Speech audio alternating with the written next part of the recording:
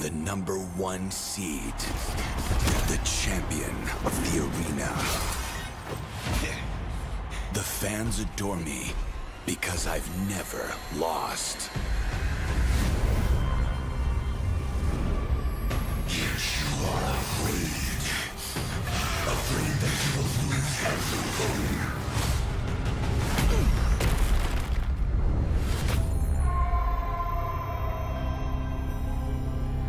Do you ever get scared of losing, Kimmy? Well, big bro, I think we should cherish the joy and excitement of each game. Not who won or lost. That's right. I'll strive for victory, but I won't lose myself in its pursuit.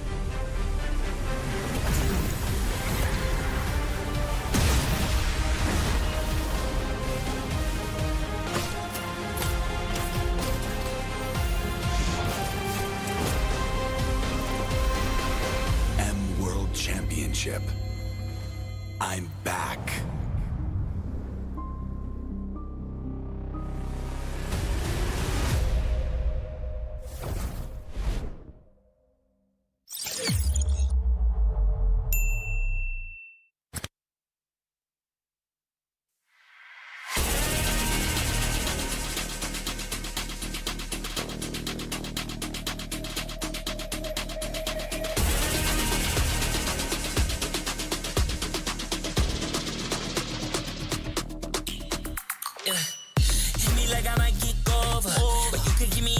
corner.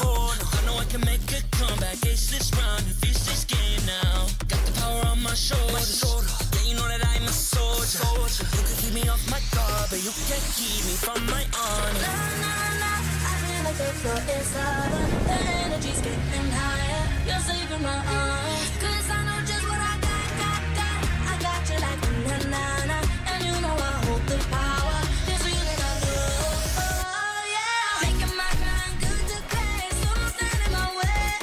Standing tall and I won't fall over. We are better than great, good. We are better than great. We stand tall, won't run away. We are fun, nothing gon' change. Great, we are better than great. Can't get it great, I'm better than great. I play my own role, I become the greatest. Transcend myself into this game, yeah. I build a power to dominate fate. Championship mind on top of the week. We start to the game, shine, reveal. Better than great, that's how we feel. I feel like the floor is harder. The energy's getting higher. You're saving my arms. 'Cause I know just what I got. I got you like na-na-na. And you know I hold the power. This feeling I love. Oh, yeah. Making my grind good to great. So don't stand in my way. Standing tall and I won't fall over. We are better than great, good. We are better than great. We stand tall, won't run away.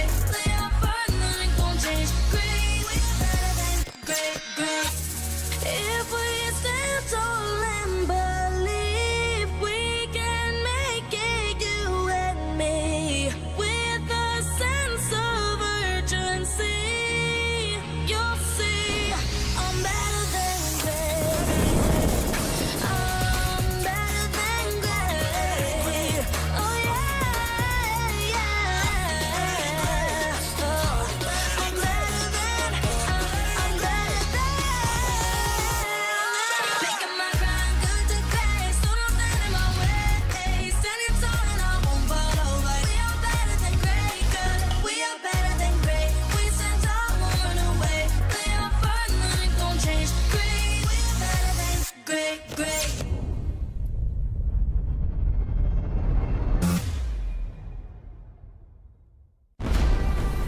We are here at Gamers 8 to show that we are walking the walk. We have had amazing reactions, major idea owners, and a lot of potential partners and stakeholders coming in here and taking a peek. Gidea's Cube over here has been the nexus of this zone. What I saw it from the outside, it's very mysterious. You want to know what's happening inside. Felt like, this is an MMORPG, but R is not role-playing, it's real world.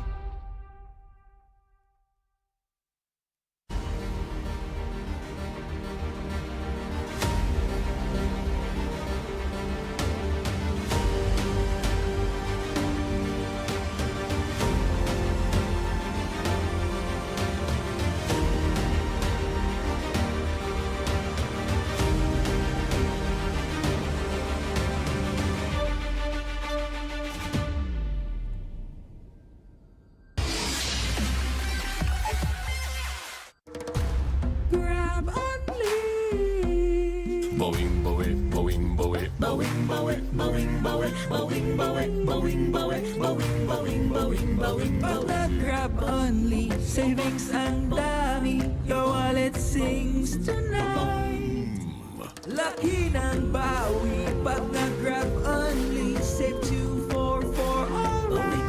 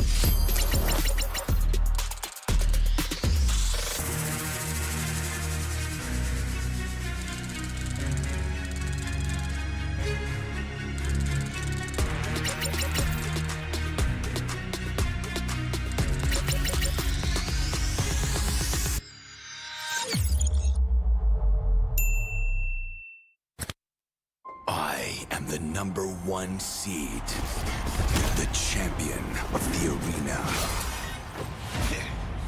The fans adore me because I've never lost.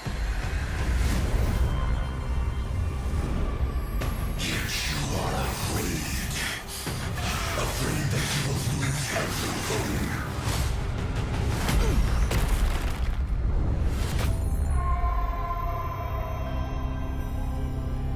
Do you ever get scared of losing, Kimmy? Well, big bro, I think we should cherish the joy and excitement of each game. Not who won or lost. That's right. I'll strive for victory, but I won't lose myself in its pursuit.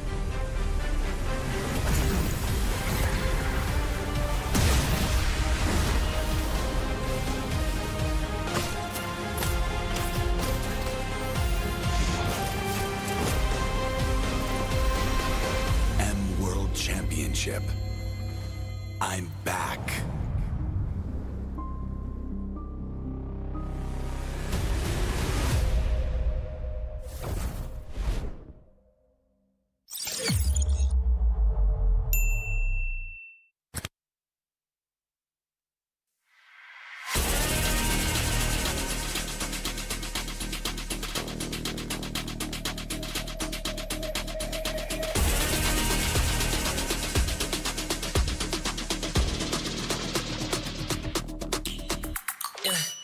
Hit me like I might get over, but you can get me in no corner. I know I can make a comeback, ace this round and finish this game now. Got the power on my shoulders, yeah, you know that I'm a soldier. You can keep me off my guard, but you can't keep me from my honor. Nah, nah, nah, I feel like the floor is lava. The energy's getting higher. You're saving my arms, 'cause I know just what I got. I got you like na-na-na, and you know I hold the power. This feeling I love, oh yeah. Making my kind good to great, so don't stand in my way. Standing tall and I won't fall over. We are better than great, good. We are better than great. We stand tall, won't run away. We are fun, nothing gon' change. Great, we are better than great. Can't get it great, I'm better than great. I play my own role, I become the greatest. Transcend myself into this game, yeah. I build a power to dominate fate. Championship mind, no time for the weak. We start to the game, shout, reveal. Better than great, that's how we feel. I feel like the floor is lava. The energy's getting higher. You're saving my arms, 'cause I know just what I got. I got you like na-na-na, and you know I hold the power. This feeling I love, oh yeah. Making my grind good to great, so don't stand in my way. Standing tall and I won't fall over. We are better than great, good. We are better than great. We stand tall, won't run away. We are fun, nothing gon' change. Great, we are better than great. If we stand tall and believe,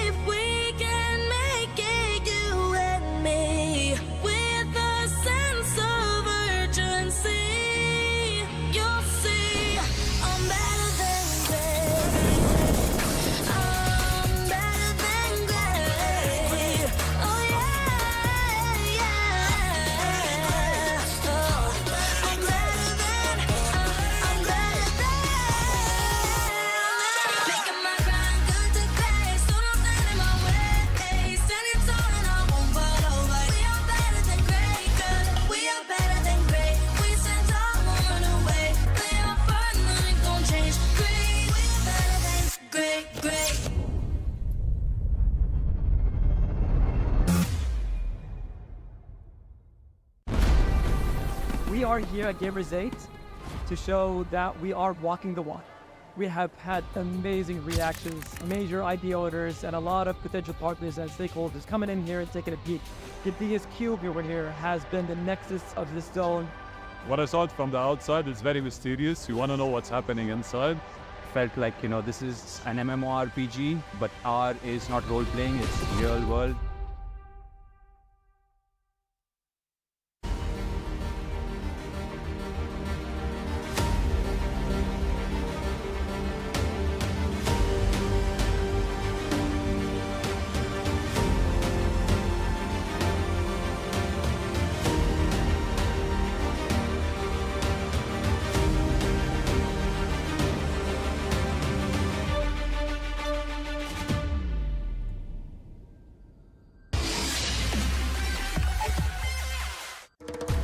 Grab only.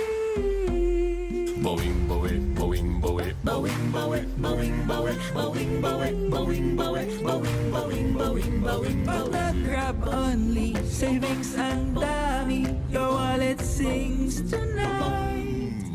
Laki ng bawi. Pag nag-grab only, save 244 alright. boing, boing, boing, boing, boing, boing, boing, boing, boing, boing, boing, boing, boing, boing, boing, boing.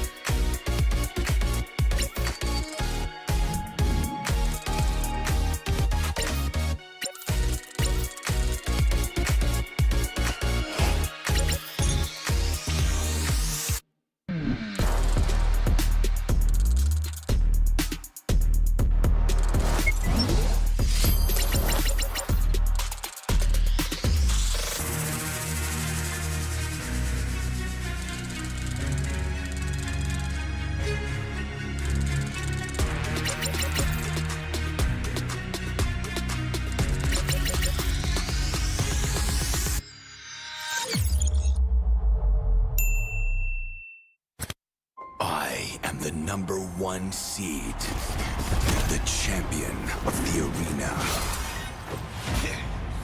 The fans adore me because I've never lost.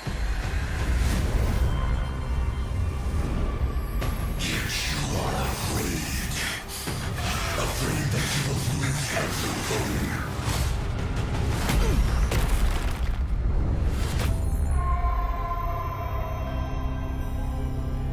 Do you ever get scared of losing, Kimmy? Well, big bro, I think we should cherish the joy and excitement of each game. Not who won or lost. That's right. I'll strive for victory, but I won't lose myself in its pursuit.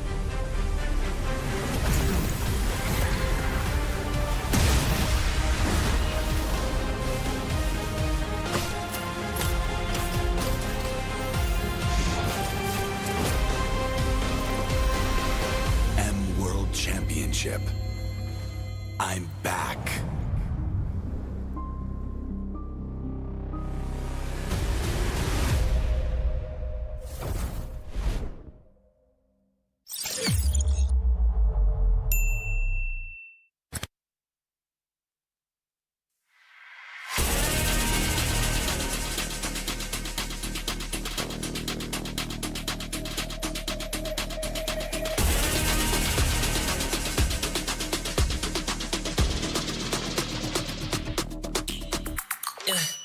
Hit me like I might get over, but you can give me in no corner. I know I can make a comeback. Ace this round and finish this game now. Got the power on my shoulders. Yeah, you know that I'm a soldier. You can keep me off my guard, but you can't keep me from my honor. Nah, nah, nah, I feel like the floor is lava. The energy's getting higher. You're saving my arms. 'Cause I know just what I got. I got you like na na na. And you know I hold the power. This feeling I love. Oh yeah. Making my grind good to great. So don't stand in my way. Standing tall and I won't fall over. We are better than great. Good. We are better than great. We stand tall, won't run away. We are fun, nothing gon' change. Great. We are better than great. Can't get it great, I'm better than great. I play my own role, I become the greatest. Transcend myself into this game, yeah. I build a power to dominate fate. Championship mind, no time for the weak. We start to the game, shine, reveal. Better than great, that's how we feel. I feel like the floor is lava. The energy's getting higher. You're saving my arms. 'Cause I know just what I got. I got you like na na na. And you know I hold the power. This feeling I love. Oh yeah. Making my grind good to great. So don't stand in my way. Standing tall and I won't fall over. We are better than great. Good. We are better than great. We stand tall, won't run away. We are fun, nothing gon' change. Great. We are better than great. If we stand tall and believe we can make it, you and me, with a sense of urgency, you'll see I'm better than great. I'm better than great. Oh yeah, yeah. Oh, I'm better than. Making my grind good to great. So don't stand in my way. Standing tall and I won't fall over. We are better than great. Good. We are better than great. We stand tall, won't run away. We are fun, nothing gon' change. Great. We are better than great.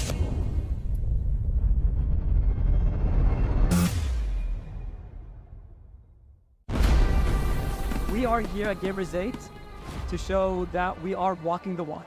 We have had amazing reactions, major idea owners, and a lot of potential partners and stakeholders coming in here and taking a peek. The biggest cube over here has been the nexus of this zone. What I saw it from the outside is very mysterious. You want to know what's happening inside. Felt like, this is an MMORPG, but R is not role-playing, it's real world. Grab only.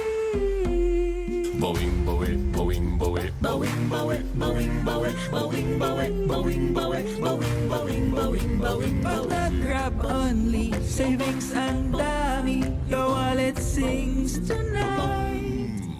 Laki ng bawi. Pag nag-grab only, save 244 alright. Boing, boing, boing, boing, boing, boing, boing, boing, boing, boing, boing, boing, boing, boing, boing, boing, boing.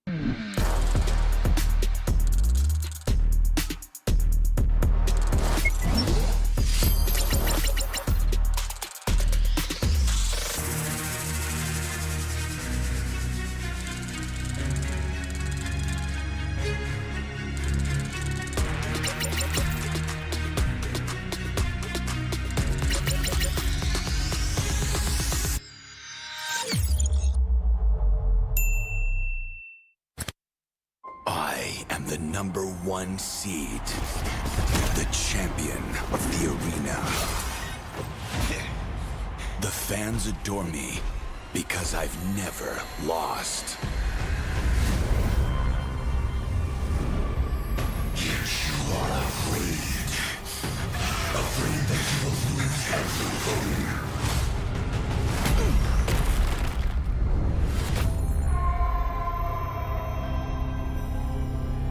Do you ever get scared of losing, Kimmy? Well, big girl, I think we should cherish the joy and excitement of each game. Not who won or lost. That's right. I'll strive for victory, but I won't lose myself in its pursuit.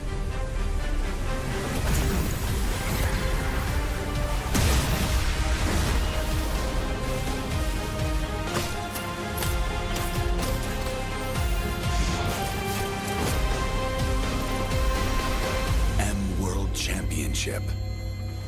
I'm back.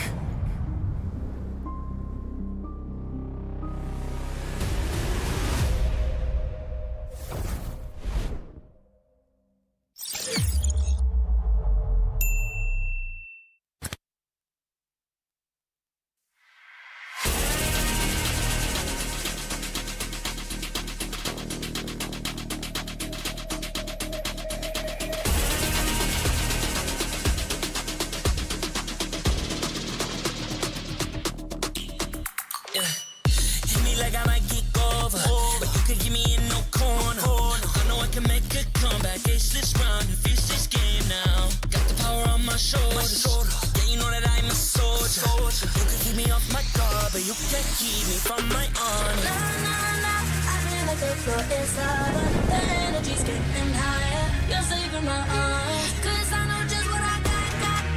I got you like na na na, and you know I hold the power. This feeling I love, oh yeah. Making my grind good to great, so don't stand in my way. Standing tall and I won't fall over. We are better than great, good. We are better than great. We stand tall, won't run away. We are fun, nothing gon' change. Great, we are better than great. Can't get it great, I'm better than great. I play my own role, I become the greatest. Transcend myself into this game, yeah.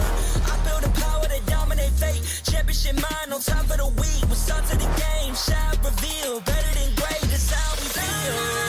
I feel like the floor is lava. The energy's getting higher. You're saving my arms, 'cause I know just what I got. I got you like na na na, and you know I hold the power. This feeling I love, oh yeah. Making my grind good to great, so don't stand in my way. Standing tall and I won't fall over. We are better than great, good. We are better than great. We stand tall, won't run away. We are fun, nothing gon' change. Great, we are better than great. If we stand tall and believe, we can make it, you and me, with a sense of urgency. You'll see, I'm better than great. I'm better than great. Oh yeah, yeah. Oh, I'm better than.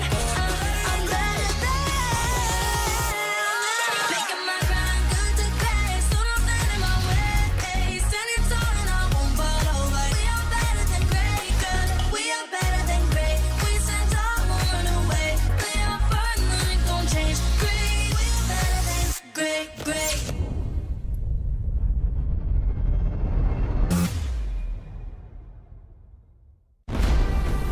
We are here at Gamers 8 to show that we are walking the walk.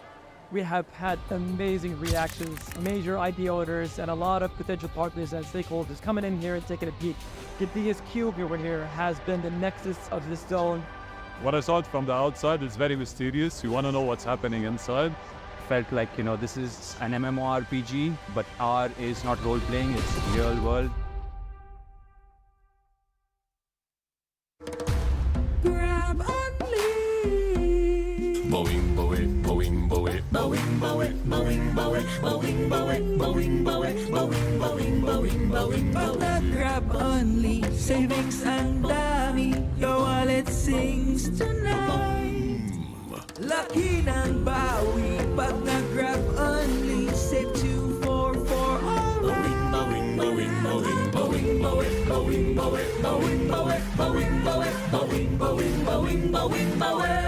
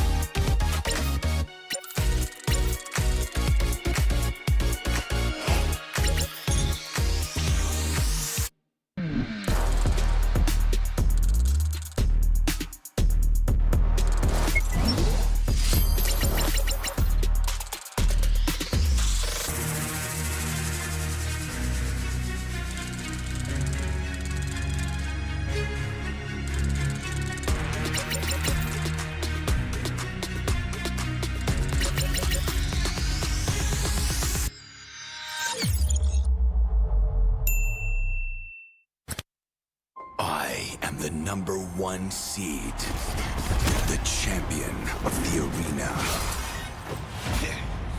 The fans adore me because I've never lost. Yet you are afraid.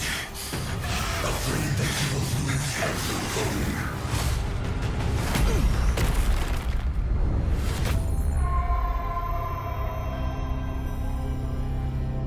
Ever get scared of losing, Kimmy? Well, big girl, I think we should cherish the joy and excitement of each game. Not who won or lost. That's right. I'll strive for victory, but I won't lose myself in its pursuit.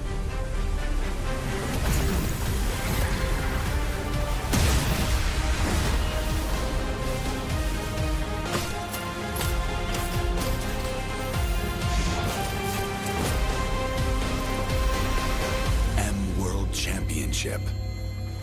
I'm back.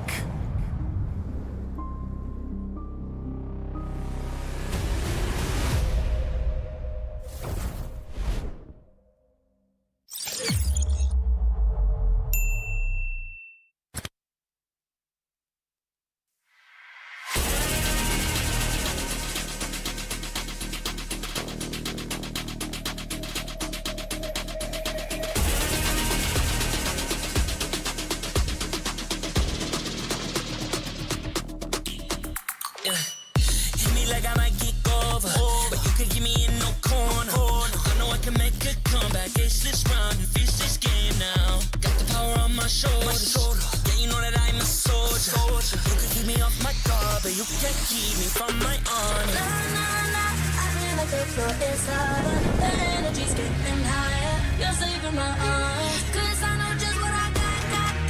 I got you like na-na-na. And you know I hold the power. This feeling I love. Oh, yeah. Making my grind good to great. So don't stand in my way. Standing tall and I won't fall over. We are better than great, good. We are better than great. We stand tall, won't run away. We are fun, nothing gon' change. Great, we are better than great. Can't get it great, I'm better than great. I play my own role, I become the greatest. Transcend myself into this game, yeah. I build a power to dominate fate. Championship mind, no time for the weak. We start to the game, shine, reveal. Better than great, that's how we feel. I feel like the floor is lava. The energy's getting higher. You're saving my arms. 'Cause I know just what I got. I got you like na-na-na. And you know I hold the power. This feeling I love. Oh, yeah. Making my grind good to great. So don't stand in my way. Standing tall and I won't fall over. We are better than great, good. We are better than great. We stand tall, won't run away. We are fun, nothing gon' change. Great, we are better than great. If we stand tall and believe we can make it, you and me, with a sense of urgency, you'll see I'm better than great. I'm better than great. Oh yeah, yeah. Oh, I'm better than. Making my grind good to great. So don't stand in my way. Standing tall and I won't fall over. We are better than great, good. We are better than great. We stand tall, won't run away. We are fun, nothing gon' change. Great, we are better than great.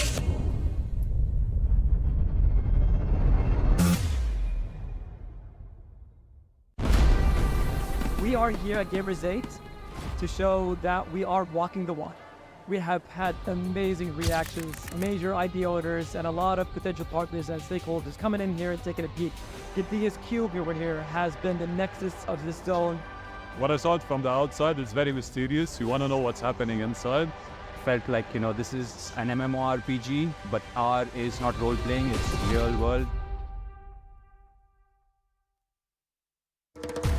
Grab only. Boing, boing, boing, boing, boing, boing, boing, boing, boing, boing, boing, boing, boing, boing, boing, boing, Pag nag-grab only, savings ang dami. Your wallet sings tonight. Laki ng bawi. Pag nag-grab only, save 244 alright. boing, boing, boing, boing, boing, boing, boing, boing, boing, boing, boing, boing, boing, boing, boing, boing.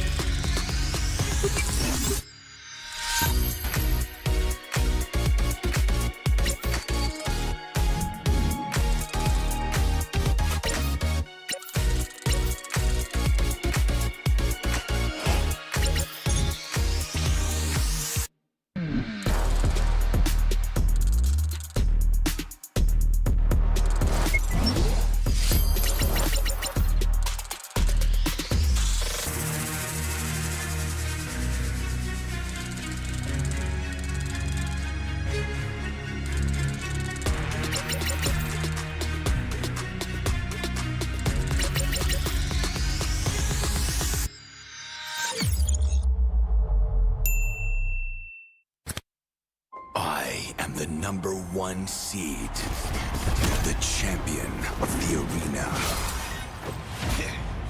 The fans adore me because I've never lost. Yet you are afraid. Afraid that you will lose everything.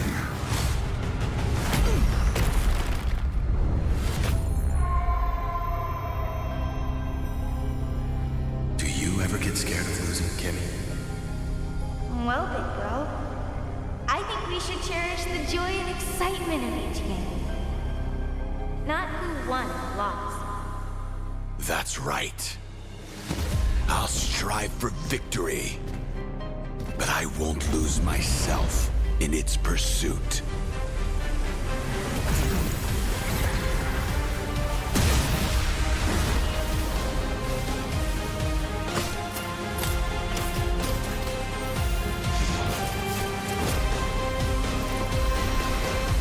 World Championship. I'm back.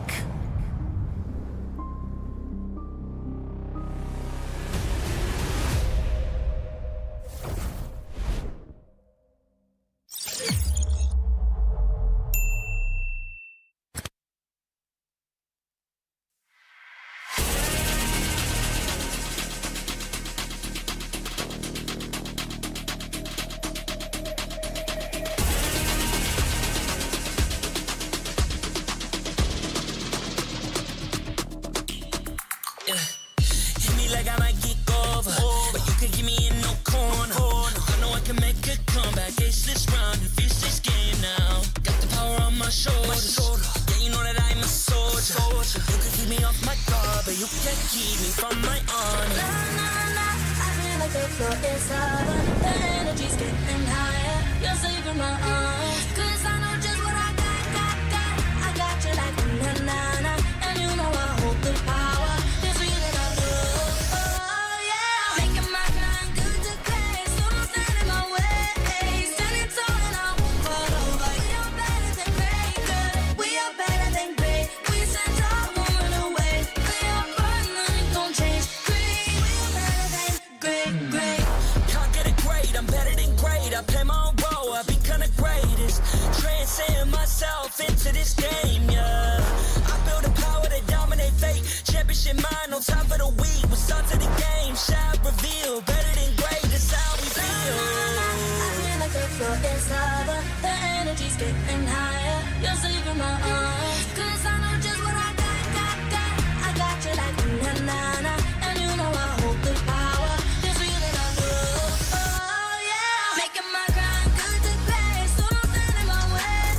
Standing tall and I won't fall over. We are better than great, good. We are better than great. We stand tall, won't run away. We are fun, nothing gon' change. Great, we are better than great. If we stand tall and believe we can make it, you and me, with a sense of urgency, you'll see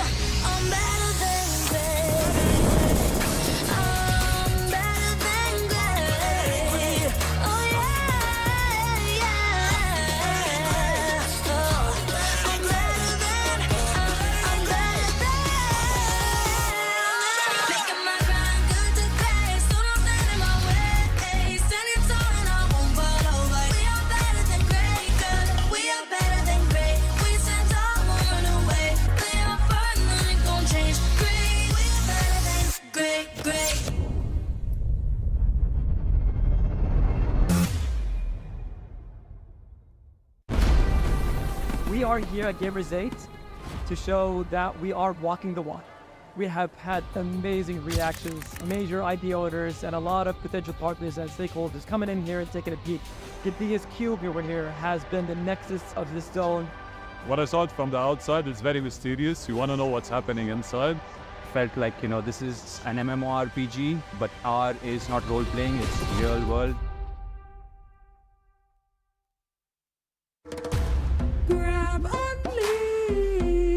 Boing, boing, boing, boing, boing, boing, boing, boing, boing, boing, boing, boing, boing, boing, boing, boing, Pag nag-grab only, savings ang dami, your wallet sings tonight. Laki ng bawi, pag nag-grab only, save 244 alright. boing, boing, boing, boing, boing, boing, boing, boing, boing, boing, boing, boing, boing, boing, boing, boing.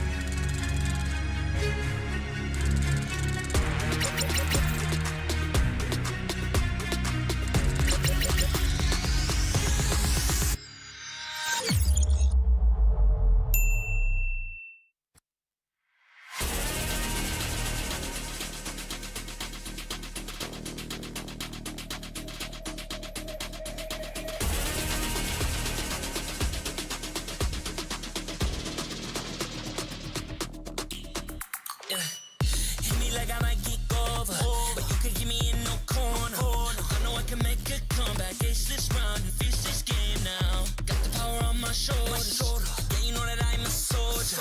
You can keep me off my guard, but you can't keep me from my honor. Nah, nah, nah, I feel like the floor is lava.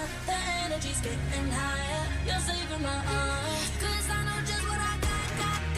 I got you like na-na-na. And you know I hold the power. This feeling I love. Oh, yeah. Making my grind good to great. So don't stand in my way. Standing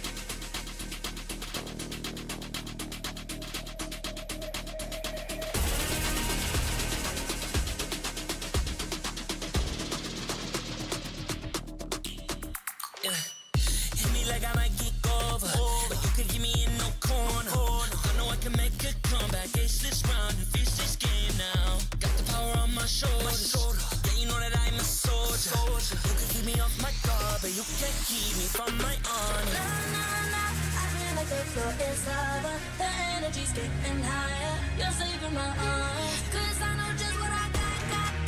I got you like na-na-na. And you know I hold the power. This feeling I love. Oh yeah. Making my grind good to great. So don't stand in my way. Standing tall and I won't fall over. We are better than great, good. We are better than great. We stand tall, won't run away. We are fun, nothing gon' change. Great. We are better than great.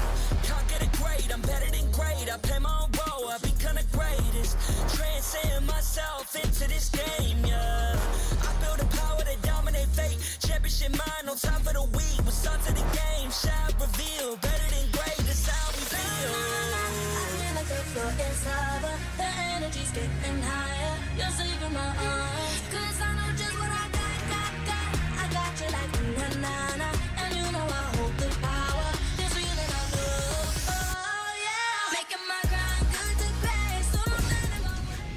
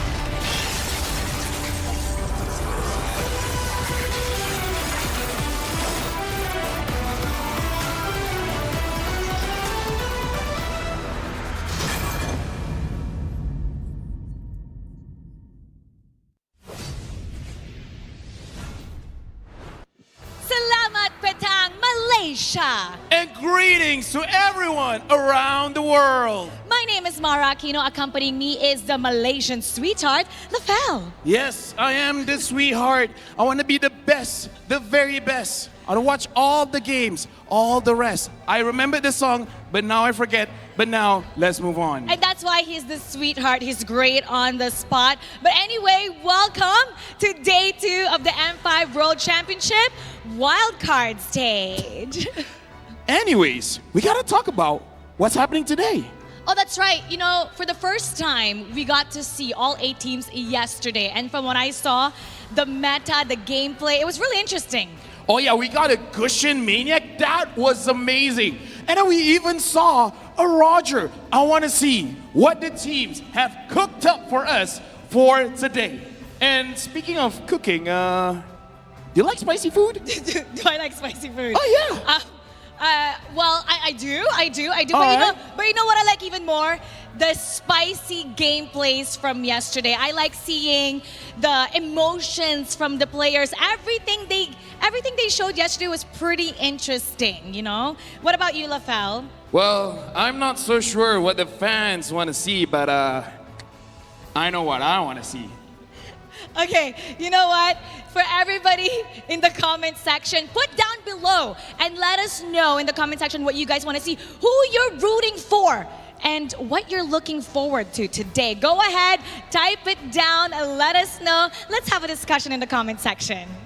Now, here's the thing. I would love to see the teams from the emerging regions rise up and show us their worth. Prove to us and prove to the world their strength on the wildcard stage, because we saw Lil Gun of Mongolia, Nightmare Esports of Laos, as well as 4Miracle Esports of Nepal, and Keep Best Gaming of China. After what they showed us yesterday, I want to see more because I think they still have more. You know, it's really interesting what the non-MPL regions are actually showing, and they're proving themselves to the whole world today. And I want to know what the losing team will do yesterday to bounce back, or will the victor keep everything and the momentum going to show that they're really legendary? As a translator, I just want to say, you gotta give it your best. If you have something hidden, if you have something cooking up, don't hide it. Show it to the world. This is the wild card stage. You gotta give all your heart into the game. And now we're gonna see exactly what they're going to show. We're gonna take it to the casters. Casters, be better than greats.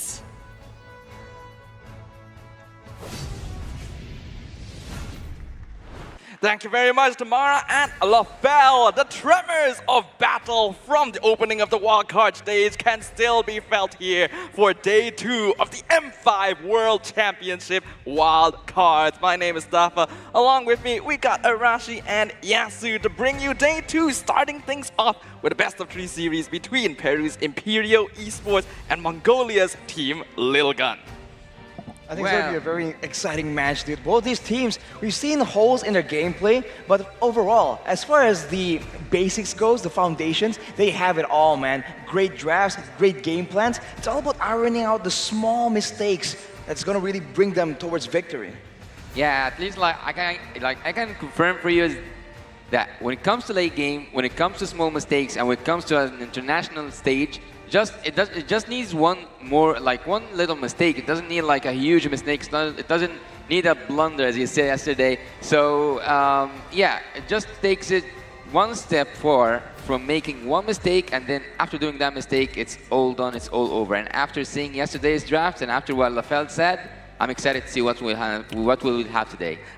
I agree with you, Yasu, but of course we can't forget the people who make all of this possible. True. M5 is powered by Moonton, presented by Kadia, and supported by ROG, the official gaming phone, Grab, the official super app partner, and Secret Lab, our official chair partner. Thank you so much for our lovely sponsors, man. This event would not be possible without every single one of you, so we are absolutely grateful. Everyone, I think we would speak for the fans as well in being grateful for such an opportunity and such a stage here for all these players that would be relatively unknown otherwise.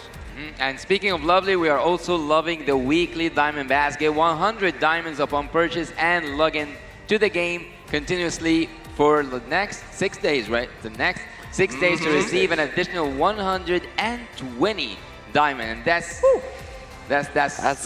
crazy. It sounds like a surefire win for everyone. So you guys definitely do not want to miss that out. I'm sure all of us love getting diamonds. We all love getting new skins, getting new stuff to deck out our favorite heroes on the land of Dawn. So make sure you guys jump on top of that. Well, along with that, we're going to have a huge shout out to our global presenting partner, Kadia, man. It's a giga project, you know, it's such a massive project, a city that's being built in Saudi Arabia. And the idea, it's going to be the future capital of entertainment, sports, and culture, man. It's crazy. A city. It's a city. It's a whole city. That sounds pretty good. In fact, I've even heard that they aim to change the world of gaming and esports. So make sure you guys don't forget to follow @Kadia Gaming on Instagram, Twitter, and TikTok. And of course, stay tuned to their social media pages to find out more about the giveaway. The giveaways. And yesterday we have seen some rewards also. We have seen that today you have a weekly pass, you have the M5 pass, you have everything inside the game. You can get tons amount of diamonds, and also, as we said, all thanks to the sponsors, and all thanks also goes to the fans who we wouldn't have made this possible without the support of the fans as well. Well, we have spoken a little bit about the sponsors, give a little bit of an intro, but I'm excited to see what's going to happen today. We've spoken about the past, a little bit predictions I want to know from you, and also from the analyst, our analyst, the TAA, about the future. What do you expect today? Day 2 of the competition is going to be a pretty important pivotal point, right? Considering that these teams are going through only a single round robin, it means that they'll only get to face off against their opponents in the group stage once. And once that's over, that's it. That's going to be the score. We've already seen some teams secure some really clean victories in day 1, but there's also teams who faltered in the end. And those are going to be the teams that really need to pick up the pace going into the competition today. There's a lot of mistakes for sure, but now that we have a bit of an idea, right? Some of these teams, we have no idea existed even, and sometimes they don't even they haven't really shown what they have, what kind of stress they can bring, what kind of heroes as well. So now with a bit of more information, it's getting even more exciting. But before we get into the games, I think we're gonna take a look at a bit of the past. Yeah, we still gotta pay attention a bit. Let's present to y'all Kadia's play of the day for day 1.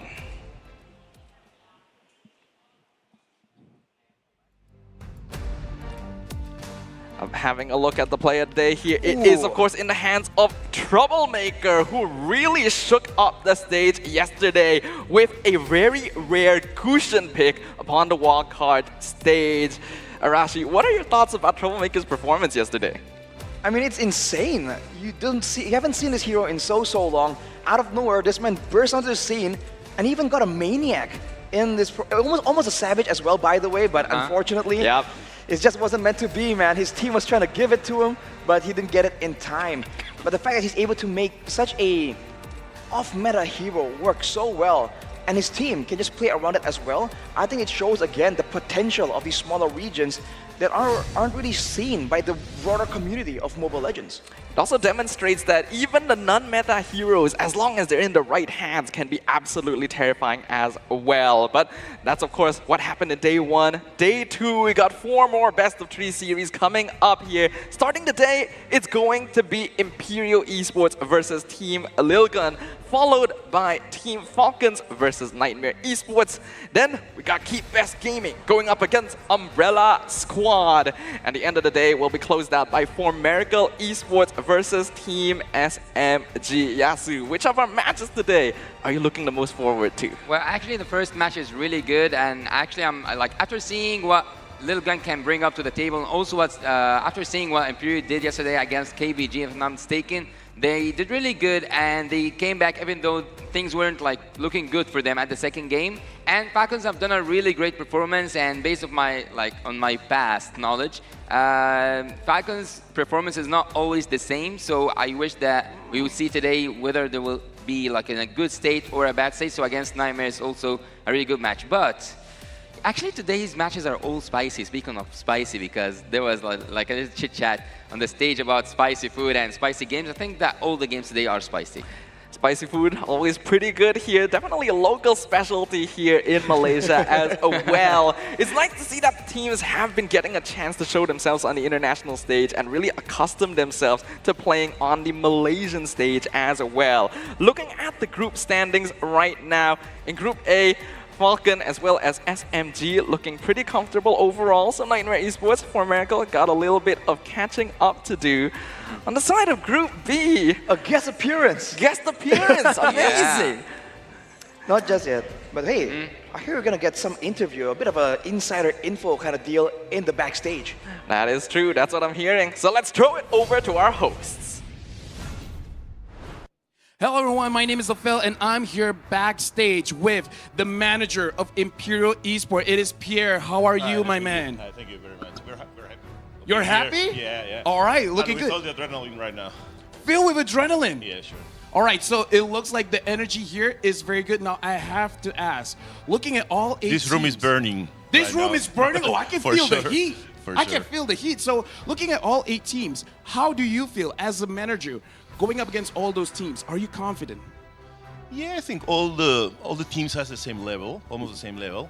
Some of the teams have started a little bit nervous more than others, but we are here to play and enjoy the game. Speaking of nervousness, you guys are going up against Lilgun, which is one of the tournament favorites, and you guys have 2 of the youngest players on your team. How does that feel? Does that put added pressure to go against Lilgun? I hope they were very pressed in the last tournament in Sao Paulo, no, to the LATAM, and I think right now they're more easygoing. So they have got a little bit experience in Sao Paulo, and now I hope they take it easier. And winning the first match is going to help. Oh yeah, definitely. And here's the thing, I know that the training schedule is intense. Going up against Lilgun, where yesterday they even said they lost a game against Umbrella Squad because they were very nervous. So what was the preparation from yesterday till today to go up against Lilgun? Well, our coach is a very student guy. He's always studying the other teams, and he has prepared a special strategy for today. Yes, and here we can see one of the best plays coming in from Yer. What is his mindset right now going up against Lilgun? Is he very confident? Is he looking forward to make the same kind of plays that he did yesterday? Yeah, we have a way of playing. Some teams say it's a strange way, but it is our own way. We use our own heroes, not so popular as other teams, but we make our game, and let it go. I would say you guys have a unique way of playing that really defines the character of Imperial Esports, and this is how you get fans going. You have your own style, and other teams, they have to figure out what they have to do. Now, do you have any words for everyone watching that is supporting Imperial Esports? Thanks for the support, all the guys from Latin America. We are the only Latin American team still in the competition. And thanks for all the fans in Peru and Argentina and all the teams that follow us, all the people that follow us. Thank you very much. We're doing our best. Thank you very much, Pierre. You are an amazing guy. I will let you be with your team. And now I will let all of you fans to go back to the casters to really see what's going to happen in this game. Thank you very much once again to LaFell, as well as a very likable personality from the side of Imperial Esports. It's true, having a very strong identity for your team does make you a lot easier to identify in this global landscape. And I think we're definitely fans of the way that they did go into things here. But of course, for our first match of the day, let's talk about the match headline. When East meets West, a clash of emerging empires. Arashi, your thoughts? Well, the Peruvians, right, they're able to just shut down completely the debut of KBG. It was looking kind of good, and the subsequent games were a bit closer, but unfortunately, it just wasn't quite enough. And they're showing again that they have a very unique style, and they're willing to take risks, man. Usually you see teams kind of get into a bigger stage, and they kind of get gun-shy, right? They're kind of worried that if they go too aggressively, or they try something too crazy, things won't go their way. But for Imperial, they're just going all in on this, looking absolutely confident. So I really do believe that they're already looking kind of good, but also they might have something else stored up, because otherwise, why would they be that confident?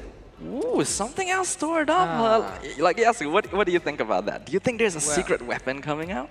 Well, look, the secret weapon, let's say, not a secret weapon, I would say, I would point out a fact, is that Lil Gun had a reverse sweep yesterday, so maybe if they use that rhythm, maybe if they come today having that same confidence that they had yesterday against Team Umbrella Squad, even after having the first Maniac against them, and also having like a really rough game at the first game, and let's say got so surprised by the draft, not just them, even us and even the viewers were surprised by that cushion. So having that reverse sweep and coming in today, having the first game as well, I think they have the momentum.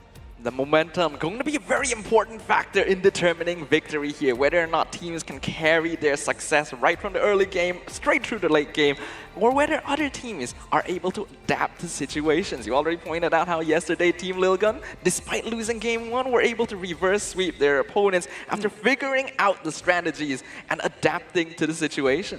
I think that's what makes Lil Gun quite a fearsome team, man. You see that in game number 1, they were completely lost. In game number 2, though, immediately, within a space of 1 game, they made adaptations. They really adjusted really, really quick. And by game 3, it just seems like they have a good grasp on their opponents. So I think the learning speed and the quick adaptability from this team is one of the main things that makes them such a fearsome team. So the longer this game goes, the more it's going to be a bit dangerous for Imperial.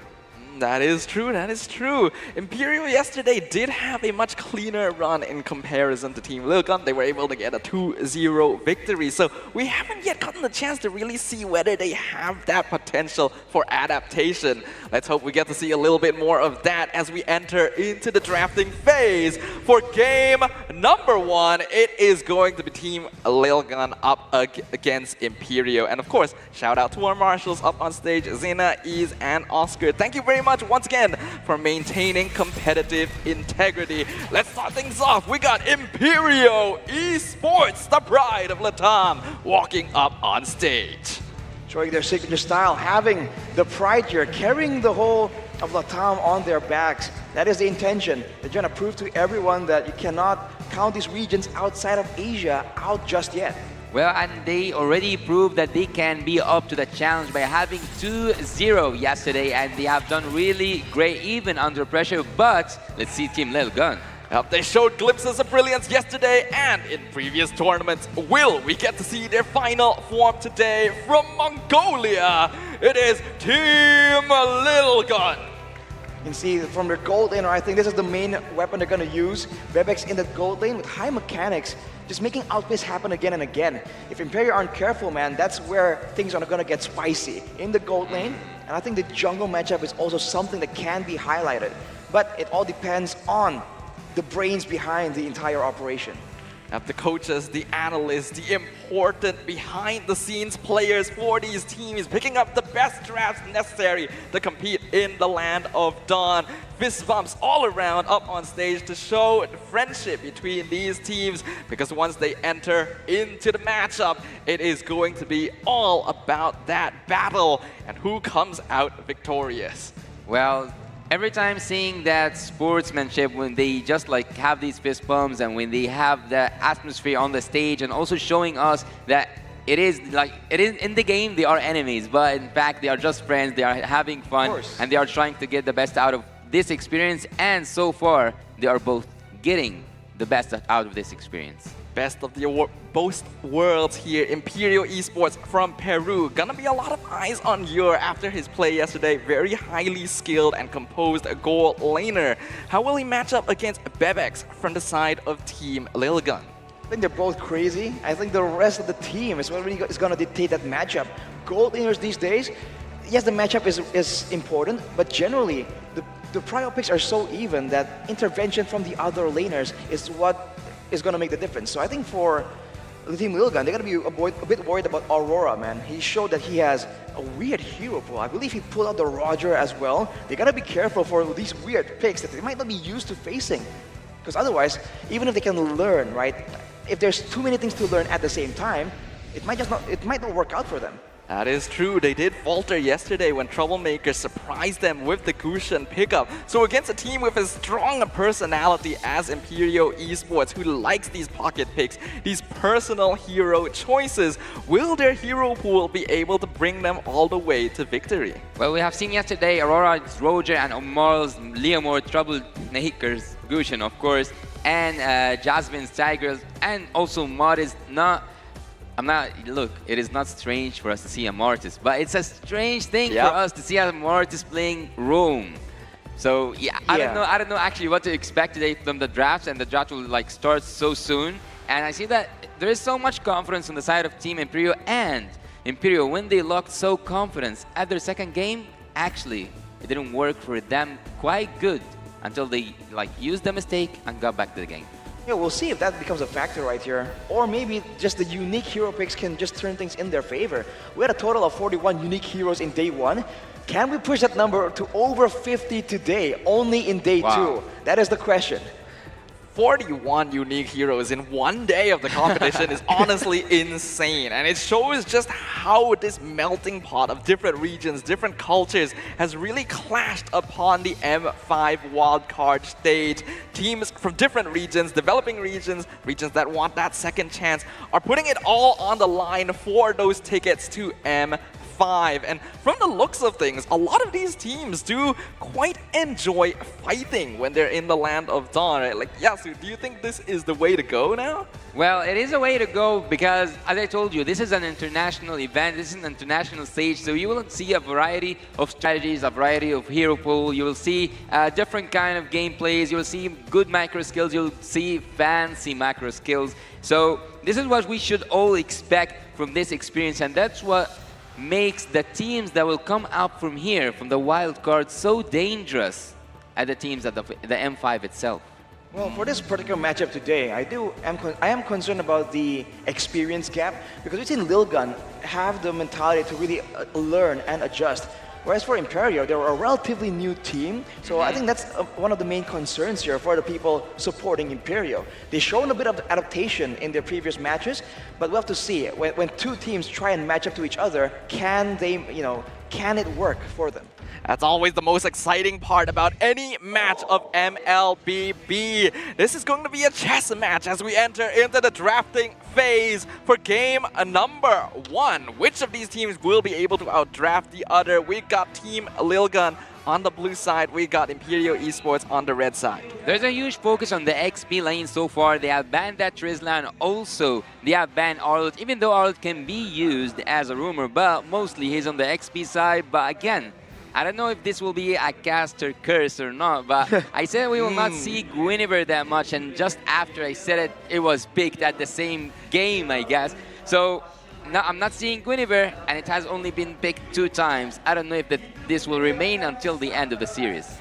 I'm concerned about, again, I'm just talking about the jungle pick. I believe against We saw a Yisun Shin ban at one point. Oh yeah, right? True. I wonder if that's gonna like make an appearance because we want to see even more. Roger has been proven to work. Gusion has been proven to work.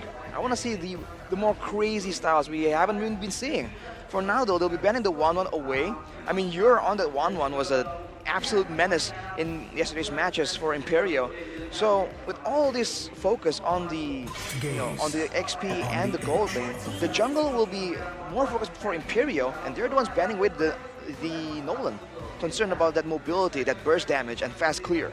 We already saw how dangerous Nolan is in the hands of a skilled player, how much he can snowball and really take the game over. And I think Imperial Esports have definitely done their research, right? They know that Lil Gun cannot be afforded to give a very strong early game, because once they snowball, they just do whatever they want, man, in the Land of Dawn. But with the Matilda now picked up, is this going to be a problem going into the early game? Well, the early game will be so hard for Team Imperio because Matilda has that engage and disengage ability that can make it so annoying. Even like she can save like not just the jungler, even any troop or like any player inside the battlefield from a definite death. So by seeing that Matilda here, and also on the other side, there's a quick response. Oh, the draft is going so fast, Orochi. Well, Bruno and Edith, it's a great combination. It can be aggressive and defensive, so technically it can also still be flex. So Imperio are hiding their cards a bit more, but they've secured a great hero for Ur. For Railgun, getting the Matilda is absolutely value, but the Joy here, it's strong, it can still carry in the late game, but it's vulnerable to crowd control. So far, with already a knockback from the Worldie, as well as the Onwards and Earth Shadow combo, there's a lot of ways for Imperio to really shut this Joy down, unless it's flexed over to a different role. It's possible Joy as a hero can be played in a variety of positions, jungle, EXP, even flexed into the mid lane previously. But we're definitely seeing Lilgan focus more towards those first few minutes of the game, with the Brody now picked up to try and match the Bruno's overall performance. Now, a question I do want to ask right now. The Edith was not popular in day one. Why do you think Imperio is going for it? Well, it is, let's say that whenever I see Edith, I always expect it to be on the roam. Some people actually play it on the XP lane. Or mid. Or mid. I didn't see it. Was it played mid? Oh! Let's go! There you have it. There you have it. Then KPG actually did the research, as there is a Yisun Shin in this tournament. Yep, that is true. I have to note, when I watched the match from Imperial Esports in their own tournament back then, in Liga Latam, their opponents at the time, Bigatron Suns, banned Yisun Shin against Aurora all 3 games. I believe there's an insane win rate on that hero as well. That is probably why they're fearing it so much. We'll have to see if it works, man. I'm so excited for this. Well, we can add it up now to 42 unique picks. That's true. Okay. We're going somewhere. For now, man, we'll have to see. Continuing with the banning phase, though, there's a youth song now to just make sure that all these squishier heroes don't really get dove on. And there's the Lilia ban away, so you can expect some high prio, high movement from the mid lane jungle and roam combo from Lilgun, right? Matilda, Joy. If you add someone with good wave gear right here, it's going to be very difficult for Imperio to really try and defend against it, especially because they have a Yisun Shin, right? It's quite vulnerable in the early game, which makes you wonder if a Hilda is going to make an appearance, because it did show up yesterday. That is true. It'd be a little trickier to do that now, considering that the Matilda has already shown up, and with the recent nerfs to support heroes and Flask of the Oasis, the Matilda mid is not as viable. It's still possible, but we will have to see. As of right now, Imperial can be focusing towards that roam position, banning out the Kufra, the Kadita as well, removed from the pool. I think the main question is going to be on that Yisun Shin, though. This is a very vulnerable hero, though they do back it up with the Nether Realm. But it's actually so strange for me. Team Imperio is depending so much on the damage, and I don't see that Edith can take all that damage in. Or she cannot be that front lane that helps having 2 marksman combo at the same draft. Well, it depends. I mean, first of all, if this is going to be a roam Edith, first of all, but it can go in the EXP lane as well. Yeah, it can. We'll have to see. if he's doing well in the lane, right? Tankiness, he can build tankiness and still do damage. 43. But for Lil Gun, it's gonna be a Masha as well. Now, are they picking it for the roam? Are they picking it for the EXP lane? Because Masha was changed. Now she functions a bit more like a duelist. The first skill. Oh my make them goodness! 44. Both. What? Hilda Masha. We've seen this strategy used to absolutely dominate against assassin picks, against picks with a lot of squishy backline heroes. They've used it to great effect right now. But if Imperio use a fair miss mid maybe and go for a Valir or something. Well, there's you want to make it here as 45. well. I'm just saying, man, against two tanky max HP fighters, there's potential here. I think that the fans at this point should pray for the Yi and Shin to survive this early game. That is true. It's so scary, right? And now there's a lot of pressure. I'm not sure if Edith alone will be able to handle the pressure coming in from Masha, Hilda. You could maybe flex, go for an X-War, go for a Valir, but even those heroes are a little bit vulnerable. They go for the aggressive option though, the Dirov, anti-armor. We don't go for the defensive stuff, bro. We want to go all in. You pick tanks, we pick physical defense shred. We don't care about crowd control. Our gold laners, our backliners are self-sufficient, says Imperio. Ooh, this is gonna be an exciting game. That's a crazy draft, dude. Yeah, some final thoughts before we jump in. Well, actually, we are almost there. We're almost at the 50 milestone. Different heroes since match one. Imagine what's coming next. And I have something last to add. Team Lil Gun and Imperio, they both have so interesting drafts that I don't know which one won the draft actually. Ooh, that's a tricky thing to say. I may have to agree with you. So many new heroes showing their faces here in the Land of Dawn. We'll have to find out how this match turns out because we're going into game number 1 between Team Lil Gun as well as Imperio Esports, whose identity will appear stronger upon the Land of Dawn. All right, ladies and gentlemen, it's time. I am really concerned. I feel like on paper, this really favors Lil Gun. But with Imperio, you never know what you're gonna get. You're seeing now Marquinhos just making sure that Aurora does have the security, does have the safety. Early game, Yisun Shin and Dairat can really burst down this Hilda, but there we go. Aurora takes it, focusing on farming right here. And this is how the Hilda is supposed to be played. Yesterday we saw it picked up, but used in a more defensive fashion, I don't think that's gonna work. Yeah, much more aggressive Hilda gameplay right now, which is what we hope for. But I do wonder if Ethan was a little bit slow there. The fact that Aurora was still able to secure that first buff, no problem. But look at this. Ooh. What's going on? What is going on? Why are these so aggressive at the early game? Yeah, it's because they have all this early game aggression, having that Hilda and also having the Masha. Everyone is just joining in, but Masha didn't join yet. There's a kill. There's a first blood on Ethan, but Ethan goes back. He manages to survive. He gets his passive. He gets in the bush, and he waits to see another Dawn. This is going to be the worry a little bit for Imperio Esports. Their early game, before you hit that level 4 mark, they actually don't have all that much damage, especially against heroes like the Hilda. That's why you see Ethan able to just walk in with impunity. I don't think it's a level issue. I think it's a lot more about items, but you're now 1v1. Bebex, can you get it? Oh, it's a first blood! It is a first blood with the electrifying beats. He goes in, he gets what he wants, and the first blood is drawn by Team Lil Gun. A very nice play right there. Good focus onto the gold lane. We already talked about the Yur and Bebex matchup here, and the team seem to be respecting that.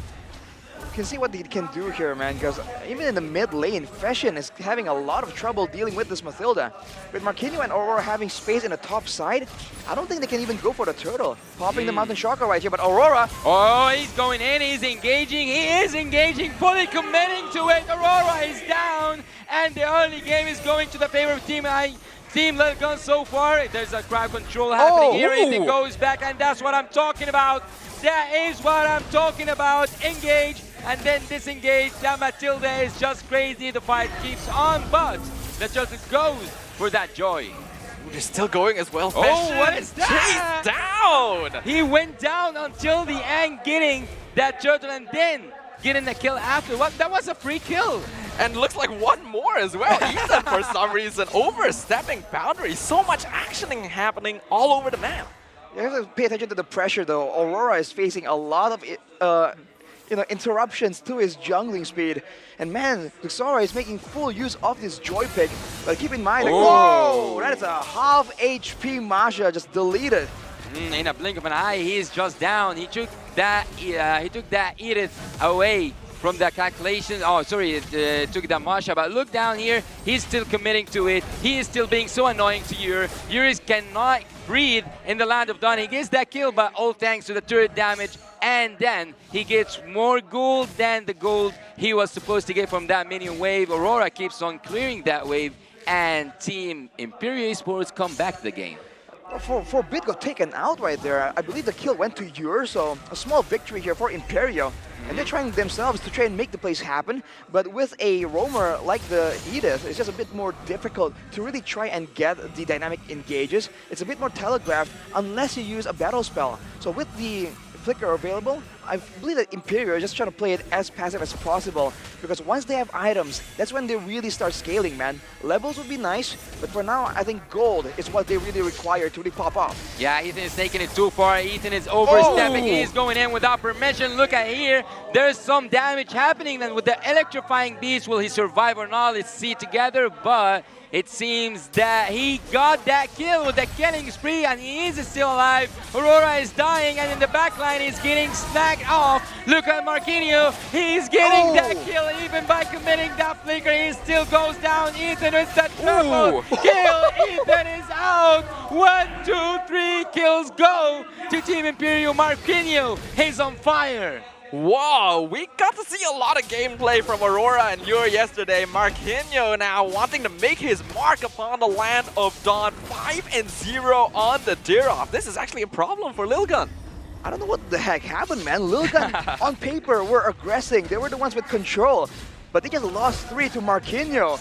And this is a 5-0 diver, dude. You gotta watch out for this. We saw that earlier. Even with minimal kills, he's able to just delete Aizen on the Masha. If this goes on, that's a big problem, because for the most part, right, that's going to be the main problem. The diver just doing the physical damage.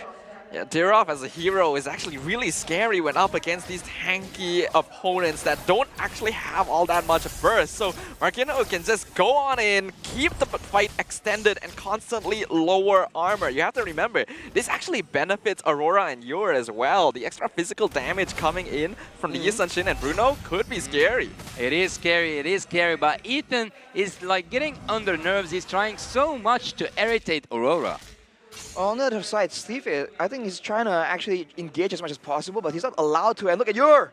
Where is Yur? Where is Yur? Yur is down! Yur is down, and Bibix is also down, so a 1v1 or a 1-2-1 trade happening at the bot lane. Both gold laners are out, and it is equal once again. We already know that Team Lilgun is honestly very aggressive. They're almost willing to trade heroes, even players as important as their marksmen, to try and get kills. I wonder if they may be overstepping their boundaries here. Oh, Aurora? Hey, maybe he is overstepping so far, and there's that Surgon Eagle. Matilda E. He's going in. He is going in. Aurora is down, and Aurora is already down. Stevie cannot stand that damage, and forbids Ethan from dying so far. That electrifying beast is so scary. He's still committing. Masha is taking the turret damage, and he is dealing with the rest. He is dealing with the rest. And we can see that the Bower of Wildness takes that last kill. Hilda takes a kill for the favor of Team Lilgun. The diver is snowballing, who cares? We get everything on the other side of the map. Technically, in that engagement, Imperial Esports only had 2 kills, because Marquinhos was split pushing on the other side of the map. So Lilgun now with the aggressive rotations right here, they're managing to extend their lead from 1 or 2 members to the whole team, to the map overall. Imperio need to try and find a way to do that themselves. Look at the gold disparity, man. 1,500 gold for Marquinhos, but he can't really roam around, and he's going full damage, by the way. Heptoseize and the Hunter Strike, he's not going for the tanky Direwolf that we're used to seeing. And now Imperio are going for trades right here. I think this is exactly the right answer. But keep in mind, Yuri's on the top side, they can very easily, Team Lilgun can very easily go for another dive on top. Yeah, that could be what they're looking for. They already secured the turtle here in the top half of the map, but they're gonna respect boundaries a little bit right here. Right now, Team Lilgun's biggest threat is going to be Marquinhos on that Dirov. As long as they can ensure that the EXP lane of Imperial Esports is showing on the map somewhere, it becomes a lot safer for them to just go for these big dives under the tower. There's a conceal committing here, happening on the top lane. They are trying to go in, but they choose to withdraw. Team Lilgun avoids a surge, like an inevitable fight, but it seems like they want to go in. They want to take that team fight a bit longer, and he is going in. He's going in. This is Matilda Airlines. He goes in. Vision is down, and look at the joy with the electrifying beast. They are electrifying indeed. Look at Lilgun taking everything, and that top lane even with the turret itself. But here he comes. Here he comes. What a flicker! What a flicker! And you can take that snowball down. You can take Marquinhos down. And Joy lives with multiple kills and with the top lane turret. We are seeing incredible feats of micro mechanics coming out from Team Lilgun right here. The effectiveness of Forbid on this Matilda, being able to pull Bebex right out of that abyss of strike is insane.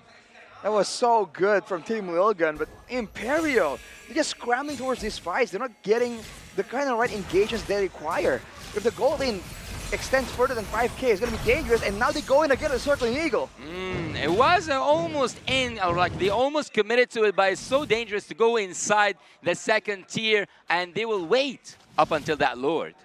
And that's probably the wise choice here. They have to be so respectful right now. I know that Team Lilgun are willing to be aggressive, they're willing to dive, but there's still certain limits. So it doesn't look like that's going to stop them from completely zoning Imperial off of their own tier 2. And it's a good move here from Imperial to just move away from the turrets. The last thing they want is with a squishy backline, a front-to-back composition, getting Team Lilgun behind them, right? That's the worst case scenario. So once they defend right here, this is where it gets tough. With so much damage per second, if they're in the base, Team Lilgun is going to struggle to really get a decisive fight the way they've been getting all this time. If you notice, the only reason why Team Lilgun has been so successful is they can chase down the members of Imperial all the way from the middle of the map towards their base. But now with the Lord taken here, let's see what can Team Lilgun do. Are they going to set up for a 3-wave push? Are they going to go for a dive? Or are they going to go for the more calm, calculated approach, using the Brody as a sieging tool? Yeah, the decisions are going to be a lot more fragile going into the next few minutes for Team Lilgun, because like you mentioned, once you hit that late game state, Imperial Esports has a very good amount of scaling with Yor and Aurora, while Team Lilgun can only just soak damage. So they have to be very careful about how they really approach things and preferably end game quickly. It's going to be a steal from Zora. Already level 15 right here, but this is where Team Lilgun are now working against the clock. Now that they have reached level 15 and they have the bulk of the gold in their disposal, they lose the purple buff actually, but Marquinhos almost survives. lost his life. Almost lost his life there, just for a purple buff. But they go back again. I don't know. Is this the end? I don't think it's the end just yet. There are ways for Imperial to really clear this out. I mean, there's the Primal Rage, Edith damage. There's 2 marksmen. It's only going to depend on if Team Lilgun can find a catch. They can't find a catch here, and they didn't lose so far, Team Imperial, but they just might. But look here, they are trying so hard to make that defense work. They already take down the Lord with the flicker. Marquinhos goes in, shuts down that Joy. There is no joy anymore for Team Lilgun, and they are still trying to get more than what is offered by Team Lilgun. That's too much. That's not just a successful defense, that is also a good aggressive gameplay. Yeah, that's just a straight up punish coming in from Imperial Esports there. Lilgun finally overextending themselves a bit too far, and you pointed this out right, Arashi. When they're in their base, it's gonna be a lot harder for Lilgun to find these angles. And once Forbid was picked off under the tower, it was go time for Imperial Esports. Especially because Forbid took so much damage on the turret as well. Losing the Matilda, they lose the mobility, and that's where Marquinhos just jumps on the opportunity, quite literally deleting one of the members of Lilgun. This is the problem, man. Against so many marksmen, technically, so many late-game damage heroes, you can't really trade like this. Even a 1v1, a 1-for-1 trade is going to be so beneficial for Imperial, because I think the gold lead was up to 8,000, now it's back down to 4. Yeah, that's all it takes sometimes. It's that one single move, one single mistake. Now, we have to note, Team Lilgun does still have the tools necessary to overcome the odds, right? The whole reason they pick up the Hilda and the Masha is to mark the two marksmen on the side of Imperio specifically. But that means that their engagement needs to have a little bit more finesse built in. They can't just butt heads with Imperio Esports anymore, because Steffe has blood on his mind. Yeah, they are already they're going in and they are trying to make that dish push, but we have asked how much is your tolerance to spicy food, but how much is Imperio's tolerance to spicy games? We'll have to see. And for now, Lord is up. So in a way, Team Lilgun can force Imperio Esports to get closer and then cut off their exit. That's usually what Matilda or the Hilda does really, really well. For Imperio, do they feel strong enough to want to risk it with a 5k goal disadvantage? If they don't, they can, I think, defend for one more time, but they risk making a mistake later on and losing the game. But oh, they go now. They want to go in, they want to go and take Team Imperio down. They are already taking some good damage, but what is that damage, Marquinhos? Come down a bit. What was that damage? But he goes already down, and the Lord also goes for Team Lilgun. Okay, a nice secure there for Team Lilgun, and it's very smart of them to just dive into Marquinhos there. They realize that he's positioning very far ahead compared to his teammates, and if he's gone, that's basically their main threat for diving the rest of Imperio Esports. With the Lord in their pocket now, though, we're going to see whether or not they can break through the defense of their opponents. I think against a comp like this, with a lot of damage, but not a lot of wave clear, you have to play with the waves, man. If you're looking at how they're doing it right now, though, they're clearing the top side and the bottom side without pushing the mid lane. And the mid lane moves faster, to be fair. I think they're setting up for a proper push, but might be only in the bottom and mid side. Now this is where Imperio gets confused here. Where do they send their resources? But they seem to be able to clear fast with the defense shred from the Dyrus. Well, there's a mountain shocker there, and also he reveals on the map, but there's no necessity for that map reveals because everyone has shown up already, but there has been a line that was drawn by Team Imperio, and they successfully managed that defense. Okay, that's good respect from Team Lilgun. They go for the one inhibitor with the Lord. They know that, again, without the angles necessary to dive the backline, this could be a dangerous dive. It is a dangerous dive. Look at Joy once again making Primus use his ultimate, but then they already get their ultimate. Look at the Wrath, look at the Chaos, look at Team Imperio pulling up another successful defense, but the torn apart memory tears apart the bodies of Team Imperio Esports. But look here, do not miss me. You did miss me, and you did miss that damage. Look at that item switch, but nothing can save you. Nothing can save the inhabitable. Team Lilgun is wiped out. Ooh, this is literally what we were talking about, right? It's too dangerous to dive Imperio Esports in their own base. You want to be able to pick off the backline DPSs first. You can't fight like that, man. In the beginning, it looked so good because they have all these spells to work with. The moment they ran out of ultimates and the backlines are still fresh and healthy, you saw the damage output coming in from the Bruno and the Yi Sun Shin. Fortunately for Team Lilgun, they're able to get a trade right there, but look at the goal difference. Man, it's only 2K right here. This is that momentum swing that Imperio have been waiting for, but the same conditions still stand. Imperio have to find a way to get a proper front to back, and Team Lilgun can play around with the map even more. But with the goal difference equalizing, it's getting more and more difficult for Team Lilgun to do so. And especially considering that Imperio is going for very aggressive builds here. I just saw the Blade of Despair completed for not just Aurora, but Marquinhos as well on the Dirok. So he's actually going for DPS. He understands that Lilgun is mostly damage sponges. If they can break through the front line, it becomes a lot easier for them to take the rest of the fight.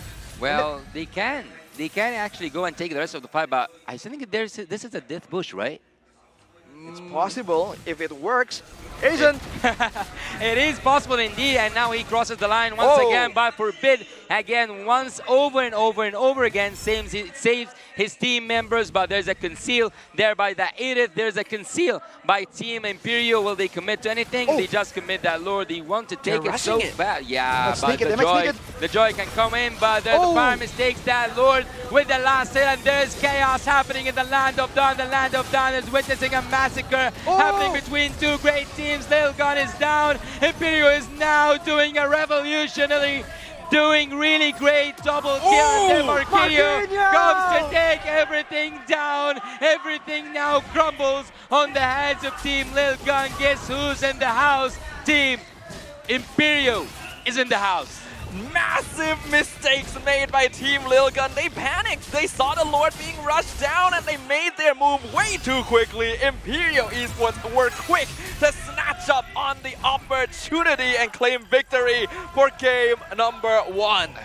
They get Lil Gun flustered. They force the Lord. They catch Zixora in a weird spot. And just like that, man, it is all over. Imperial. What a performance and what an adaptation. It looked so bleak since the beginning, but they pulled it back. Well, as I told you, it takes one mistake. One simple mistake. What an incredible game here that we witnessed right now.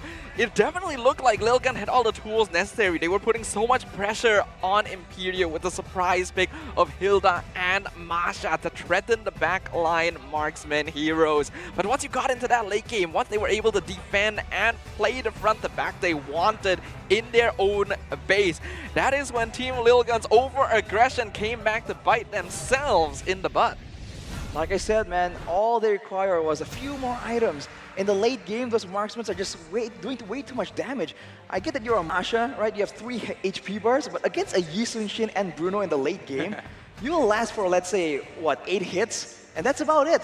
And that's the problem there in the late game. Because in the early game with the shielding, with the Flash of the Oasis, then they can last and really pressure away all these marksmen. But in the late game, it's the opposite situation. Now the marksmen can hold their ground and out-damage and out-lifesteal the tank's damage. And that's where, for Lil Gun, they just failed to find a winning solution right there. I feel like the transition, right, from the skirmishes, from the laning phase to the skirmish was pretty okay, but from the skirmish to that late game siege, that late game Lord setup, it's just not as polished, and Imperio absolutely took advantage of that. Yeah, I think Team Lil Gun kind of fell into a false sense of security, right? They thought they were so safe behind their 2 brick walls of the Hilda and the Masha, but like you mentioned, once you get into the late game, the marksmen are the true threats on the field. The 3 health bars actually aren't all that strong considering the recent adjustments to Masha to make her more of a bruiser than a straight up tank. But of course, let's talk about who our MVP is for game number 1. And of course, it's gonna go over to Marquinhos. The Dirov gameplay was absolutely insane. Marquinhos, man, that was insane. What a performance. Holding down the early game, somehow, some way, finding a triple kill, even though his team is behind. And even in the last sequence of the game, I hope we're gonna see it in the highlights later on, but that final flicker in to secure the 2 last kills, to make sure that the death timers are all set for the victory. Marquinhos, man, great show of mechanics and also great show of like in-game instincts. What a beast. But we have seen some familiar scenario yesterday, right? I think Lil Gun reverse sweep. So do you think that we will see something like that in terms of they are already like in charge of the game since the beginning? It would definitely be within expectations here because you're right, yeah, so this is exactly what happened previously, and we have to note, Lil Gun actually performed even worse in their game 1 yesterday. So considering everything, the comeback is very possible, but Imperial Esports have really impressed us here. This early game was just absolutely brutal, man. The combination of the Mathilda and the Joy, there's just so much mobility, and there's so many ways for them to go aggressive and still come out. But Marquinhos just winning in the lane and afterwards transitioning to just 1v3ing, beating everyone out right here, knowing which target to go through first with help of Fashion, of course. That was what allowed them to really stay in the fight for just quite a bit. And this is the problem. Even though Lil Gun were doing so well, they were trading again and again with a team that has 2 marksmen, with a team that has the better late game. You cannot do that, man. Yeah, so this is actually a question I wanted to kind of pose to you, Arashi. We've seen that the tendency of Team Lil Gun is that they're just going to trade bodies. They want to get these kills. They want to snowball, even if it means sacrificing some of their members. But against a team that's going to be better in the late game, were those trades the cause of their defeat? I have to say so, man, especially at this moment right here. That sequence began with the base defense that Lil Gun just seems unprepared for. And afterwards, they're able to run down the members of Imperium. But again, once they were close, they kind of went all in. They felt like they have the same kind of power surge, power spike they had in the early game. But it's not the case. I mean, look at this. most of their members are able to survive the burst damage coming in and afterwards come back through, and they even burned the immortality in Zixora. And afterwards, the call to rush the Lord was a bit crazy, you know, a bit fast-paced, but it worked out because then it forced Lilgun to actually rush in kind of blind as well, not knowing where the priority targets was, and Marquinhos just sealed the deal right there with an amazing double kill. And overall, like you mentioned, there is time for adaptations from Lilgun, but Imperio, they're not a one-dimensional flat team as well. So I think adaptations are going to be seen from both these teams. Well, what was amazing for me and also impressive is that Team Imperio managed to take that game up until Ysun Chain and also Bruno managed to get all their items. I guess we will see the items in a bit, but there wasn't enough, let's say, damage taken heroes, like damage, no heroes to front any damage, or like no heroes to be able to open that space for Imperio, but they just, with the Edith, they managed to do that. Yeah, that is true. You would think that just looking at the matchups here, Imperial Esports should not have the tools to deal with the complete dive potential of Team Lilgun. So I think, again, a lot of props have to be given to Marquinhos here on that Derov EXP lane. If he wasn't able to get that snowball in the first... With the base right behind you, it's a bit more clear-cut, which so the Netherrealm was just coming in a lot more solidly.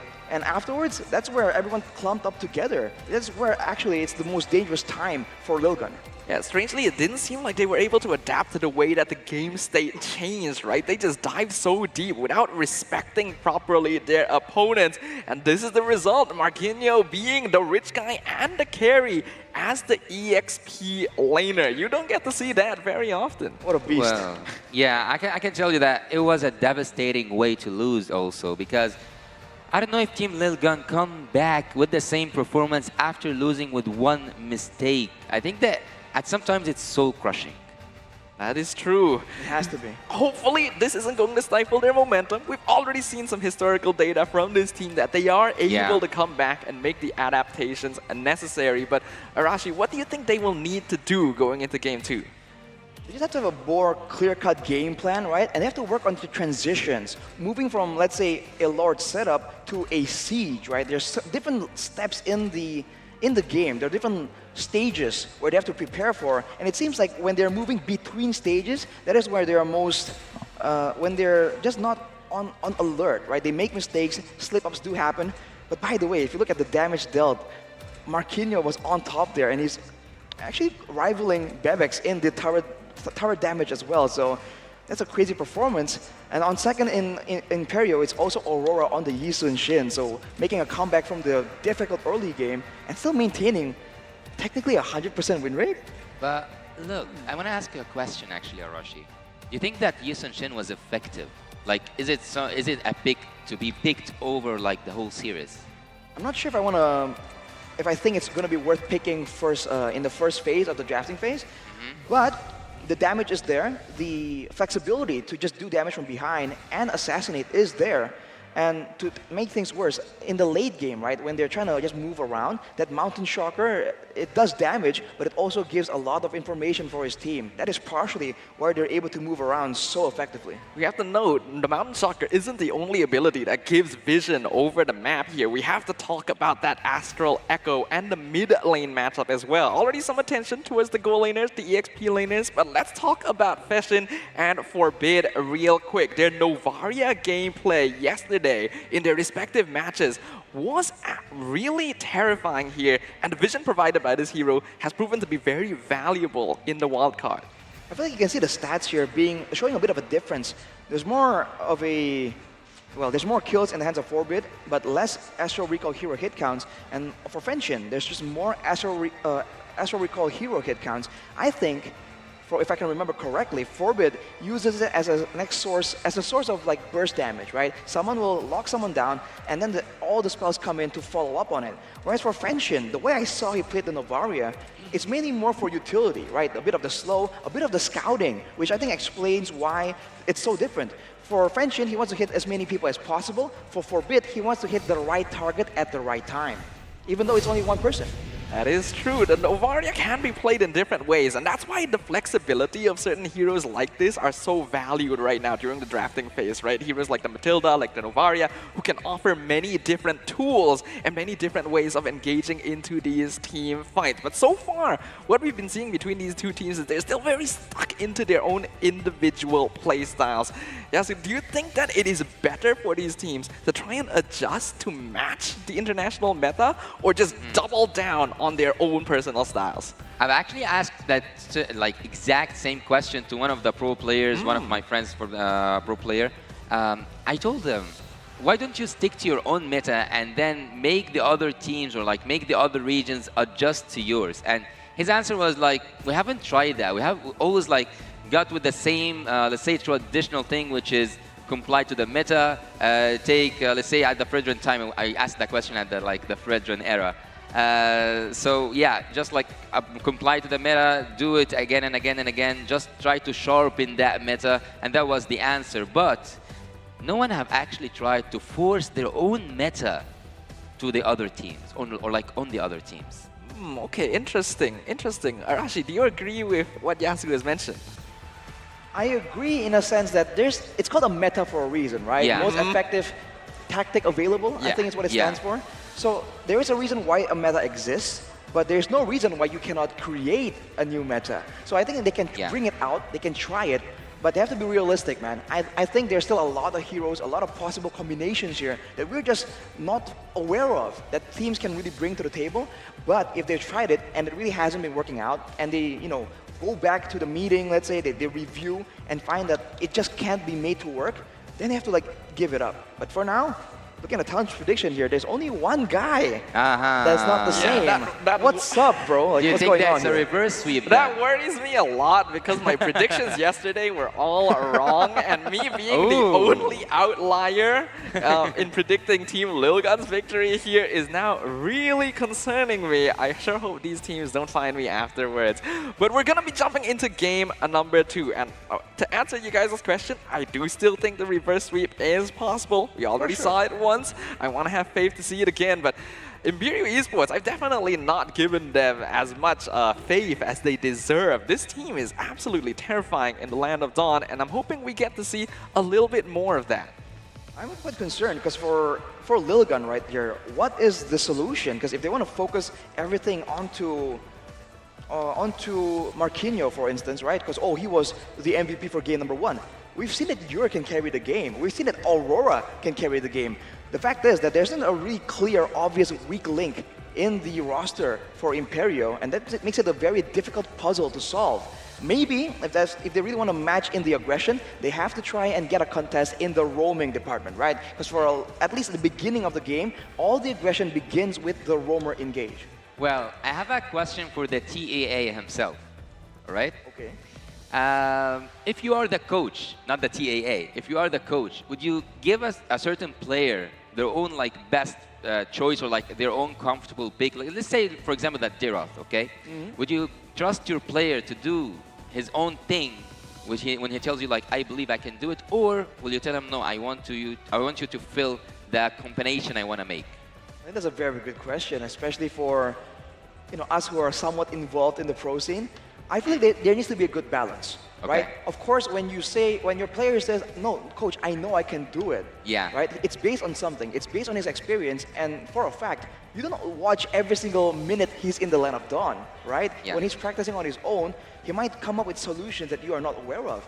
So you can trust some of his opinions, but also trust in your knowledge logically, right? As a coach, if you're trying to build a composition, if let's say they want to go with a Diroth, that's cool, but can they find other aspects to make the Diroth really work in? But even if it's wild, even if it's wild, even if it's wild, man, because we've seen it, like earlier, yesterday, the Roger, for instance, it's wild. But if in the composition it makes sense, right? Here we're seeing the Yi Sun Shin and not a tanky roamer. Well, what can we do against tanks, which is one of the main problems, right? Hey, we get a Diroth. So if you can get all the pieces of the puzzle to really complete a well-rounded composition, even if you have a wild hero, I don't think it's a big problem. You are called the TAA for a reason. Yeah, I agree as well.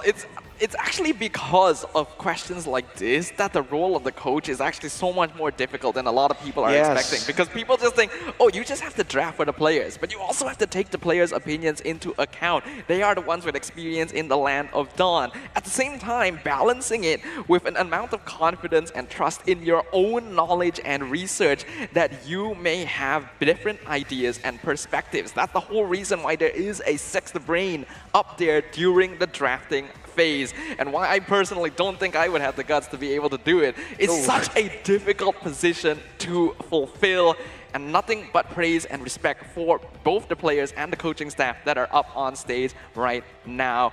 But going into game number 2, the question really is, what are going to be the adjustments? Yes, you already brought up the Yi Sun Shin. Do we want to respect that? Is there a bigger problem at play?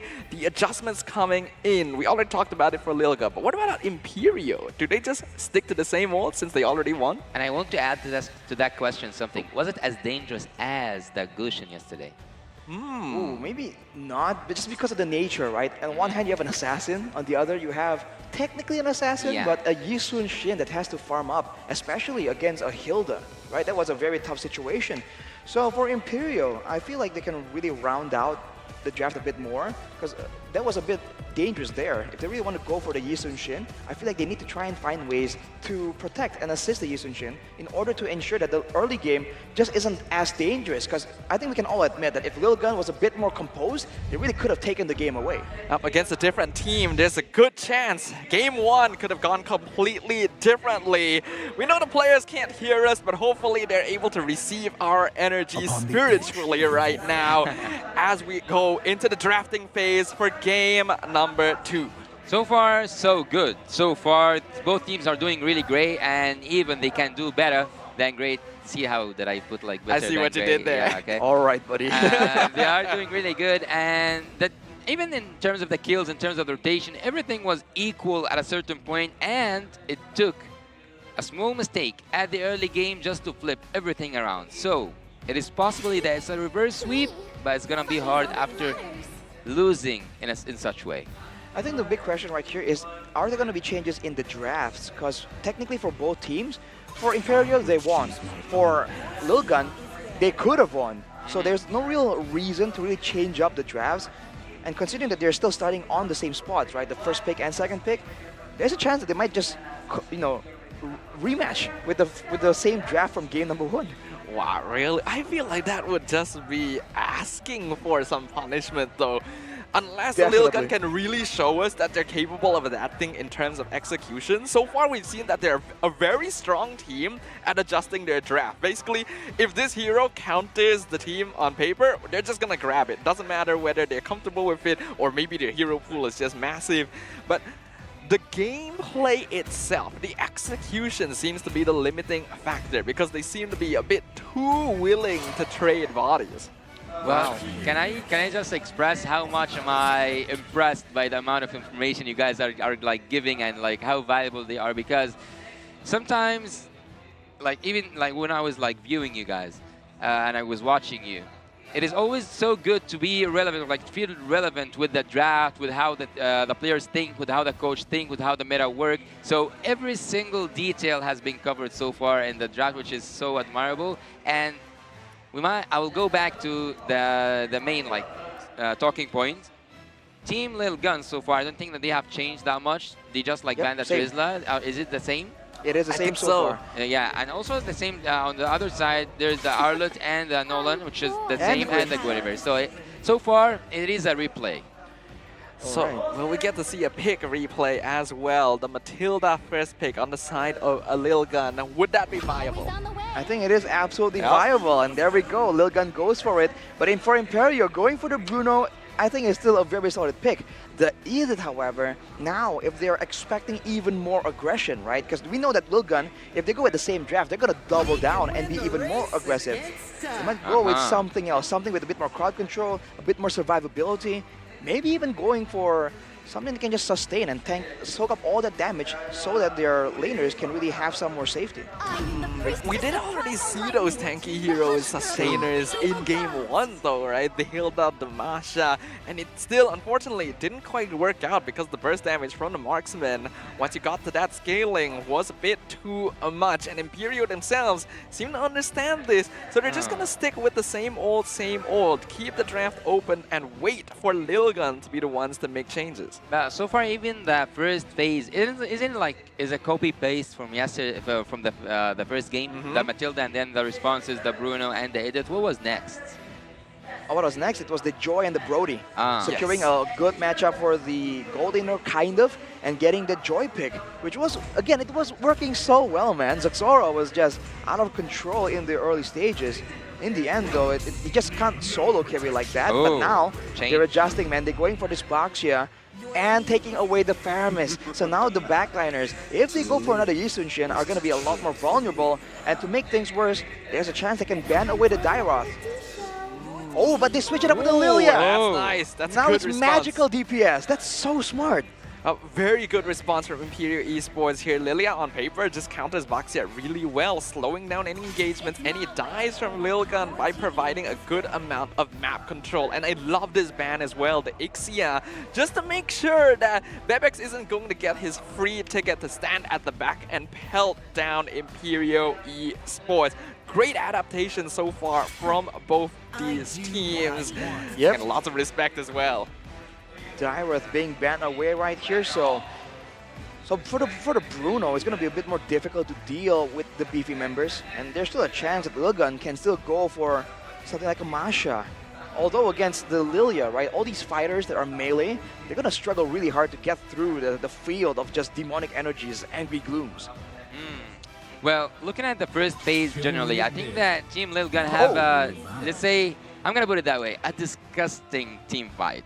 Because it will last forever. Like we will have zombies, we have like people flying around, true. some shields will be like being given for free for Team Lilgun, and also they have the anti-heal boss himself, Baxia. So far I think that Team Lilgun has done really good on the draft, but again, I totally agree with you. It's a really smart move from Team Imperial to have that Lilia, and also to balance the damage a little bit between the physical and the magical damage, and also there is a slowdown and a crowd control. So both drafts are really good.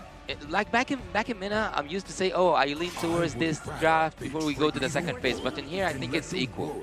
It's the M5 wildcard stage, man. All these teams want those golden tickets to the M5 main stage. So they're gonna let it all out on Land of Dawn. We do have a bit of a quote here from Imperial Esports stating that it has been a big journey to be here in the wildcard, starting with Liga Latam. They learned that losing is not the end. It's all about looking for new ways to win. And I get the feeling they are really representing that in the draft right now. It's honestly very smart the way they're approaching this. I think it's really good, because that problem-solving mentality is what allows teams to improve very, very rapidly. Now for Imperial though, I think they want some tankiness, right? They have damage. Oh no, never mind! Whoa. More damage, more crowd control. They're trying to capitalize on the fact that with the Matilda, with the Faramis, people are going to be close to each other. And they're giving Marquinhos, again, an aggressive hero he can make plays on. Okay. I don't know how many like strange picks can these teams pull off. Yeah, basically anything is possible, right? We're basically seeing the essence of every single region up on that stage, and I am loving every second of it. I have to say, the choice of Khalid here may seem strange at first, but the idea Imperial is going for is they want to save Aurora's pick for the very end. And typically, it's very dangerous to show your EXP lane before the opponent. So you just go for the safest, most dominating EXP lane you have, and force Lilgun to be the ones to respond. Now for the gold lane though, what is left, it is going to be that Beatrix, an insane wombo combo opportunity for the side of Lilgun. But for Imperial, again, what's it going to be? If it's going to be an assassin, it fits their style, right? Just go all in, go aggressive.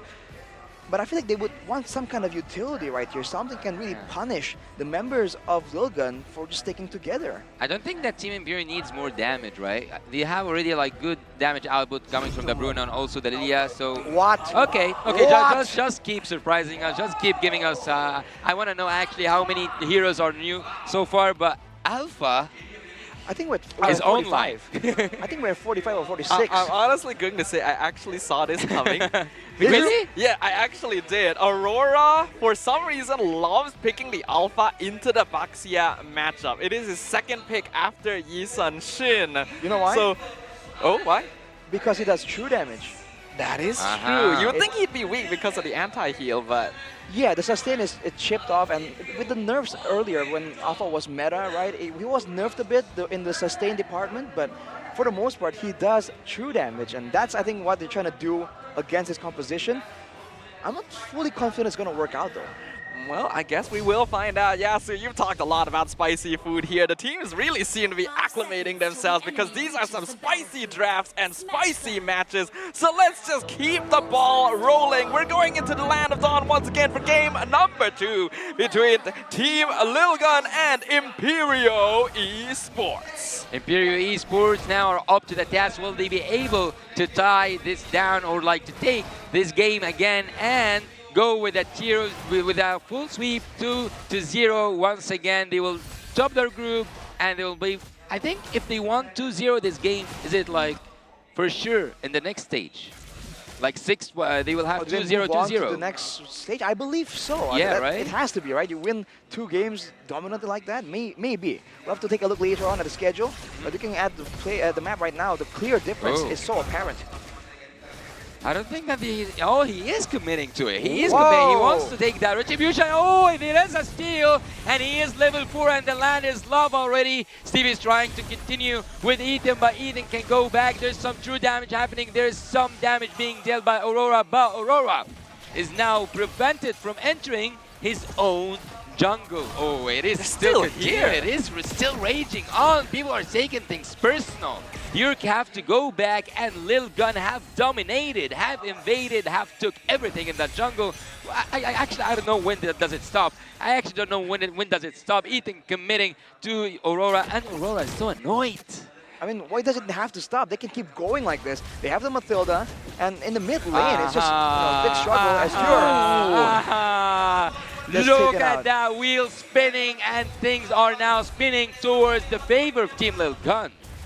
Wow, just a clean first blood right there. Imperial Esports, after all that, think, oh, I can finally breathe in my lane a little bit. And then the second wave comes out of nowhere. Team Lilgun, this has been a character trait of them. Just extending these fights way longer than you would reasonably expect and catching people off guard.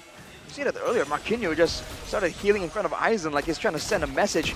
Right now, though, unless Imperial can lock someone down, they can't really go for a pickoff. Unless there is a miracle, they cannot survive. This team Imperial now behind in gold, behind in XP, and now behind in position. They cannot commit to that turtle, and it's a free turtle to Team Lilgun. Very nice play. Zixora gonna secure that first neutral objective for his team, and they're gonna keep the pressure rolling, continuing to invade the enemy jungle. Well, as Roshi said, why stop now? Why stop now? You are now, oh, Alpha is online. Alpha, big marks, hero, debate, and M-Series. Well, I don't know what is actually going on. Will they continue harassing that Alpha big? I mean, they would try to, but now with some more items, some ultimates to work with, this is where it kind of sort of equalizes, because before level 4, Mathilda's Guiding Wind is just so many things built in together, and so is the box shell, right? With the reset on the spells, while you have the purple buff, it's almost like unlimited damage. So for now, I think Imperial Esports still have some space to stabilize, but they have to know which fight they can take and which fight they have to just give away to Team Lilgun. I think that they are, like, so far, it's not about will you take the fight or not? It's will you force the fight or not? Team Lilgun are in there for blood.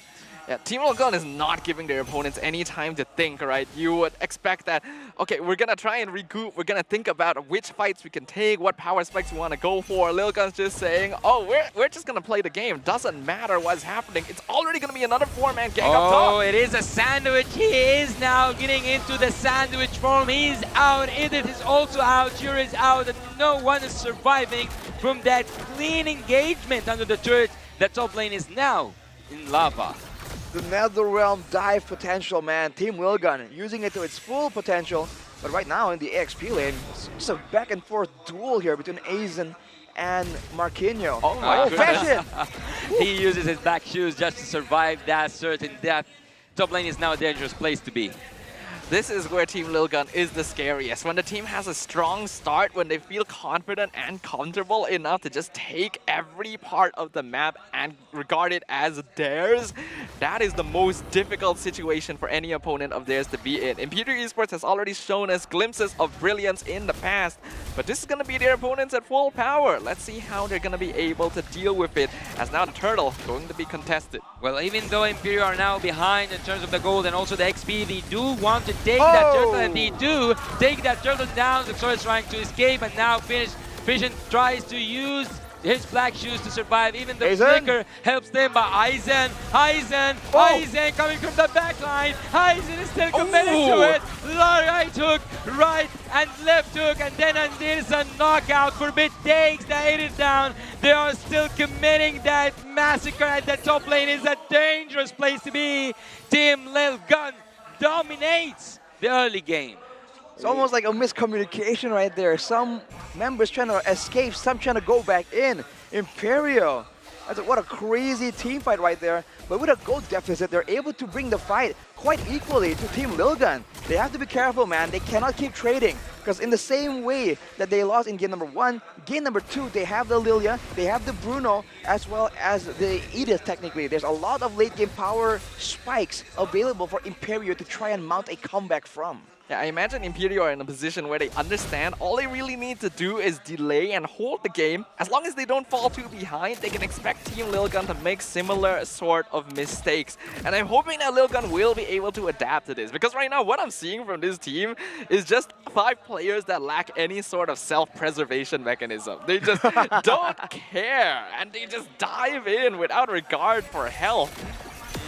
Later on, though, I think Bebex is going to be able to have a lot of plays available, but Fashion here is taken quite low, and Imperial still are able to move backwards. They have to be careful of the Steffe re-engage potential here. I think it's about time for that top lane to be down, right? Maybe. Team Lilgun seem to be more focused on zoning. They're waiting for the minion wave to collide. Imperial looking for the counter. I don't think that they'll fully commit to it, because I think at some point Team Lilgun are playing mind games. They want to keep that turret up. They want to continue pressuring top lane. I mean, it's a great move from Team Lilgun to just get behind the turrets and cut off Imperial. But they have so much faith here in the retribution right there, man. Like, Aurora is actually on the same level as Zexora, so they've been going so aggressively with the Boxja. They have not been farming, and it's a steal attempt. Not gonna work. Oh, the Kali goes in with that flicker. Ultimate is now in the back line, and the Edith uses her ultimate to just steal a tremendous amount of damage, but the damage is not enough. The goal difference is now so high. It's in the favor of Team Lilgun. Once again, where are you going? Come back here. Knock, knock. It's Team Lilgun coming in the house once again, but Team Imperial is trying to escape. Aurora, there's no escape for you. If Team Lilgun finds you out, they will take you down, but instead, they will take that top lane down. Oh my goodness. Lilia is just giving that free gifted kill to Team Lilgun. Oh my goodness. Team Lilgun is literally representing that one person who gets invited over to your house and then stays a little bit too long. I cannot believe how much they're willing to extend these fights and threaten Imperial Esports, just believing that eventually they're going to get an opportunity again. And micro mechanics on display once again. You saw the way that Bebex actually took the guiding winds into Imperial Esports to escape the raging sandstorm. Ooh. I feel like right now the issue for Imperial Esports is that Aurora is one of the stronger members in their team, right? Especially in the early game. But he has not been in the fight in the early stages. Oh, now it's so dangerous. It was so dangerous to be in the top lane, but it seems like Lilgun is trying to shift all that to the bot lane. Team Lilgun are back in control, but this time somewhere else. Yeah, they're going to transition now to the bottom side. But that's where Imperial Esports can catch them off guard.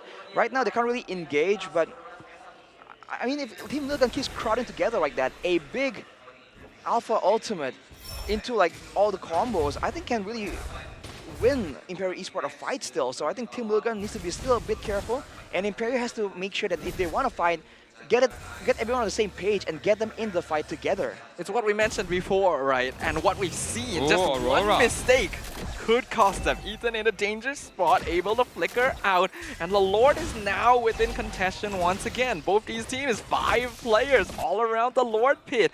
You would think that there'd be some kind of macro play happening across the map, but no, these players just want to brawl. Well, in terms of macro play, Team Lil Gun so far has proved that they are they are executing that perfect gameplay, and that's why they are collecting the results out of it. And they might want not just to dance with the Lords, maybe even have a little dance with Imperial Esports. So far, everything's so calm. Well, hang on, they're forced to back away though. That's why the Lord damage right now is so dangerous, so devastating. Imperial have some control right here, but Team Lilgun with the Netherrealm available, they can do a lot of damage. And Forbid is just chunking him down with the Ghostbusters. I think it's going to be Marquinhos that's going to be trying to make a play in the beginning. This might be too risky, man. I don't know if Imperial should take this. Yeah, the waves are actually slowly starting to build up as well in favor of Lilgun, so they can just take their time here and wait for Imperial Esports to spread their numbers a bit thinner to try and make sure that their towers aren't threatened. Steffe though from the back line. Ooh. I don't think, they don't need Ethan to go in, and Ethan now is listening. Ethan is now in, but Marquinhos coming to that back line, and Steve is trying to do some wonders. Look at Ur, he's trying to deal any damage with that balls, but the balls on fire cannot do anything for Team Imperial. It is not just about time for Team Imperial to be in control of the game or even to come back. Team Lil Gun with that free Lord. It was the real reason for Imperial to start that fight. That's why Team Lilgun went for it. Look at the waves on the Bob's side, man. They know that was coming. They want to make sure that they get the fight over with before that becomes a problem, before it becomes a time constraint. It's a back and forth play right there, and Marquinhos, he's playing more like an assassin right here, jumping onto Babex every time. But with the Netherrealm available, he needs a bit more backup in order to really secure that kill. And to make things worse, Forbid has now finished the Holy Crystal.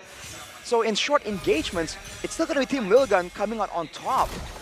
And not to mention the Wind of Nature completed by Bebex as well, who right now is 5-0 on the Beatrix despite Marquinhos' best efforts. He's going again. You called for it, Sadapa. You wanted to see if Team Lil Gun will have that sweet, let's say, tie, and then we'll go to game 3. But so far, maybe you'll get what you want. But we will get that boss just to ensure that both teams have a really fair gameplay. Yeah, this will give us a little bit of time to talk about the state of the game right now. Team Lilgun, 9.3k net worth lead against Imperial Esports. We talked about how in the late stages, Imperial again are able to scale up, but this is now a much bigger difference than we saw in game 1. Is the comeback potential still there? I think it definitely still is. The Beatrix is a great source of damage, but it's only her alone. And we've seen that with the Netherrealm, it's possible to really get that late game power spike technically with 2 lives. But you also need to remember that, well, when you're in stasis, when you first lose the health from the Netherrealm, you're not doing damage, right? And you're locked in position, and there's a lot of burst damage available for the side of Imperial. And honestly, right, I think the big thing to talk about here is the gold difference. It's almost 10k, but look at the scorecards, man. There's only 1 kill available for Imperial. And all things considered, I feel like the goal difference should be even wider. The fact that Imperial are still somewhat in the game, 10k is bad, but if they're still somewhat in the game, shows that they've been farming quite efficiently right there. I think they just have to try and coordinate better, because even in that last fight, you saw Aurora too far off to commit to any fights, and even when the fights does break out, he immediately decided in a few split seconds, like, you know what, not happening, and went for his orange buff instead. Yeah, I think we've already seen, not just from these teams, but from a lot of matches here in the wild card, that even a deficit like this can actually be made up for. And we know that Lilgun has a tendency to go overly aggressive when that opportunity for victory is right in front of them. Right now, the game is going very much in their favor. But I think what needs to happen for Imperial Esports specifically is they do need to change the way they're approaching things. There's a sense of desperation here where they're really looking to catch someone in the backline. You see Steffe kind of overstepping, you see Marquinhos trying to get that set up. Maybe the play here would be to just wait for Lilgun to be the ones engaging again and then counter. Like, what are your thoughts? Well, look, Matilda each time she uses her ultimate whenever she's using that circling eagle, and I don't think that I have ever seen Matilda pull back from the ultimate. I think they always commit to it. So if they waited for Matilda to go in and they took advantage of it, especially because they have that really good crowd control, maybe, just maybe, they will, after like saying, I just heard Arashi say we had like 10K difference in gold, right? Yeah. So like it's a totally different game between, or like separate worlds between both the teams. But if Lil Gun managed to pull this off until the end, maybe the reverse sweep or like maybe losing the first game is their lucky charm. Lucky charm? Would you consider losing your first game as a lucky charm? I don't know, man. Maybe, like that's like the winning pattern, the winning formula. If it works, right? If that's how you need to win, why not? Well, for now though, I think for Imperio, there's still a great potential to defend. They have a Lilia. They can just stack up the Shadow Energies and clear waves a lot faster than I think Lil Gun can be prepared for. For Lil Gun, I think the wave management is something they have to try and get right again this time. But with 10K gold difference, that's usually the threshold where we say that the team can do pretty much whatever, and unless they really make the biggest of mistakes, the game is pretty much guaranteed. So we'll have to see, man. Can Lil Gun stick to that as the Marshal here takes us back into the Line of Dawn?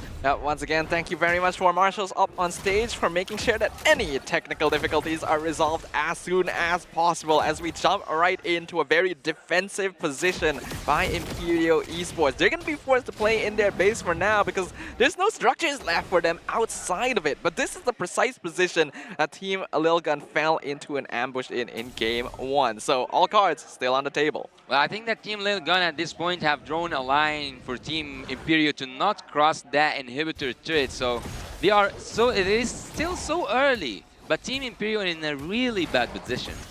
What you can see, Lil Gun are getting a bit creative. They're splitting up and they're potentially going for a 2v1 play on the top side. Will it work out?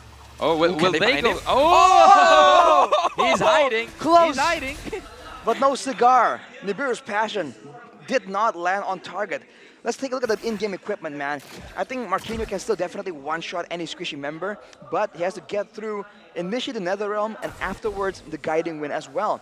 On the flip side, Aurora now has the Bloodlust Axe, going again all in on damage, disregarding any defensive items right here. Their strategy is to later on delete the DPS tool, right, the Beatrix, and if the Beatrix isn't doing damage, then these sustainable damage heroes will eventually overpower these pure tank heroes coming in from Team Lil Gun.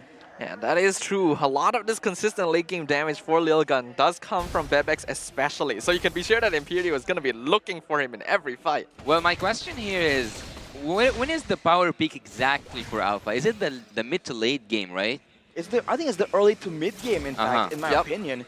In the late game, it kind of falls off a bit, but all things considered, how Imperio are playing is what they need, right? Good crowd control, good sustainability, and damage that is somewhat AoE in these fights. The question is whether they can execute on that, because right now Lil Gun are performing on a much higher tempo than Imperio are used to, even compared to game number 1. That's how much of a world's difference there is between Lil Gun's performance when they have a lead and when they don't. So Imperio right now is gonna play quite respectful, it looks like, and not really contesting, especially since they have waves pushing up. But this is still an objective they cannot allow to go for free over to their opponents. They're gonna contest right now the control, but Yuri is not in the fight, man. Ethan goes in. Oh, Matilda is flying in, and also she has with her the monster kill. Bibex takes that Lilia down. Nothing can save that Lilia even after using that black shoes. Some hesitation there, right, from Imperio. They were kind of half debating whether to go for it or not. They're trying to scout for information, but Lil Gun were just a bit too fast with it. Now at a 14K gold difference. This is an insane goal difference, man, but we've seen it happen before. Can Imperio just find a way to win against the Netherrealm, against the Guiding Wind? Let's see. Let's see together whether Alpha is online or will he shot and got off by Marquinhos. Goes to that backline once again. It is where he belongs. He goes again and again to that backline. Steve is trying to survive, but Eisen is doing some recalls with the left hook, with the right punch. He goes in and maybe it is a knockout.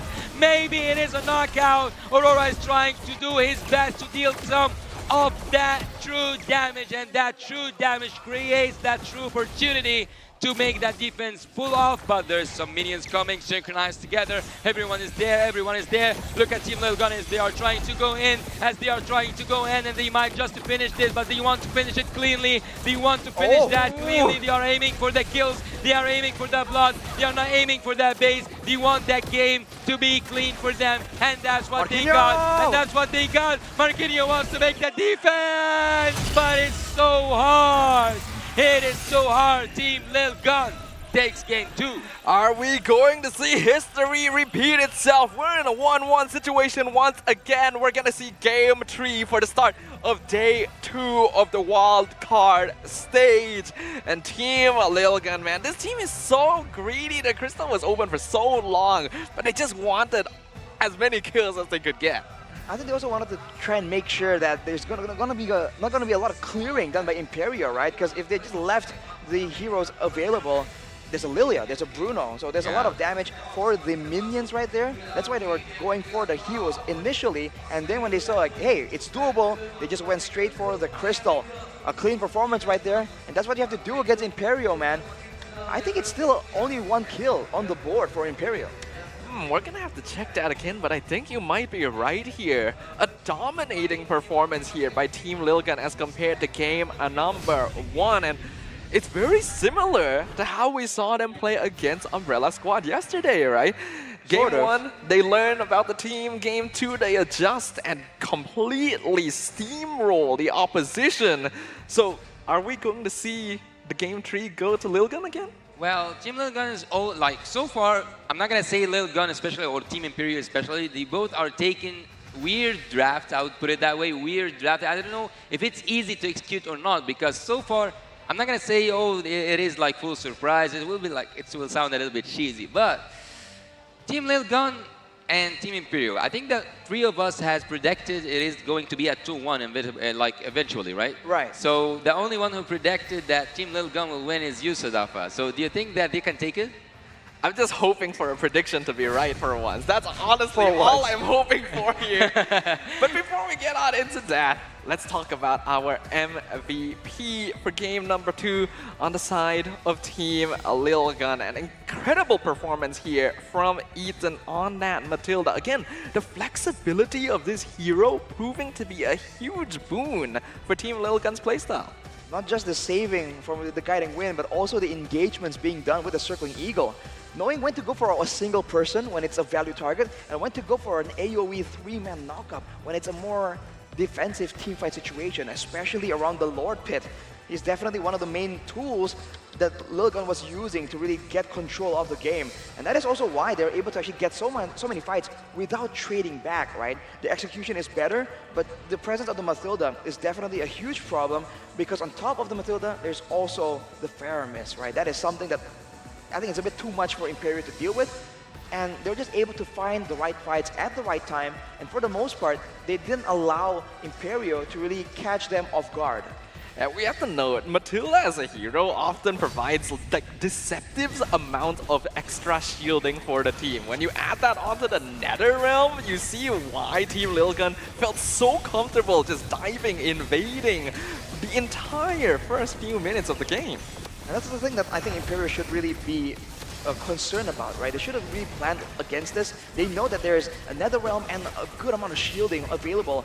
I don't think they should be taking all these early fights at all, especially the first few turtles. And afterwards, still, already behind on 4k gold, they're showing that they can really keep up in gold, in the gold disparity by farming up in the jungle, farming up around the map. But afterwards, even though they're able to kind of keep up, they go and gamble it all on these big fights. And it doesn't really work in their favor because composition-wise, I think they're more suited for skirmishes as compared to 5v5 team fights. But they always commit to that team fight because, as I told you, Ethan once he just like activates that circling eagle, he just fully commit to it. So I don't know what was the breaking point, but Team Lil Gun has been in charge of this game since second one.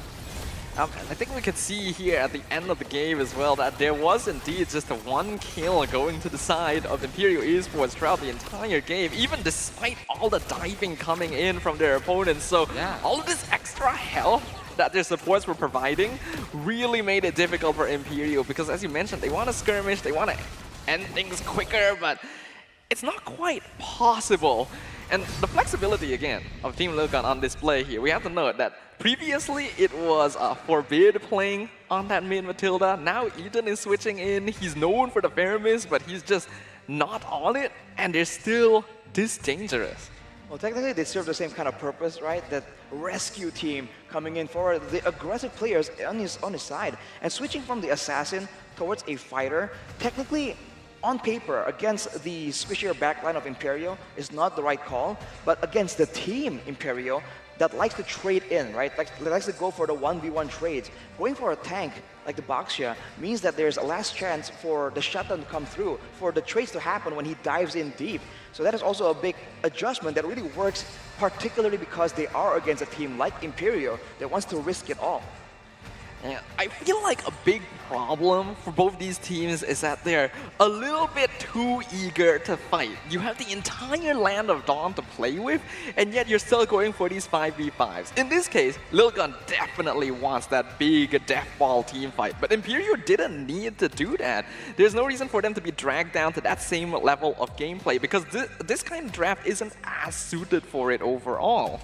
Well, that depends though. The big issue as well is that Marquinhos isn't as dominant 1v1 as he was on the Dyrus. So on the Khalid, it's a bit more difficult, and to make things worse, he's also up against a Paquito, right? It's not the same as in game number 1 where Lilgon was running the Masha that has to walk and run the same way that the Khalid does.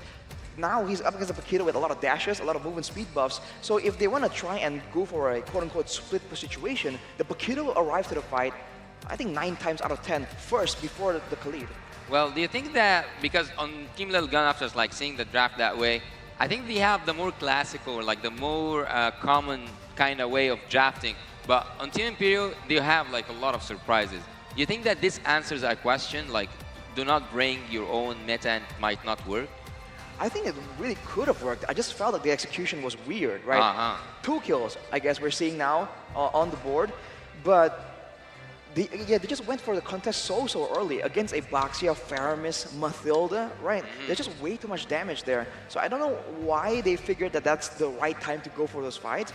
But yeah, I mean, 100% kill participation on Fashion and Stife, but 2 kills.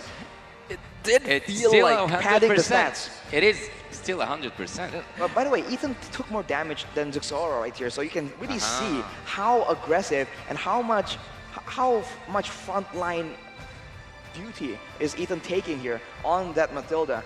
If you look at damage dealt, actually it's going to be, the bulk of it is going to be in the hands of Forbid on the Faramis. Like a Valentina, it's a very subtle amount of damage, and especially because both teams aren't really engaging, right? They're going back and forth. That's where Forbid just kept going in with the Ghostbusters, and compared to Lilia that has to land multiple shadow energies, it's one single spell and it traces, and it's on a low cooldown. So over a long period of time, if they poke at each other, Lil can also come out on top, so it's a very good draft that's quite flexible.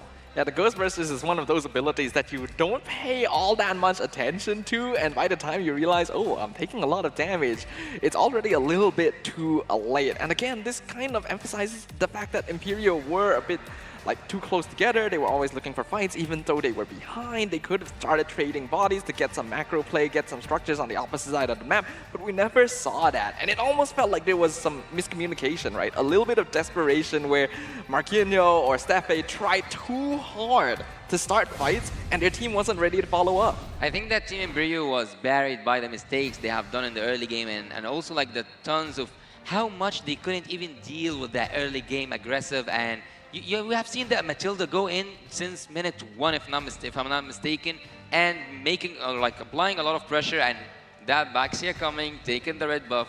Aurora at some point was like suffocating inside the game as a jungler. Well, yeah, well, of course that's a big problem right here. It seems like Lil Gun really wants to make sure that Aurora gets shut down. They believe that he is one of the keys to victory, one of the main core members for the whole game plan of Imperio. And looking at this, like, you can't really argue with the results, right? It really works out. It ensures that the mid lane and the roamer also get ahead at the same time because they move as 3 together. So it's like multiple birds with one stone, essentially, right? And unfortunately, before we get into that final exciting last game in the match, gonna have to take a bit of a break, Dafa. Yeah, we gotta take a moment, right? We gotta rest. The players gotta rest. They gotta be given the time necessary for them to really regroup themselves and figure out what is going to come next. Because we've already seen this play out in history before. It's obvious the momentum is now on Team Lilgun's side. We'll find out whether or not Imperial Esports will be able to overcome the odds after this break. So make sure you guys join us there.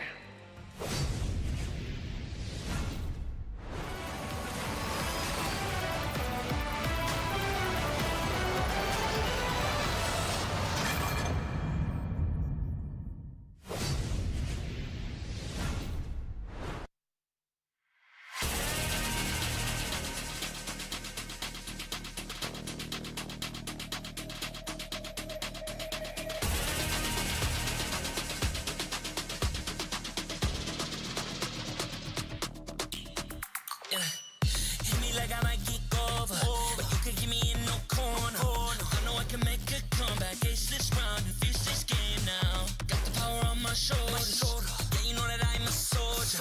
You can keep me off my guard, but you can't keep me from my honor. I feel like the floor is lava, the energy's getting higher. You're saving my arms, 'cause I know just what I got. I got you like na-na-na, and you know I hold the power. This feeling I feel, oh yeah. Making my grind good to great, so don't stand in my way. Standing tall and I won't fall over. We are better than great, good. We are better than great. We stand tall, won't run away. We are fun, nothing gon' change. Great, we are better than great. Can't get it great, I'm better than great. I play my own role, I become the greatest. Transcend myself into this game, yeah. I build a power to dominate fate. Championship mind, no time for the weak. We start to the game, shout, reveal. Better than great, that's how we feel. I feel like the floor is lava, the energy's getting higher. You're saving my arms, 'cause I know just what I got. I got you like na-na-na, and you know I hold the power. This feeling I feel, oh yeah. Making my grind good to great, so don't stand in my way. Standing tall and I won't fall over. We are better than great, good. We are better than great. We stand tall, won't run away. We are fun, nothing gon' change. Great, we are better than great. If we stand tall and believe we can make it, you and me, with a sense of urgency, you'll see I'm better than great. I'm better than great. Oh yeah. Oh, I'm better than. Making my grind good to great, so don't stand in my way. Standing tall and I won't fall over. We are better than great, good. We are better than great. We stand tall, won't run away. We are fun, nothing gon' change. Great, we are better than great.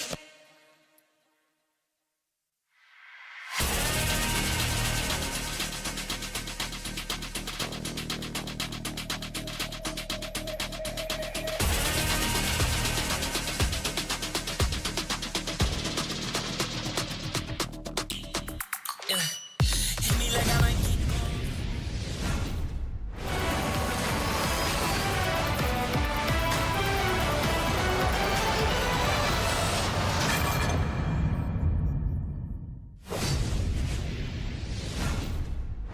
The M5 World Championship wildcards get wilder here in day 2 in our first match of the day, and we're already going into a game 3 between Team Lilgun and Imperial Esports.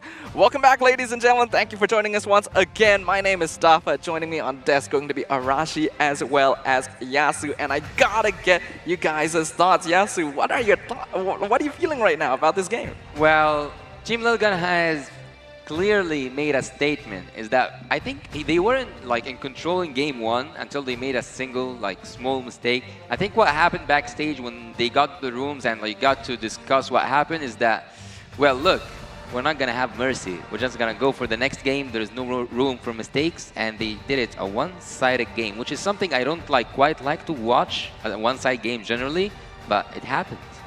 Yeah, I wonder if the main difference right here, the main change, the main factor, the main guy who makes everything happen for Lilgan is the coach. Yeah. Because every single time, right, it seems like their in-game adaptation. Let's say in the early game is not doing so well, they can't really adjust on the fly that well. But if there's a small break, right, where maybe the coach can come in and give some advice, it seems like they come back and solve every single problem. They're going up against a team that likes to trade, and they just like immediately make sure that, okay, you want to like take us out with you, so we're gonna take Netherrealm, we're gonna take tanky heroes, Mathildas, and so it's just the right solution for the right problem every single time. So I really feel like the solutions are coming from the background, backstage The members of the maestro. team. The maestro of the team. It's almost as if Team Lilgan uses Game 1 as an experiment, right?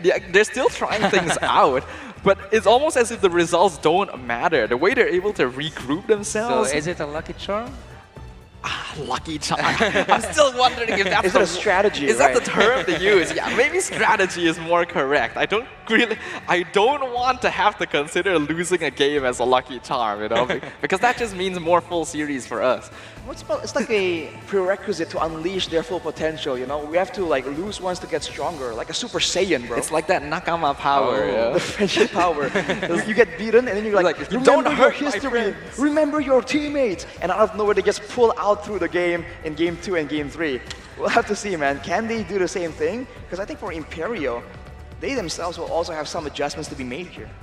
Yeah, we need to see whether or not Imperial Esports are capable of making that anime power-up moment, right? Of being able to achieve a new level of evolution now that they're the ones being pushed against the wall. We already saw that Team Lilgan, when they get the momentum in Game 2, they just run with it. And you can tell that clearly in their gameplay as well. So far, Aurora played Roger, right? Roger, Yi Sun-shin, and Alpha.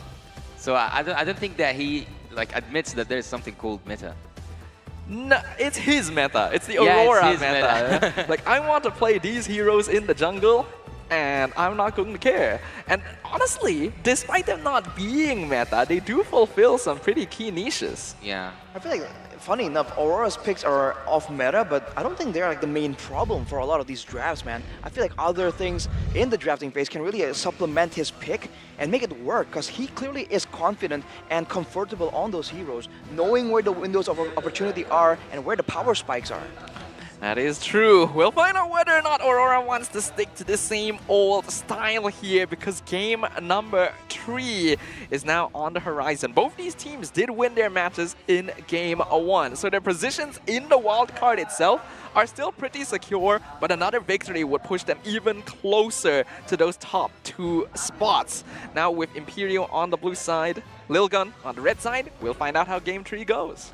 Well, they used the advantage of having the first pick, because for me, actually, if I'm a coach, I would choose to be on the red side always. Why? Okay. Because I think that maybe I can open up, because the meta right now has multiple heroes, right? So if I'll be on the red side, I'll be able to take 2 like really good picks in exchange for 1. Well, that also like exposes your hand faster though, especially against a team that is so good at like punishing your picks.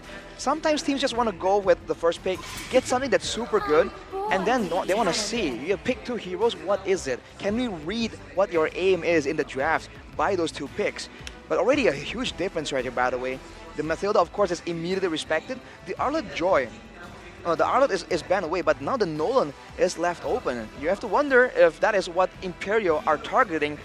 Will Coach Mitch notice and take, shut it down? Yeah. But it's not really like an Aurora hero though. Do you think there's a chance that, never mind. Oh, yep, they're they just gonna do. lock it down. Even if it's not necessarily an Aurora hero, the hero itself is just an a Aurora hero is something now. An Yeah, Aurora it's hero. just is there a way to even it an Oriro? Well, the first pick for Imperio, though, is going to be the Terizla. It has been banned away by Lilgan for 2 games consistently. Ooh. Finally, now it's open. And we've seen Marquinhos, man. Man likes to make plays. Yeah. I think that with the Khalid that he pulled off last game with the Flicker Ultimates, I think that the penalty zone just works more than fine with the same kind of strategy. So there should be a reason why his Drizzler was banned. Well, it's also a lot more difficult to deal with compared to the Khalid. You have the same kind of crowd control, but you have damage and you have tankiness as well.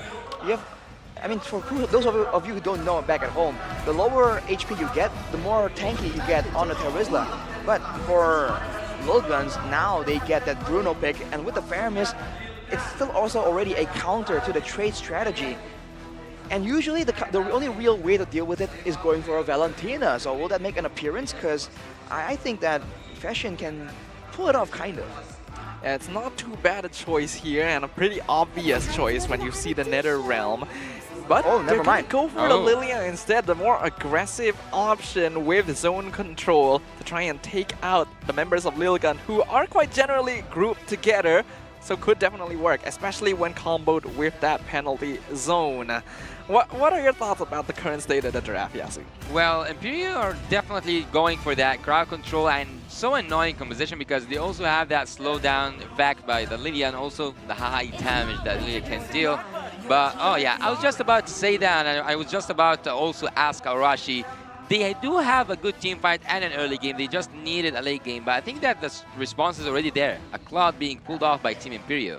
And it's a lot of AoE damage right here. I mean, the penalty zone, the Vengeance Strikes from the Terizla, all the spells are technically AoE. And with a Claude, with a Lilia as well, there's a lot of ways for them to just melt through the Netherrealm in the late game. But they have to try and lock down the members of Lilgun in order to try and do that in the first place. Not to mention that the security for the Black Shoes and the Battle Mirror image is going to allow them to be a lot safer from the early game dives. But here, I think we're up to 46, 47. Uranus in the hands of Lilgun. But I have a wild guess before we even hit to the second phase of picking. I would actually ask, we want to ask you, Sadafa, do you think that we might have an area crowd control roamer to sum it up for Team Imperial? Area crowd control roamer, so along the lines of Minotaur, Atlas, I actually think it's not a bad choice, right? They're already tripling down on the AoE damage because they know that Lilgun is gonna run at them as a 5-man. So honestly, a Minotaur makes a lot of sense in this situation. But we'll see whether or not that does end up being the choice, because I feel like Lilgun will also recognize that these AoE combos are a big threat to a Netherrealm comp. I do wonder if the Eden is going to make an appearance as well, because it seems like that's a go-to solution for Imperial. And for LG, I think they can use it too, so it depends on what they want to do right here. And where exactly is this Faramis going? Because it's still flexible. We know that Ethan likes going with the Roam Faramis, as Dafa has already mentioned yesterday. But with the Rafaela picked up, it seems like they're trying to go for slows. They're going to go for Chase here for Imperial. Diggy? Is Diggy gonna show up? It's been banned a lot, by the way. Ooh, Diggy actually could be interesting, considering the amount of AoE that Imperial already have. We'll see whether or not they do decide to go for that. What I am wondering right now is the fact that Lilgun banned out the Dirov when the Terizla is already there means that they are focusing on the jungle. They think a jungle Dirov may have been a possibility, and with the Fanny gone as well, now I'm really wondering what they want to give to Zexora. We have to know, Baxia is still open, but a lot of the supports they play with it are gone. Do they still go for it? Well, I mean, the Angela, the glaring go-to support is available. So there's that to play around with if they want to. Wow. Yeah, if they want to flex the Faramis into Roam, Angela mid, maybe Baxia, that's gonna be so annoying, man. Uranus, Baxia with an Angela. For Imperio though, are they gonna ban the Angela here, or are they gonna ban, like you said, maybe the Minotaur, right? That can be a bit more troublesome to deal with when you're clumped together for the Netherrealm. So many questions, only one answer. It is the Minotaur. Imperial Esports are not going to give Lilgun an easy counter-engage tool. And now I get to get some more answers. Will Lilgun want to show their jungle in advance? We'll have to see, because right now this Faramis is still very flexible overall. Well, I think that we might see an array row, right? You said array row. Aurora hero. So we might, because banning Fanny and also the Dirov, I think that Aurora has like variety. Like his drafting pool is so huge that he can go for assassins, he can go for fighters, he can go for tanky heroes or utility heroes. There we go. There you have Called it. it. And Angela upon the side of Team Lil Gun. Called it, dude. As a response to the Baxia will be taken away, I thought that was the only way. I don't know if Aurora plays a mean Baxia, but letting it go right here is going to be so dangerous. I think with this, they want to get something aggressive. Crowd control that's a bit more guaranteed, right? If it's a skill-based crowd control, that's great and all, but they need to be able to actually lock someone down here and really shut them down. Yeah, I agree with you as well. A little bit more CC is going to go a long way. Baxi already counters Angela naturally, but if they can top it off with one more final pick to really complete the draft, they have Franco? pretty good too. Franco! I mean, it's not bad. Either that or the Kaja to counter the Heart Guard. But ooh, Ruby! There you go. There you go. You asked for it. You asked for someone annoying. 48? Huh? 48? Yeah, I think that we're going up there. I think that you really need to know how many new heroes that we have. But there's something that actually caught my eye at, on the side of Team Lil Gun. I think that Uranus didn't need to be more annoying than he really is. He have that Framis so he can turn into a zombie. And also he have that Angela. So I don't know if he will die this game. We'll have to see, man. Against a Claude, against a Lilia, that's a lot of damage. The thing is, against such a short lockdown, I'm not confident he's going to be able to do it. And with the Martis now picked up, man, that is a Martis-Angela combo against a Baxia Ruby. I can't help but feel like it's not exactly a winning fight for the side of Imperio. And it's going to be tricky. If Martis is able to resist crowd control, so is a very obvious on-paper counter to the Ruby CC Yasu. Who do you have your predictions on here? Well, I think that maybe I'm like behind in terms of the meta because there's a lot of new stuff happening here at the M5 wildcard. So I would actually like to see how will Imperio execute their lineup. But what's more interesting in Lil Gun, for me, I will lean toward Team Imperio. Ooh, leaning more towards logical. Imperio. All right, all right. I have a bit of a bias towards Ruby, but I want my prediction to be correct, so I'm torn. But these players are about to clash upon the Land of Dawn for the last time here for our first series of the day. Will it be Team Lil Gun with the momentum on their side, or will it be Imperio Esports? Have they made the adjustments they needed? I just feel like for Imperio, they have to avoid the crazy early game fights that Lil Gun are going to try and rope them in. If they can do that, I think in the late game, like we said, already AoE coming in from the Claude, from the Lilia, they have the healing reduction as well.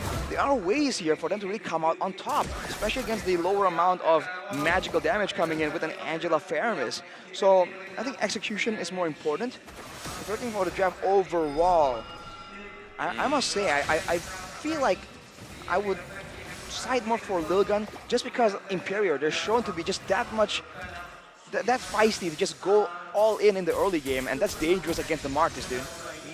Switching your prediction this late into the game? Well, I mean, the prediction is a prediction, but I think it favors them. I didn't say that they're gonna win for sure. Okay, okay, I get where you're coming from. Looking at the emblems, I don't think anything's too out of the ordinary here overall. What I'm most curious about is which lane is going to get the most pressure this game? I think it has to be the gold lane still. The Cloud against the Bruno is it's an okay matchup, but look at Stevie. Stevie is in a really bad spot. He needs to use that flicker, but it is a first blood. It is a first blood. Team Lil Gun has just begun. They're so efficient, right? Literally every single time Zexora hits level 4 on the Martis, it's go time. It's like, let's use that Decimate cooldown the moment we get it. It's almost like Imperio doesn't respect it. They should know, man. They like playing that style as well, but when they're on the receiving end, they just seem to kind of get lost. And with the Uranus as a factor right here, they're gonna need some more items to actually be able to take down the Uranus. So I think they have to be a lot more careful here. There's just no way I think they can really brute force the early game. Yeah, especially with the Angela Martis combo. Aizen's not even level 4 and he's by not having that flicker, he should be punished once again and again and again. Stevie is down for the second time in a row, and Team Lil Gun just precedes the turtle duty, but Marquinhos with that flicker, with the ultimate stone on the flicker, but they are still committing to it. Aurora is coming from the back line, and also to Rizla is dealing some good damage. Aizen is trying so hard to be that annoying, and he is annoying. He doesn't need to try so hard. Imperial team pulls back, and the turtle goes safely to the side of Team Lil Gun. Man, the Uranus just annoying, buying so much time for the team, and the Martis just all in on the objectives. It's a deadly combination, and it's difficult to deal with. I think Imperio's best move is to just like mirror it and go for other things outside of the map. Aurora can really counter jungle very efficiently with the Boxia, and Imperio, they can just put all the pressure onto Bebex. Ooh, Bebex in trouble. He is in trouble. He is indeed in trouble. He needs the Angela ultimate. He needs to survive. He needs to keep that early game going on. Bebex is trying to survive, and Ethan just saved them from an inevitable death. Yeah, that's a massive win for Team Lilgun. A 4-man gank, and they're not even able to get one kill or any gold shield from the tower. Lilgun are in full control of this early game. The Heart Guard, we already know how dangerous of a tool it is. Both aggressive and defensive utility, and Lilgun are making full use of it. I feel like Imperial are just tunneling too hard on the team fights, man, because they need someone to really help with the lockdown in these moments. But with the Ruby used for a team fight, and whoa, one man died! He will survive. Oh, I thought he will survive. He cannot deal with that damage, and Marquinhos is trying to annoy Aizen, but he cannot annoy someone who's annoying, right? I think he can't, there's no way he does enough damage, and he can't really outmaneuver as well, so he has no option but to let the cut happen. Aizen, his only job here is just to keep Marquinhos in lane. As long as that's done, the Team Lilgun can just go ham across the rest of the map, and that's exactly what we're seeing. Not to mention, the direct counter of Zexora's Martis to Steffe's Ruby is really showing itself, because Steffe cannot find any opportunities to engage. Every single time, the Martis just stands in front of him and doesn't care. I think the whole idea is to use the shield unity as well as the penalty zone to engage, but no. Whoa! What was that, Marquinhos? What was that? They are still committing such a really perfect gameplay. Stevie is out, Marquinhos is out, everyone is out. They started everything, but on the counter, Aizen is finishing it off. Aizen is finishing it off. A triple kill for the side of Team Lilgun. They started that fight, Imperio, but they couldn't just end it. Got the kill onto Zora, but it just isn't worth trading all of those bodies. Now with the turtle up, I think Team Lilgun can still have the advantage. You're gonna go for it immediately. That's a 2.6k gold swing right off the bat. Yeah, this is looking pretty bad for Imperial Esports. It was a good start, finally being able to punish Zexora, get his shutdown gold, but losing that many members is never going to be worth it. We're still going to try and force something though. The turtle is back up in the land of Dawn. Team Lilgun already in position, but this time they've sent Bebex to split push the other side of the map. So the longer this takes, the worse it is for Imperio. It is not just a turtle dance. Might be a dance with a high chance to lose it, and now they do lose it. Look at Aizen, he is shut down. That was needed for Team Imperio, and they do get what they wanted. Ethan is still alive, but just on that Netherland. Oh, that was cold. That was a cold retribution. That was a cold execution. He's still going for it, and he gets that double kill. He gives them okay. I'm okay. Are you okay? I'm okay. I'm getting that turtle. I'm getting that double kill, and Team Lilgun are still in the lead. And they're not even able to punish Bebex, split pushing down in the bottom lane. As time goes on, Lilgun is just running away with more and more from this game. And as more structures fall, the less of the map Imperio has to play with. They're not playing these fights right. I mean, they went all in for the objective right there against a Martis, who I believe had like a level advantage. So I think they could have gone for the members of Lilgun first. But now Aizen just doing his thing again and again. There is damage available for Imperio, but Aizen needs to watch his step. Oh, he should go in. He should come in. You didn't want to come in, right? Now you should deal with the consequences of your own choice. Aizen was there and he survived, but I think at this point, Framis was like a side casualty. He had the Nether Realm available, but he did not even get to pop it, or he thought it wasn't necessary. Either way, it's a small victory for Imperio, but they have to really, this lack of a lockdown, man. I said I expected like a Franco or something. That's the problem. Fashion has damage, we're seeing it, but he can't land it when everyone is just moving around so rapidly. With the speed boost from the Angela, with the dashes from the Uranus, there's so many ways that Team Lilgun can avoid the damage of this Lilia. Unfortunately, Steffe's role in this game has really been reduced because Aizen and Zexora can so easily out-micro him on the map. But it was a very good split fight by Marquinhos to be able to get that kill in the first place. Forbid actually didn't need to die there. So if Imperial are still able to find these opportunities, they still have a chance. The net worth difference is not that big yet, though. It's a lot more than you would want at this stage. Well, we saw that was what happened last game. See, they have to be a bit more controlled. Now they're going for a pickup right here, but what are they going to try and use? There's nothing there, and now they get cut off by the Uranus. But they are now in a really bad position. Team Imperial are now between the hands of Team Lil Gun if he wants going, but there you see it. It was a really bad execution with that penalty zone, but there's the ultimate of Saxora. If he can't go in, Marquinhos is out, CP is out, and look at this. It is a massacre happening at the bot lane, and also Bibix goes in. Bibix wants to get that kill, even if he was like threatened by the fire of that turret. Bibix wants to get that kill, even if it means his life. Even if it means his life. Even if it means his life. His life has been valued, and Team Imperial are now wiped out. I'm now realizing that the Team Lilgun, the tower line is more of a suggestion. It's like, maybe you should avoid it. And they're like, how about no? Dude, Bambex with the huge balls, they do so much damage there. Just life-stealing back up against 1v1 against Ur on the Claude. Showing again the big power spike from the Has claws that he's built up. Man, it got a shutdown on the Martis, but now Ethan has the flash of the Oasis. It's gonna be even harder to really get a value pickoff. And that was, all things considered, pretty good for Imperial. They missed the penalty zone, they missed the I'm offended, and somehow, some way, they get something. They could have gotten absolutely nothing at all. Forbid is now in a really bad position, but he goes back to his teammates. NetherRealm has been triggered right now, and Aurora is in a really bad place. And the land is lava, but this time it is not your time. Baxia, he's out, and he's gonna be missed at the time of the Lord. Aizen? Oh, Aizen is trying to escape, but here he comes. Poppy, boom, he comes in, and Ethan saves Aizen. Not just that, Aizen is still committing and just dealing such damage and just dealing such amount of annoying. This guy is annoying. He's playing an annoying hero, and he is getting under the skin of Team Imperial. They can't prevent him from popping the consecration. Yeah, that has to be so demoralizing for Imperial Esports. They literally used everything on this one player, and he couldn't touch him. Aizen just standing there taunting with his very presence. And now the Lord is going to be pushing in.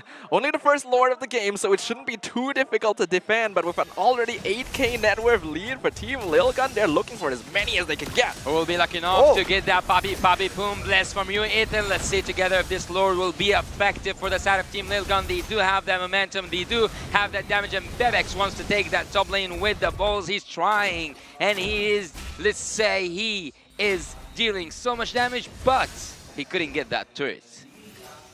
Okay, no base towers taken just yet. Now we're back to the same situation. It's an 8k gold lead, and there is good clear. There is crowd control available. Lilgun, I don't think, can just all in brute force. If you look at the items for Ur, he does have the core items. On top of that, also the corrosion side. So he has damage, and I think he's the only real one that can be relied on to really carry in the late game right here. Fashion has damage as well, but it's just a bit too unreliable unless they're kiting backwards into their own base. That is where they have to try and, gamble it out, go for that 50-50 team fights. Or they can just try and fight Team Lilgun as the Lord. But if they want to do so, they have to try and find the picks, man. They have to try and take 1v1 for 1 for maybe the gold lane or the mid lane, because otherwise they don't win it out in the overall damage output. Yeah, I think Imperial Esports basically just needs to be more patient right now. They cannot allow themselves to get taunted too easily by Team Lilgun, because it's already clear at this stage, even if they dump all of their ultimates into Aizen, he's just gonna shrug it off like nothing happened. They gotta wait for more opportune moments, because until now, Marquinhos especially has been very desperate to find the catch that his team needs, and Team Lilgun is just maneuvering very safely, not to mention the NetherRealm and Heartguard on top of that.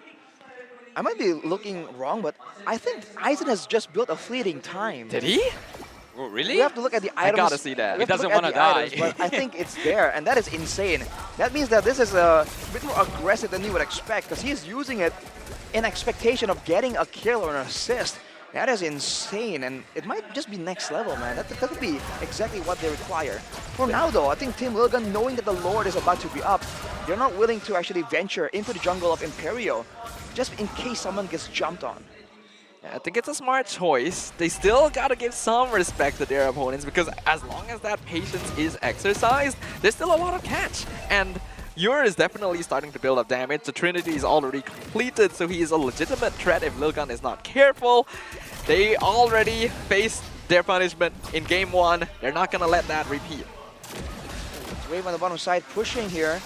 Actually, it's so close to the base of Imperio, it might just rebound back towards Lilgun. But no, Ure goes to clear it out. And for Team Lilgun, yes, they're ahead, but they can't really have the same kind of damage output to rush it. And Stipe, the penalty zone, the penalty zone, he goes in, and on the other side, Puppy Moon's coming now, and Bibex is in, is having that blast. Bibex is having that blast, and Ice is saying, just keep them coming. Keep them coming, it's just a stack for me. Keep your damage coming. He goes down, and Team Imperio now is in a really bad place, losing 2 members, having not enough amount of damage to deal with that minion rush that's coming from the bot lane. 5 members attacking from the side of Team Lilgun. They might just finish it here, they might just finish it now, but they will wait for that Lord push. Not patient enough. Again, there's no reason for Imperial Esports to force these engagements. You're trying to start the fight on Aizen, which is literally the worst target you could go for. And I do like that Yer was trying to aim down Bebex, but there needs to be an understanding. At this stage, Bruno can easily 1v1 the Claude. So Imperial Esports are just digging themselves into a deeper hole. That was just a bit too difficult for it to really work out, man. Unless Stipe gets a better target, I don't think there's any value in making that play. And right now, with the waves coming in, finally, it's going to be a 50-50 right here. Can they make something happen? I mean, the Blazing Duet has been out-damaged, out-sustained by Bebex, but now, Marquinhos. With a goal difference, a worlds apart between both teams. The penalty zone has been triggered. Yeah, but it is here now. I asked for it. Here he comes, Marquinhos. Look at that hook. Look at that hook. You cannot do any damage because of the Nether Realm passive. And look, they are still committing so much casualty. They are still taking and demanding Team Imperial Esports to pull down. They are taking so much damage than they can handle, but that's why the Angela is there. That's why Angela and Ethan have your back. Team Lilgun are still taking so much turrets, dealing so much damage, and the minions will just take care of the rest. The minions will just take care of the rest. A reverse sweep once again for Team Lilgun.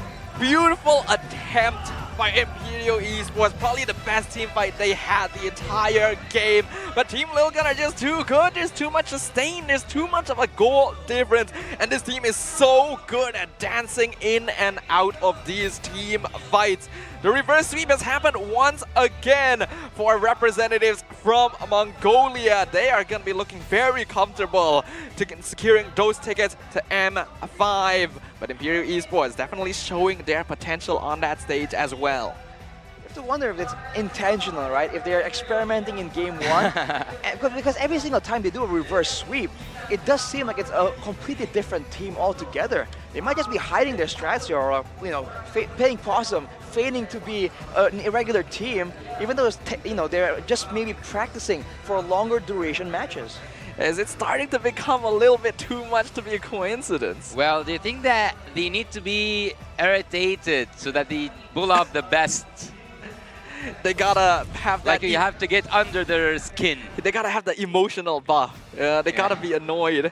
It is actually the anime power-up, right? Yeah, the underdog buff almost, right? When nothing is supposed to go your way, everything just works, man. I think that's what maybe that's what they like doing, right? They like feeling like they're the underdogs, and they like to surprise everyone who's predicting that they're gonna lose, like me and Yasu, for instance. So finally, Zafa, you got the right prediction. Finally. Congratulations, dude. But man, what a great match we had right there. It's back and forth, and we saw like what, 6 new heroes? I think we're definitely gonna go past 50, 100%.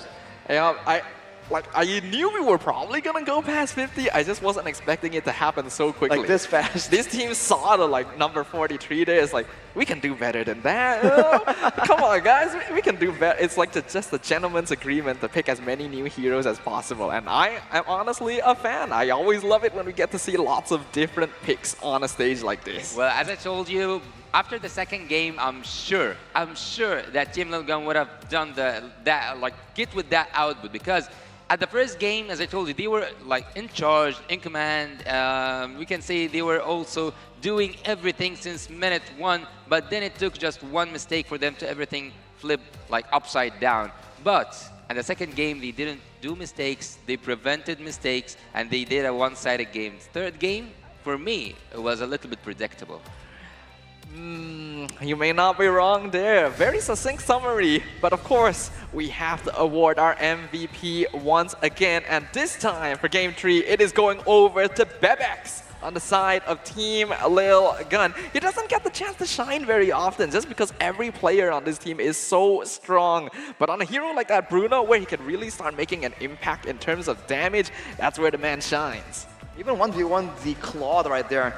We saw that there was a blazing duet attempt, and he just stood his ground and said, "What are you doing? Who are you?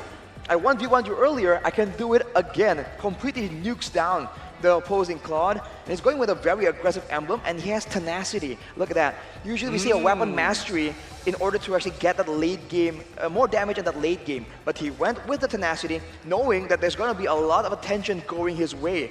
All calculated, and you can't help but feel like it's all planned.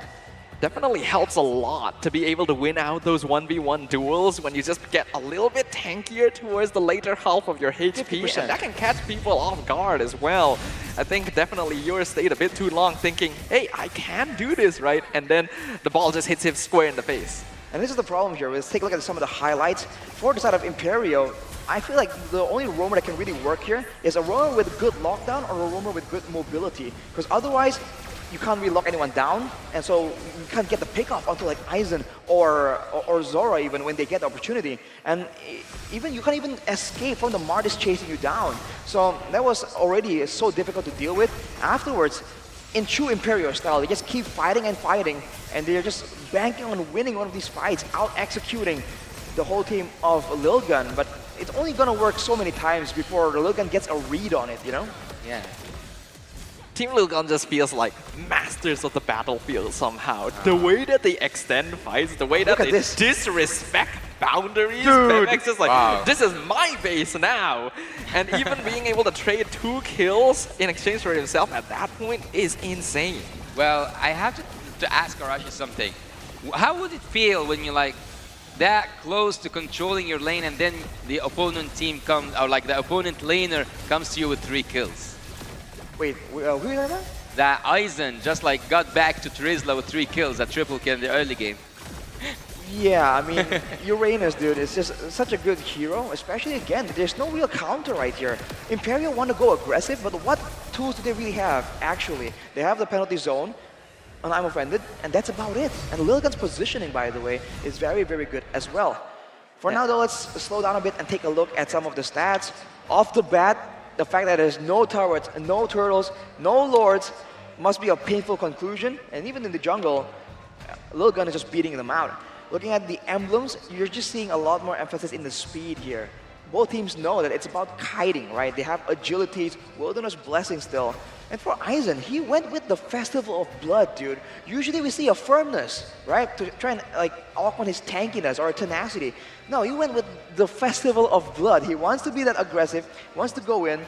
In the end stage right here, it turns out that there is no fleeting time. We might have miss-saw that.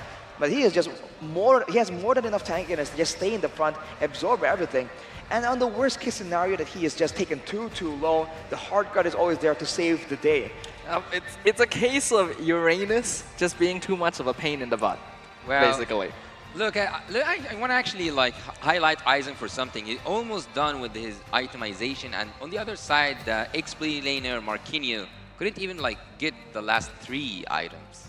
So he was so far behind. He was mixing it too, because he was taking a lot of different kinds of damage, right? Ability, basic attacks. He has a Dreadnought armor right there and a steel leg plates, just to ensure that he gets a lot of the cheaper components to try and buff up his armor as much as possible.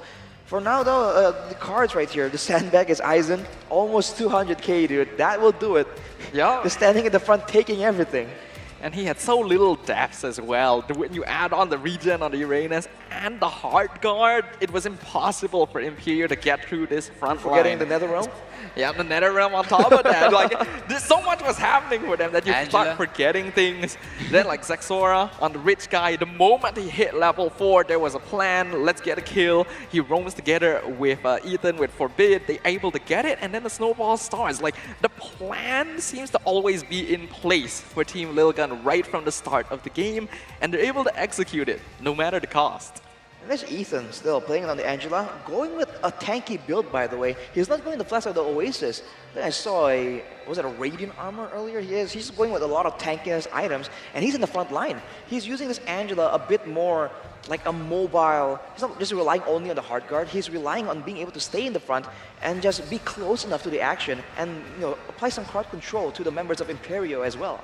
And actually, sometimes I saw Angela playing on the other opposite lane when there was like some action happening at the bot lane. So I actually kind of totally agree with you, Arashi. I think that he was depending on the hard guard only during the game. Yeah, this is actually something that happens quite often, right? When you have that Angela, you actually use her as the split pusher because you know that she can come in and back up the fight anytime it is necessary. And that flexibility is scary in the hands of a team like Lilgun. What makes it difficult is they went full on to really help the EXP lane, but when Imperial try to adjust and then they send all their forces to the gold lane, the hard guard is just there every single time to prevent a dive at least, because they do have a solid hero in that Bruno too. So this Bruno pick is being more and more important the more we see these team fight based compositions. But I think the more time we go, we're getting a bit more of a fix on what Team Lilgun is strongest. When they have these double supports, when they have so many layers of health that you have to work through. Right? So maybe if teams can pick up on that, that could be their downfall, but we'll figure it out. That's going to be the end of our first series of the day. And make sure you guys don't go anywhere though, because we got 3 more best of 3s for day 2 of the wild card. So we'll take a break and we'll see you there.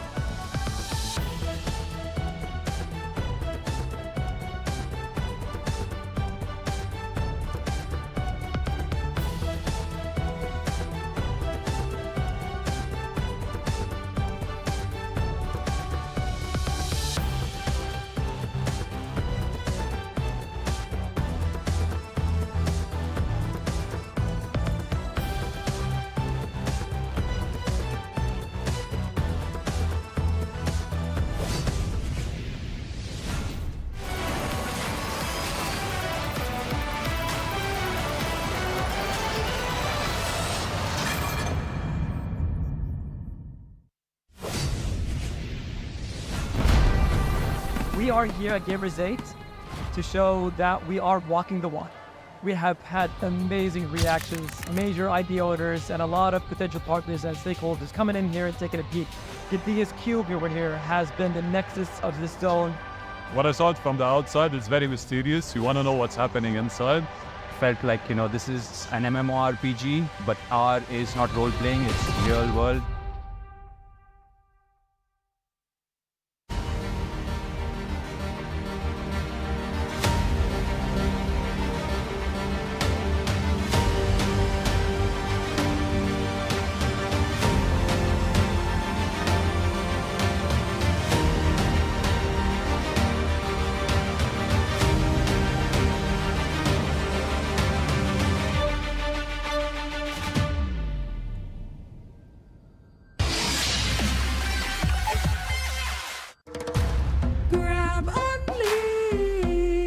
Boing, boing, boing, boing, boing, boing, boing, boing, boing, boing, boing, boing, boing, boing, boing, boing, Pag nag-grab only, savings ang dami, your wallet sings tonight. Laki ng bawi, pag nag-grab only, save 2 4 4 alright. boing, boing, boing, boing, boing, boing, boing, boing, boing, boing, boing, boing, boing, boing, boing, boing.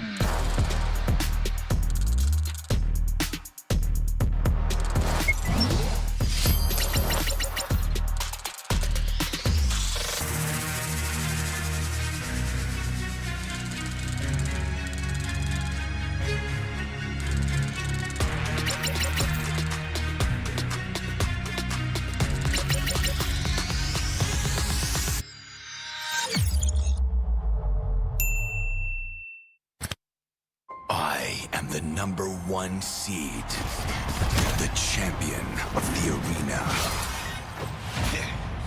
The fans adore me because I've never lost. You are afraid that you will lose everything.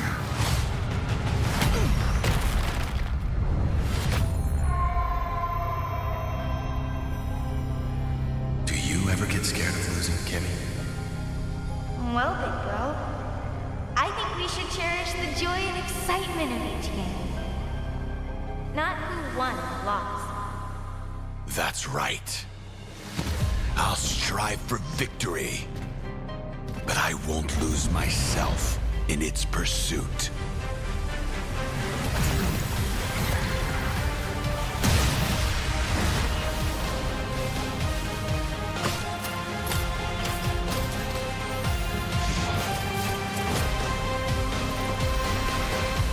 World Championship. I'm back.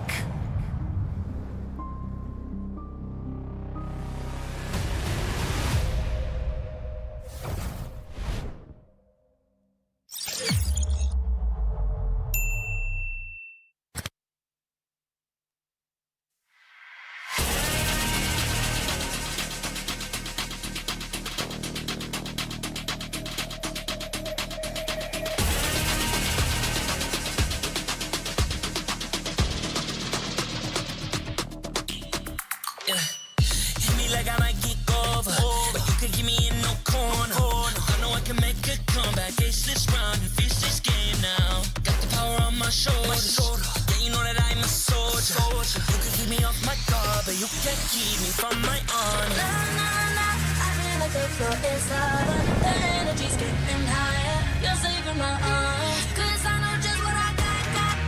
I got you like na-na-na. And you know I hold the power. This feeling I love. Oh yeah. Making my grind good to great. So don't stand in my way.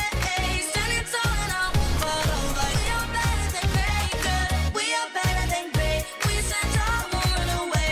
We are fun, nothing gon' change. Great. We are better than great. Can't get it great, I'm better than great. I play my own role, I become the greatest. Transcend myself into this game, yeah. I build a power to dominate fate. Championship mind on top of the week. We start to the game, shout, reveal. Better than great, that's how we feel. I feel like the floor is lava. The energy's getting higher. You're saving my arms. 'Cause I know just what I got. I got you like na-na-na. And you know I hold the power. This feeling I love. Oh yeah. Making my grind good to great. So don't stand in my way. Standing tall and I won't fall over. We are better than great, good. We are better than great. We stand tall, won't run away. We are fun, nothing gon' change. Great. We are better than great. If we stand tall and believe we can make it, you and me, with a sense of urgency, you'll see I'm better than great. I'm better than great. Oh yeah. Oh, I'm better than. Making my grind good to great. So don't stand in my way. Standing tall and I won't fall over. We are better than great, good. We are better than great. We stand tall, won't run away. We are fun, nothing gon' change. Great. We are better than great.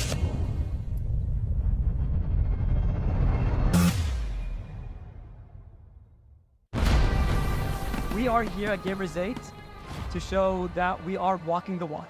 We have had amazing reactions, major idea owners, and a lot of potential partners and stakeholders coming in here and taking a peek. The biggest cube over here has been the nexus of this zone. What I saw it from the outside is very mysterious. You want to know what's happening inside. Felt like, this is an MMORPG, but R is not role-playing, it's real world.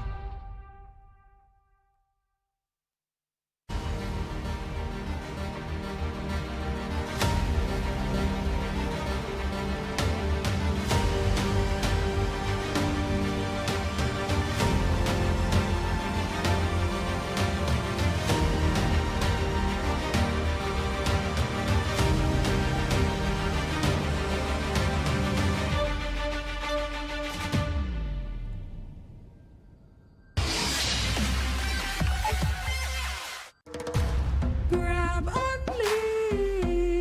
Boing, boing, boing, boing, boing, boing, boing, boing, boing, boing, boing, boing, boing, boing, boing, boing, boing. Grab only. Savings ang dami. Your wallet sings tonight. Laki ng bawi. Pag nag-grab only. Save 244 alright. Boing, boing, boing, boing, boing, boing, boing, boing, boing, boing, boing, boing, boing, boing, boing, boing.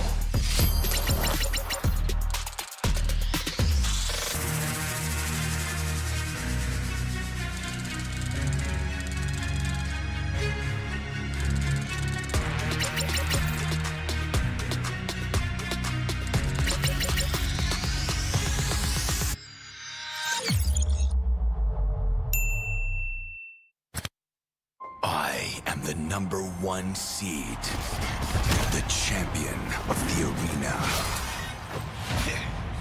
The fans adore me because I've never lost. You are afraid that you'll lose everything.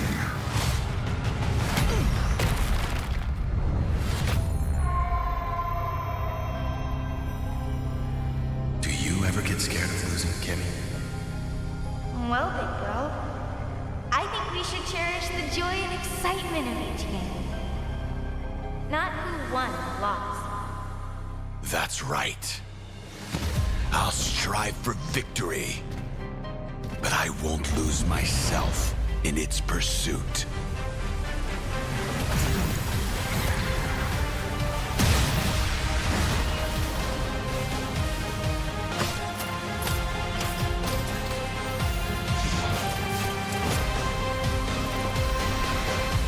World Championship. I'm back.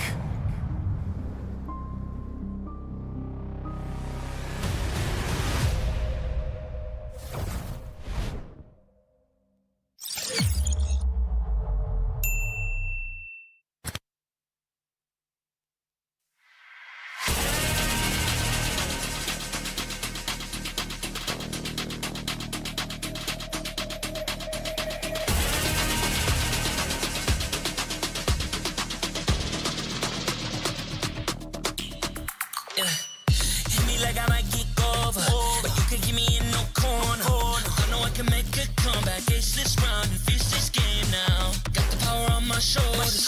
Yeah, you know that I'm a soldier. You can keep me off my guard, but you can't keep me from my honor. I feel like the floor is harder. The energy's getting higher. You're saving my arms. 'Cause I know just what I got. I got you like na-na-na. And you know I hold the power. This feeling I love. Oh yeah. Making my grind good to grace. So don't stand in my way. Standing tall and I won't fall over. We are better than great, good. We are better than great. We stand tall, won't run away. We are fun, nothing gon' change. Great. We are better than great. Can't get it great, I'm better than great. I play my own role, I become the greatest. Transcend myself into this game, yeah. I build a power to dominate fate. Championship mind, no time for the weak. We'll start to the game, shout, reveal. Better than great, that's how we feel.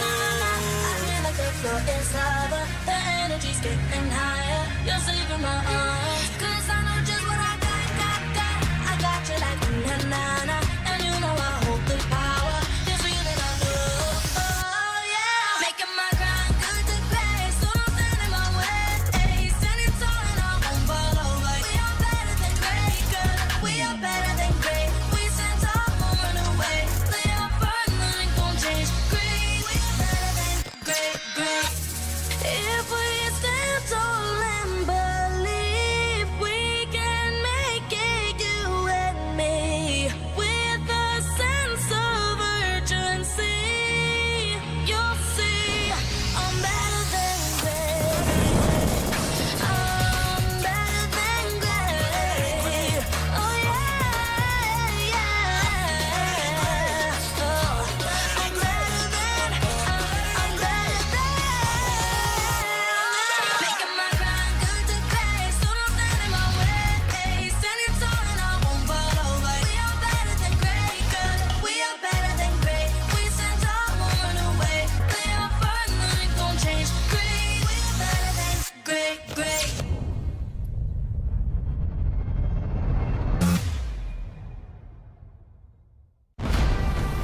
We are here at Gamers 8 to show that we are walking the walk. We have had amazing reactions, major idea owners, and a lot of potential partners and stakeholders coming in here and taking a peek. Gidea's Cube over here has been the nexus of this zone. What I saw it from the outside, it's very mysterious. You want to know what's happening inside. Felt like, this is an MMORPG, but R is not role-playing, it's real world.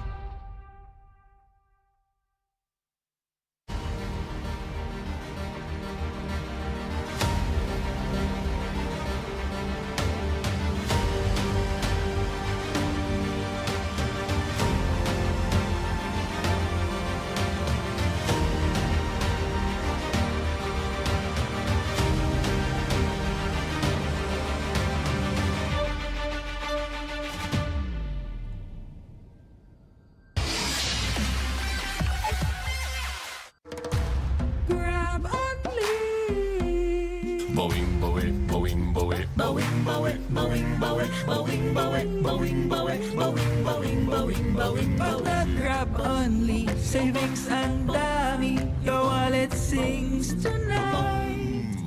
Laki ng bawi, pag nag-grab only, save 244 alright. boing, boing, boing, boing, boing, boing, boing, boing, boing, boing, boing, boing, boing, boing, boing, boing.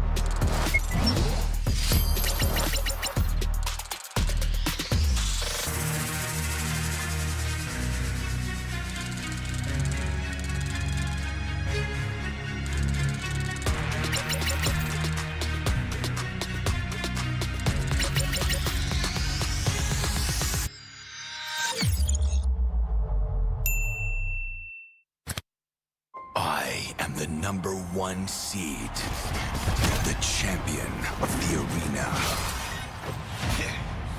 The fans adore me because I've never lost.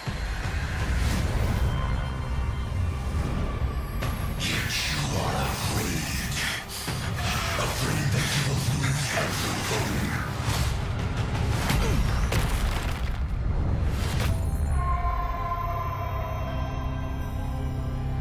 Do you ever get scared of losing, Kimmy? Well, big girl, I think we should cherish the joy and excitement of each game. Not who won or lost. That's right. I'll strive for victory, but I won't lose myself in its pursuit.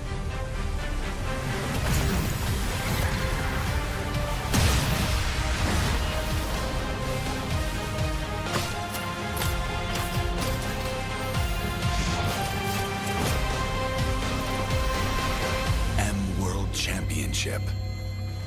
I'm back.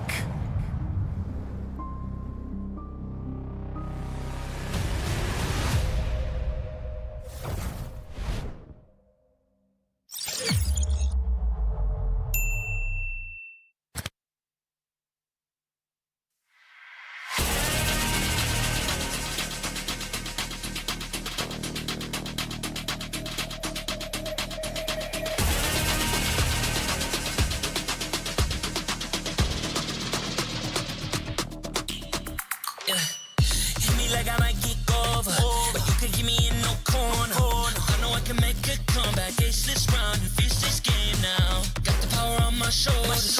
Yeah, you know that I'm a soldier. You can keep me off my guard, but you can't keep me from my honor. Nah, nah, nah, I feel like the floor is lava. The energy's getting higher. You're saving my arms. 'Cause I know just what I got. I got you like na-na-na. And you know I hold the power. This feeling I love. Oh, yeah. Making my grind good to grace. So don't stand in my way.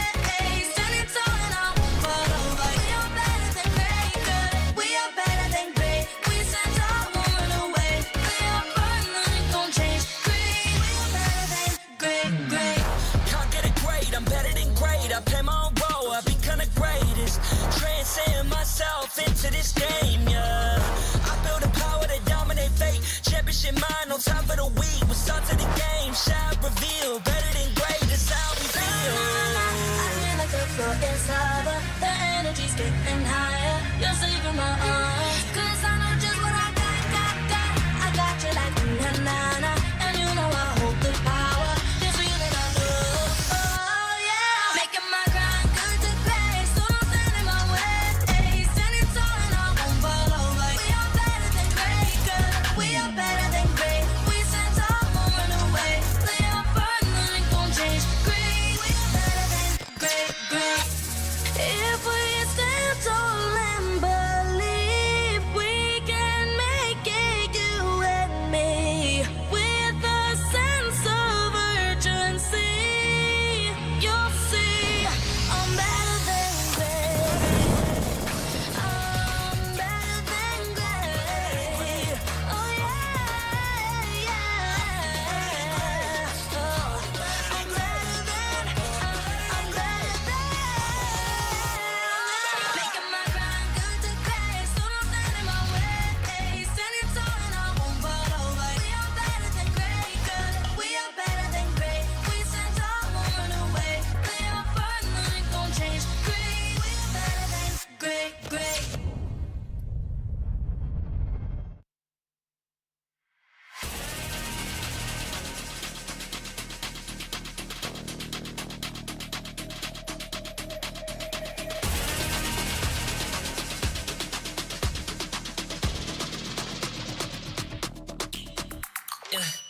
Hit me like I might kick over, but you can get me in no corner. I know I can make a comeback. Ace this round and finish this game now. Got the power on my shoulders. Yeah, you know that I'm a soldier. You can keep me off my guard, but you can't keep me from my honor. Nah, nah, nah. I feel like the floor is lava. The energy's getting higher. You're saving my arms. 'Cause I know just what I got. I got you like na-na-na. And you know I hold the power. This feeling I love. Oh, yeah. Making my grind good to grace. So don't stand in my way. Standing tall and I won't fall over. We are better than great, good. We are better than great. We stand tall, won't run away. We are burning, nothing gon' change. Great. We are better than great. Can't get it great, I'm better than great. I play my own role, I become the greatest.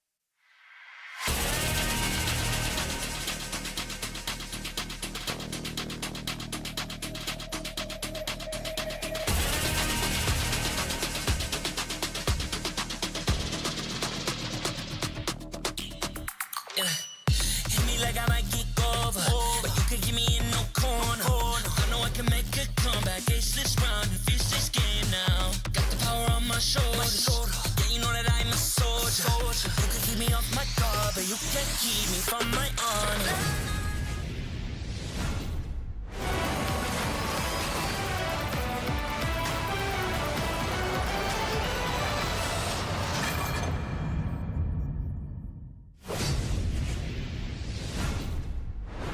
M5 wildcard continues here, and we welcome all of you watching at home back to the Mobile Legends Bang Bang M5 World Championship wildcard stage. My name is Stafa, and I'm joined here once again by Yasu as well as Arashi, because we're going to have our second best of 3 series of the day coming right after this. It's going to be between Saudi Arabia's Team Falcons and Laos's Nightmare Esports. And of course, let's not forget to thank the sponsor, because the M5 is powered by Muntun, presented by Kadia, and it is sponsored by ROG, the official gaming phone grab, the official super app partner, and Secret Lab, our official share partner. Thank you so much to our lovely sponsors here. M5 would not be possible without your support, so on behalf of the audience as well as the casters, we thank all of you. Yep, there's lots of great times to be had here, and on top of that, if you guys want to find even more M5 content, make sure to search hashtag MLBB M5 on TikTok to find the best content around. And of course, remember to use the same hashtag MLBB M5 once again to share your content to be viable for some rewards, which are available for all of you out there. But of course, let's get into things. It's going to be Team Falcons versus Nightmare Esports. Now, Yasu, this is your region, your team. Your thoughts going into this? Well, there's an interesting headline here saying "Soaring Bass, the Lotion Reaper." Actually, the MENA slogan was "Soar beyond your limit," and Falcons are here, so they are soaring beyond their limits already. We are here at the international stage, and it is a really, really, really intense match, because this team, Team Nightmare, has made a huge comeback against Team SMG. Wait a minute, so you're saying they're flying above their limits, so they're gonna get shut down by Nightmare Esports? Oh, you better be careful there, Yasu. If they're over their limits, it's like it's dangerous. To limit like beyond limits. I'm kidding. They're going past their limits. Yeah. I get it. But on the other hand, Nightmare's one-game win versus the favorites, right, shows really that they have some potential right here. And we saw a lot of very unique picks, and I believe they were also the ones who initially surprised everyone by just bringing in a Tigreal, right, bringing it back to the classics. That is true. Yeah, they brought out the Tigreal, which I honestly am very happy about, but also kind of disappointed that it didn't perform as well, because it's a hero I quite like, and I really like that the hero did get buffed overall. But of course, let us go on into our next topic. Starting things off, is going to be a good night's sleep or a terrifying nightmare. We got the mid laners up on screen right now. Good Night performed incredibly well yesterday, as we saw from his KDA on the Valentina. Sussel didn't do too badly. He did get MVP in that one game that Nightmare were able to win out against Team SMG. Now, Arashi, I do want to ask, what are your thoughts right now about Valentina's status in the meta? I think it's great that she's getting a lot more time in the Land of Dawn. But unfortunately, for a while here, the meta shift back to the even older meta of the long-range mages like the Eve, like the Farsa. And now it's back here with all the team fights, with all the big ultimates used to actually win it out in a intense, close-range team fight. The Valentina is better here again. But if you look at the stats here, the KDAs from both these teams, I feel like it's a bit unfair, because Good Night's game right here that's being highlighted, I believe it was a very, very long game in comparison to Soso. So it's not exactly immediately transparent from the numbers alone. Well, I actually also admire something, and when you guys brought up that Valentina wasn't like getting the recognition, let's say, in the past few, not gonna say seasons, but weeks at least. So Valentina is one of those picks that you should take care of, because once she is there, you know that there are some picks on your team that cannot be used because you don't want to deal with their ultimates. That is true. She is a little bit of a threat in a different way, but of course, let's stop our discussion for there because we're gonna be having the teams walk up on stage very, very soon. Before that, we do have to introduce to you the faces behind the scenes working to make sure any technical difficulties are resolved and competitive integrity is maintained. Our Marshall team up on stage, thank you very much for your contributions. But without further ado, starting things off, opening their wildcard campaign with a dominating sweep, the Saudi Arabian representatives look to prove that the sky is the only limit. Make some noise for Team Falcons! Yeah, they're able to get such a dominant performance yesterday, showing great skill, great planning, and also great endurance with the long duration games. But today they are facing on the other side, the team that made the tournament favorites bleed and looks to ground the soaring Falcons, the pride of Laos, Nightmare Esports. Nightmare Esports, they have proven at their first appearance at the first match of the first edition of Wildcard that they are up to the challenge, that they can take this game back home, that they can make, or like let's say cut the wings of the Falcons. And besides the players themselves, again, it is going to be the coaching staff that performs all of the nitty-gritty behind the scenes. You may notice only one team has it. Falcon, Leo does the drafting, so already multi-role. We'll see if he can pull it off once again as the fist bumps on stage have concluded and the teams will now take their seats. Let's dive a little bit deeper into Team Falcons. Well, for Falcons off the bat, the fact that the drafter is also a player, we've seen this trend rise up in Indonesia, by the way, just for your information. And sometimes it's really beneficial because you know, and you're on the field, you know exactly what your teams can do. Well, actually when you said that, we have seen that before. There was one name that came up to my mind, and he's like one of those who made M3 an exciting event, MOBA Zane.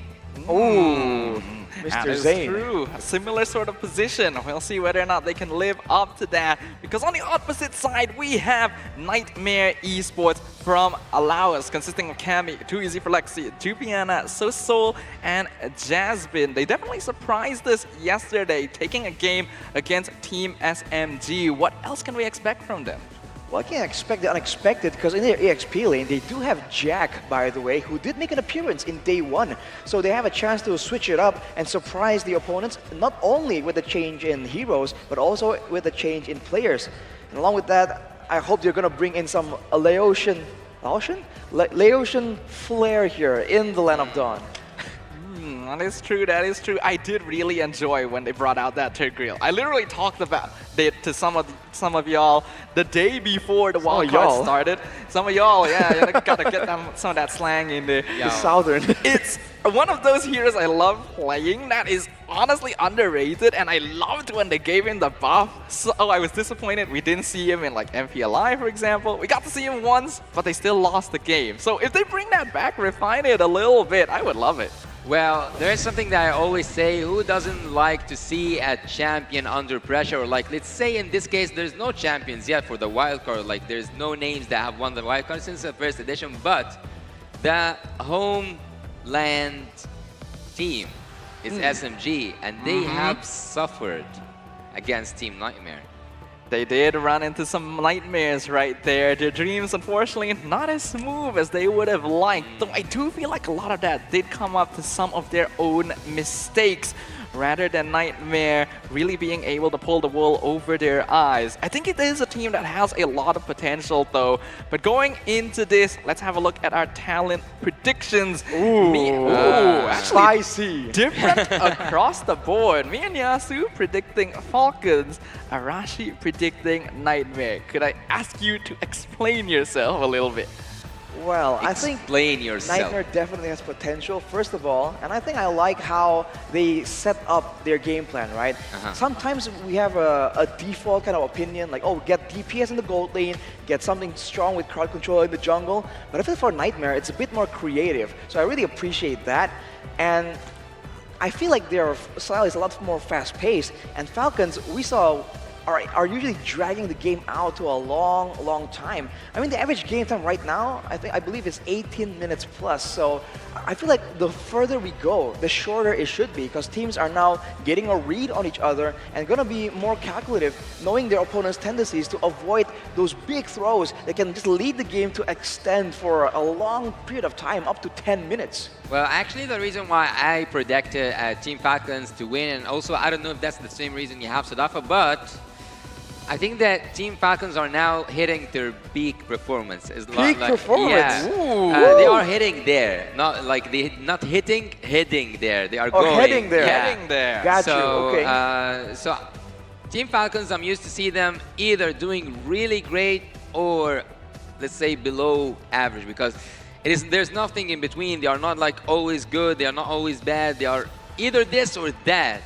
Right, so that's why. flip. It's a coin flip. You never know what you're gonna land on. Yeah, I'm just like counting that they will have that momentum today. Hulk, dude. He looks confident, man. Yeah, Raising up the audience real quick. I know, right? Literally being able to play with the crowd in a different region. That takes some skill, but well, if Yasu senses that this team is inconsistent, he definitely has the most experience with them compared to the rest of us from MPL MENA. Maybe we have to take his word for it. Either way, we're going to be jumping into the drafting phase for our second series of the day. It is going to be Nightmare Esports versus Team Falcons. We've already seen some very interesting drafting today. Our unique hero count rising above what we expected. So let's see if we can keep that trend up. You know what's also rising up to the draft right now? Khalid is in the ban at the first phase. I know, right? And that's a respect then. And we've seen that both Juviana and Jack really likes playing this hero, and it was really good. But unfortunately, with the Tigreal, we did see some miscoordinations right there. That is definitely ironed out, man. Mistakes like that are those kind of factors can lead to a fatal change in tempo. For Nightmare, though, it seems to be still the Nolan and then the Terizla, so a bit of a mix here. Wanting to shut down the jungle advantage, but also that big team fighting potential. So I do have to ask, Rashi, in this position, right? Nightmare Esports, I think it's pretty clear they're coming into this match as perhaps the underdog, considering their performance yesterday overall as compared to Falcons. So when you see your opponent having performed so well on day one of the wildcards, what is the approach in terms of the draft? Do you want to focus like key players? Do you want to refine your strategy? What's the play? I really think that's a very case-by-case scenario, man, because some teams, they're just that good at their comfort heroes, and when the going gets tough, they can default back to that, and usually that's the right call. Getting them in a familiar spot with a familiar hero will alleviate a lot of the pressure mentally, especially in the long series. But for some teams, it's about just countering everything and being intelligent. So we'll have to see, man. With the coach diff between both these teams, seems like Nightmare go in for that 1-1 pick. Will this be a protect the 1-1 strategy once again? Well, there's an Arabic quote that I will translate literally, and if you guys have a similar one, or maybe like you will correct me, go ahead. So it says, hit the iron while it's still hot. Yes, strike when the iron is hot. Yes. Yes. So I think that right now Falcons on their winning. I'm not gonna say winning streak because it's like a first match, but it is a sweep. So I think that today, after seeing or having that boost of confidence yesterday, they should pull off a really good performance. Nightmare should also have pride on taking or making things not look really good to SMG, which was I think it's most expected to be one of the strongest teams we have here in the wildcard. So teams do have to play around momentum, and Yasu definitely making a bit of a statement there. We'll see how true that becomes, but I think Team Falcons are definitely going in that direction, right? They have the momentum from a 2-0 sweep yesterday. So they're gonna give Goodnight one of his signature heroes right off the bat. The Fairness is gonna be coming out along with the Matilda, and we saw this exact combo do scary things in the hands of Team Lilga. There's just so much protection, so much sustain available. So in a big team fight, technically, right, the balance really just favors Team Falcon with this lineup. For a while now, we're going to wait until we can see what Team Nightmare has picked up. And if they can do so, oh, it's the Arlet and the Fredrian, it does seem. So a lot more crowd control heavy. And with the Fredrian, that means that the jungle is also very, very strong. It can really swing both ways with the sustain and the damage. Yep, I'm not too sure if the graphics are updating here, but just to confirm with you guys, Nightmare has drafted the Arlet and the Fredrin, and Falcons just concluded their first phase with the Yu-Zong pick. So responding here, there's gonna be quite a lot of dueling in that EXP lane if this Arlet does go in that direction. But I like the pick. The final slash really messes with the NetherRealm. After seeing that 1-1 is the first pick for Team Nightmare, I was actually like kind of expecting to see a suppression here. I was kind of waiting to see a Kaja or maybe a Franco to stop that one, because Team Nightmare should be so confident to just like take 1-1 as a first pick. Yeah, that's true. Unfortunately, right now we can't really confirm the bands have been selected right here. But we can make a bit of an assumption, technically. Because for a Falcon, right? I think it's Angela, and on the other side there is Akai for Team well, we'll see. Nightmare. But again, for now, with the Faramis and the Mathilda and the Yu-Zong, you expect some kind of damage output hero, because otherwise, all this protection will be for nothing, right? The NetherRealm and the Guiding Wind is meant to be used to protect someone. So I think a big carry is going to be available. We're back. Okay, we're back in action here. The graphics have been updated. Sorry about that, everyone. Thank you for being patient with us. So the Angela and Minotaur were banned out by Team Falcons. Akai banned out by Nightmare Esports. And it's interesting they would go with the Akai, because usually you would consider that as the counter to like the Faramis, for example. But since they are going with the Arlet Fredrin, this hero would be a threat in terms of that heavy spin during these team fights. So both sides do seem to be focusing around the fighting potential of their overall lineup. Oh, they banned away a Brody, by the way, Nightmare. Yeah. I feel like the Brody will be, it's a bit of a shame to use all this protection for a Brody that's already kind of self-sufficient. I thought something with a higher damage output, like a carry or something, would make sense, but now with a Martis even, it's going to be rounding out the resets, the extra bit of damage they require. Nightmare, I feel like they can just go for a split push. If they want to bank on a team fight here, it's going to be so difficult. Well, they want to let Lotrick to analyze the enemy fully, because they don't want to take that marksman, they don't want to take that gold lane just yet, just to know if maybe they will go with the carry and they will have like that true damage upon such heavy heroes from Team Nightmare. So far there are heavy heroes, but maybe they will add some more, because Arlet can be an XB lane, but also he has proven efficiency in terms of the roam. So maybe you'll see a carry. I was actually gonna say I expect a Bruno. Let's go! There he goes. There he goes. I'm You got so your glad I Tiger. get to cast this again. This is nice. We got the Tigreal and the Valentina. So that NetherRealm is going to get stolen away depending on how Soul is feeling. Even the Black Dragon Form and Decimate are pretty good overall. Wow. The team fight for Nightmare, pretty powerful. But with another tanky hero, carry is looking more likely. If not, then maybe the Ixia? Something long range maybe as well. Ixia comes to mind, but so does maybe... I guess the carry really gets up there, but I think the carry is most likely. Or do they want to pull out? Oh wait, actually Lotrick is one of those who play Beatrix really good. Oh, the carry makes more, makes more sense. I was thinking that Erythor has potential right here. It's a bit of a counter to the 1-1. And you know, if you're secure with the healing and the mobility, and you can hit while moving, you can just cut down on the defensive items and just go all in on the damage. But it's gonna be the carry.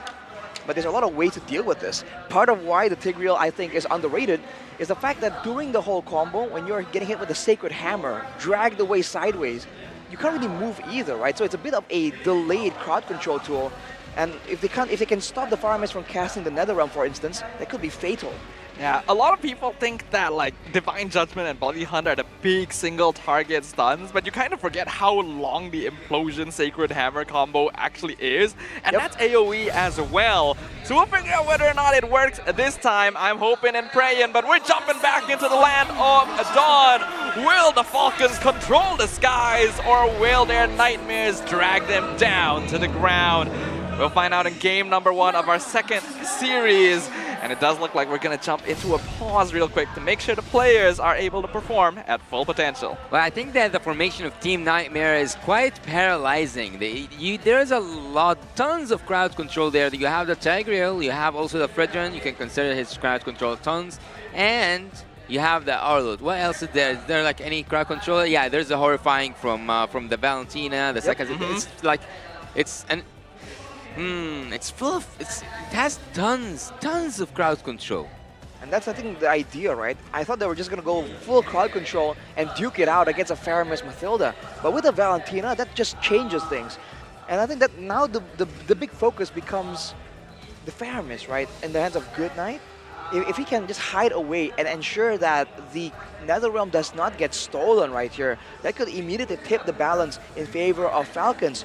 But otherwise, there's just way too much crowd control here to really be able to fight comfortably for the side of Falcon. Because not to mention, there's only one Purify in the hands of the carry, so everyone else, I believe including the Faramis, no Purify, which means he can get comboed and locked down. That might be a mistake, dude.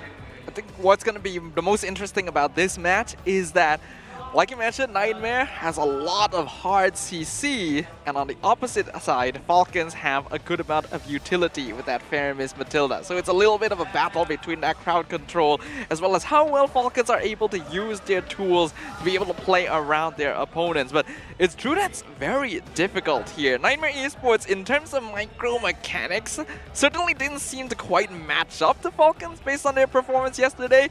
But when you have a good hero lineup, a lot of that can be made up for. Well, the sustainability that Team Falcons have is quite, like, it is remarkable. You have that Matilda, you have also the Faramis. You can extend the team fights for a very long time. But what I also kind of notice is that they have reached to the backline with also the Yuzong. They have really good damage output when you reach the late game with the carry.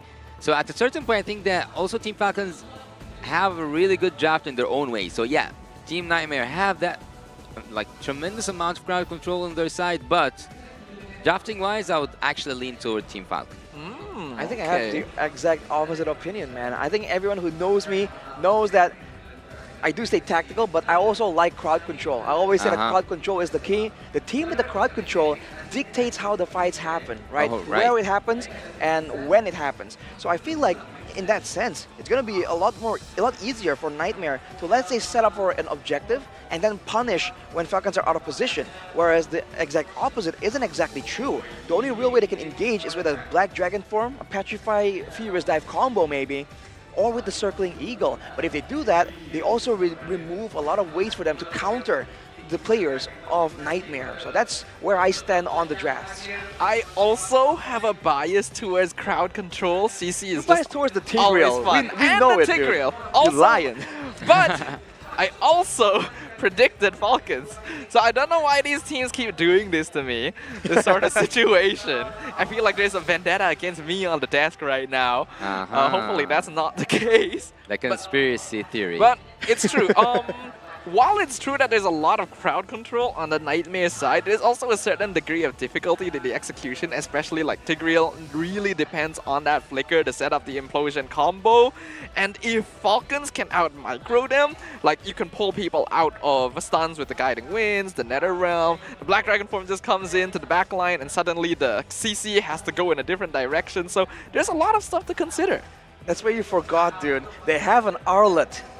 If they final slash everyone in position, they can immediately go with a Sacred Hammer and then Implosion combo. With an Arlet and a Fredrin, they can both stay in the front and take some damage in that back and forth situation. So you're actually saying that Team Falcon will be paralyzed? I think so. I mean, it's hard to imagine that none of these crowd control tools are gonna land, especially with only one Purify. We have an M-Series fact right here though, a decline in the Appraiser's worth. Fredrin, the most picked hero of M4, has finally been picked after 13 games on the wildcard stage. It feels kind of unbelievable. You would think that Fredrin had showed up at some point, but the fact that this is his first appearance, the entire wildcard is insane. The hero really has dropped off a little bit in terms of his overall value during the drafting phase. And while I myself am a Fredrin player, I am kind of glad because we have seen a little bit too much of this man. Too much of that characteristic undercut. He had an era for himself. Absolutely, man. Always pick or ban, and at some point he was able to be flexed to the EXP as well as the jungle, in the mid lane as well sometimes, and I think at one point even the roam position, but that's a long while back. But it's so flexible. It's built-in sustain, damage, and crowd control, right? It's just a good all-rounder. But I do believe that in the current meta, despite the rise of assassins and the like, The Fredrin is still solid, but I think a lot of teams are just trying to hide it, dude. I suspect that in M5 over in the Philippines, we might just see a bit more of these. Really? Again? A bit more Fredrins. Are we like? I don't know. Like even as a Fredrin player, I do feel like the heroes just had a bit too much time in the spotlight. Like, how do you feel about Fredrin? Well, look, as I told you, at some point, that professional player, if you remember the topic that we talked about in the last match, told me it's about perfecting. It was actually at the Fredrin era, at the utility heroes era, that those like tanky heroes who can go in just to secure that objective, or like neutral objective. So, Fredrin getting picked again, it will need that era to come back, the utility heroes era. But right now we have the assassins, we have the even like marksmen, we have Yusun Shin today, we have fighters, we have everything. I think the marksmen are a bit more of an exception, right? Yeah, it was a Yusun Shin. Here's the thing, Yasu. When there are a lot of marksmen and assassins in the jungle, what becomes good in the jungle? Tanks. Tanks. Fighters. That's part of why I think it's going to make a comeback, man. With so many slippery heroes like the Nolan, there's going to be so many like flexible teams that they can pick, they can let the Nolan go through in the banning phase, and then they can punish it using heroes like the Fredrin. I would actually hate that to happen. I hated the tanky junglers meta. Same, I'm gonna be honest. It's just, like, yes, it's effective, but it's also not the most fun to watch, We wanna be entertained when we're in the land of Dawn, especially watching these tournaments, And just seeing this big beefy guy walk around killing creatures in the jungle, maybe coming out of his cave once in a while to do something, it's not the most riveting experience. I mean, earlier we saw a bunch of Boxias come in. Of course, as an exception, we did see the Yusun Shin as well, but generally there's still a lot of fighters left in the jungle right now. Yeah, Leomord, Roger. Leomord, yeah. I forgot about that. That's true. Do we want to remember that? Alpha just came. What else? Is there any other interesting jungle heroes that we've yet to see? Interesting jungle heroes we've yet to see? Yeah, yet to see. Paquito? Ooh. Paquito in the jungle. We haven't yet, right? Not in recent times. We saw Paquito in the EXP lane earlier. Yeah. But it used to be able to be flexed in the same way like the Fredrin, right? EXP, jungle, mid, and roam. Just like unreal. In fact, even further back, the Paquito was able to be used in the gold lane as well. Yeah, that was a thing. A long time ago. That was a fun time, though. Actually, this is a bad memory for me because it was used against Mina. Not the best time, especially if you have to play against it. But hey, it does add to the experience, makes things a little more interesting to watch. For now, though, it does look like we're gonna take a moment to make sure that everything on the stage is going properly. We gotta make sure that competitive integrity is maintained, that if the players are having any issues with their devices or their connection or so on, that we are going to fix it. No worries, the marshals are already on it.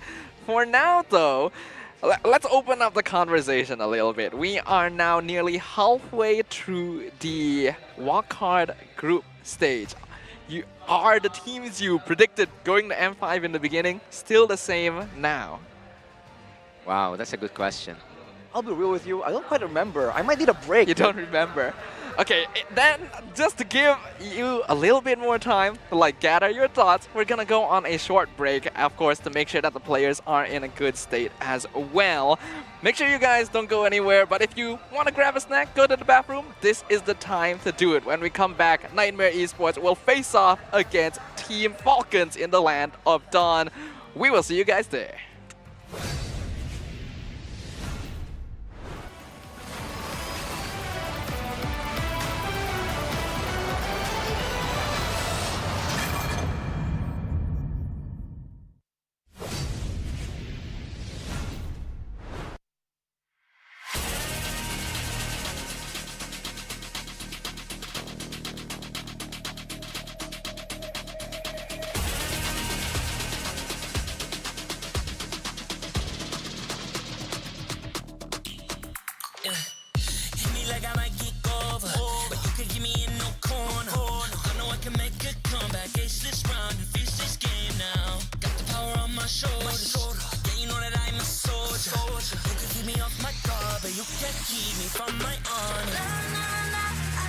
the floor is lava. The energy's getting higher. You're saving my arms. 'Cause I know just what I got.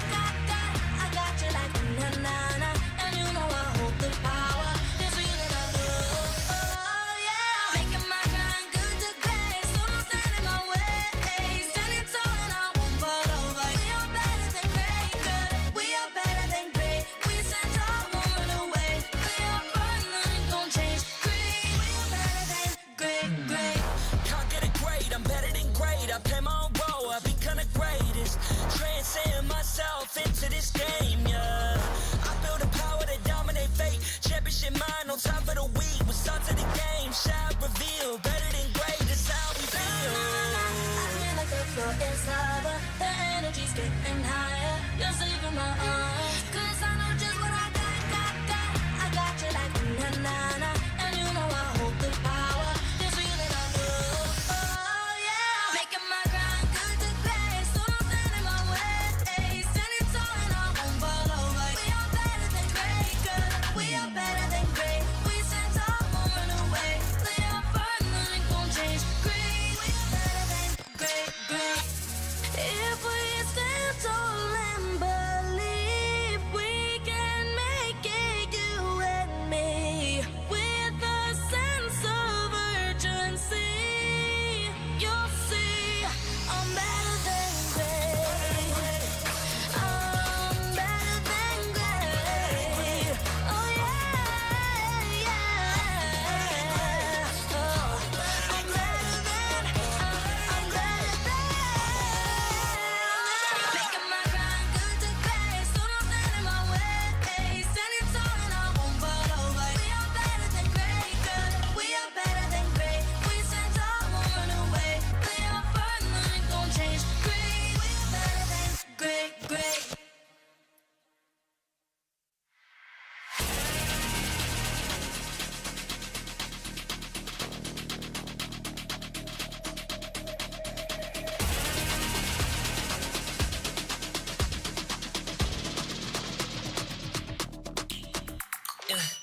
Hit me like I might get over, but you can get me in no corner. I know I can make a comeback. Ace this round and finish this game now. Got the power on my shoulders. Yeah, you know that I'm a soldier. You can keep me off my guard, but you can't keep me from my honor. Na. I feel like the floor is lava. The energy's getting higher. You're saving my arms. 'Cause I know just what I got. I got you like na-na-na. And you know I hold the power. This feeling I love. Oh yeah. Making my grind good to great. So don't stand in my way. Standing tall and I won't fall over. We are better than great. Good. We are better than great. We stand tall, won't run away. We are fun, nothing gon' change. Great. We are better than great. Can't get it great, I'm better than great. I play my own role, I become the greatest.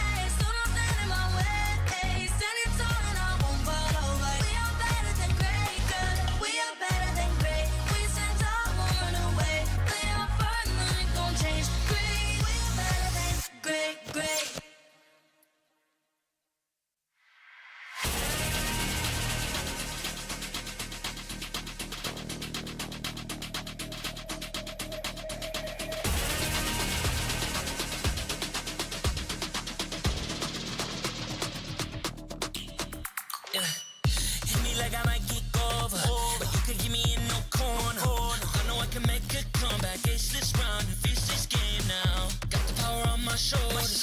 Yeah, you know that I'm a soldier.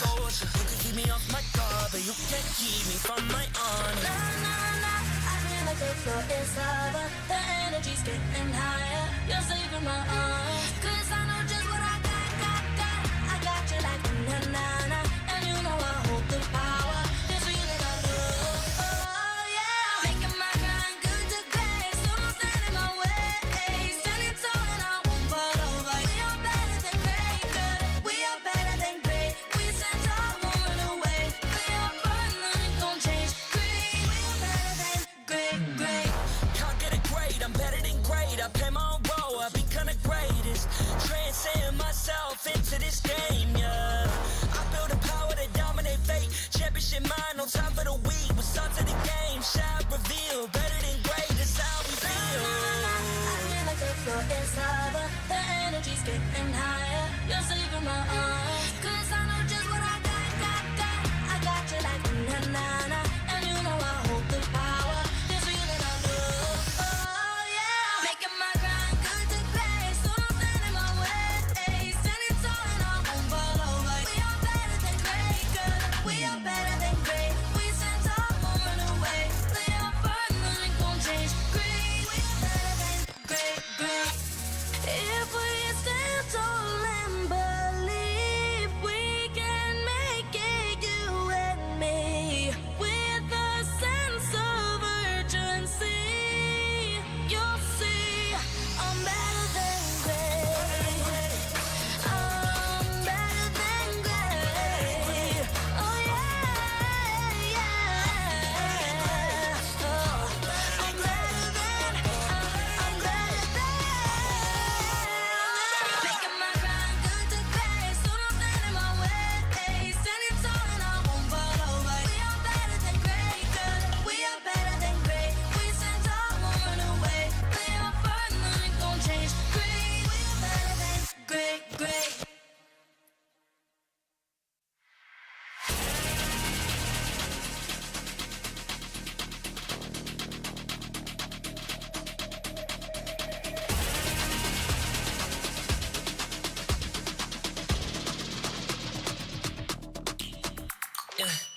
Hit me like I might get over, but you could give me in no corner. I know I can make a comeback, ace this round and finish this game now. Got the power on my shoulders. Yeah, you know that I'm a soldier. You could keep me off my guard, but you can't keep me from my honor. Nah, nah, nah. I feel like the floor is lava. The energy's getting higher. You're saving my arms. 'Cause I know just what I got. I got you like na-na-na. And you know I hold the power. This feeling I love. Oh, yeah. Making my grind good to great. So don't stand in my way.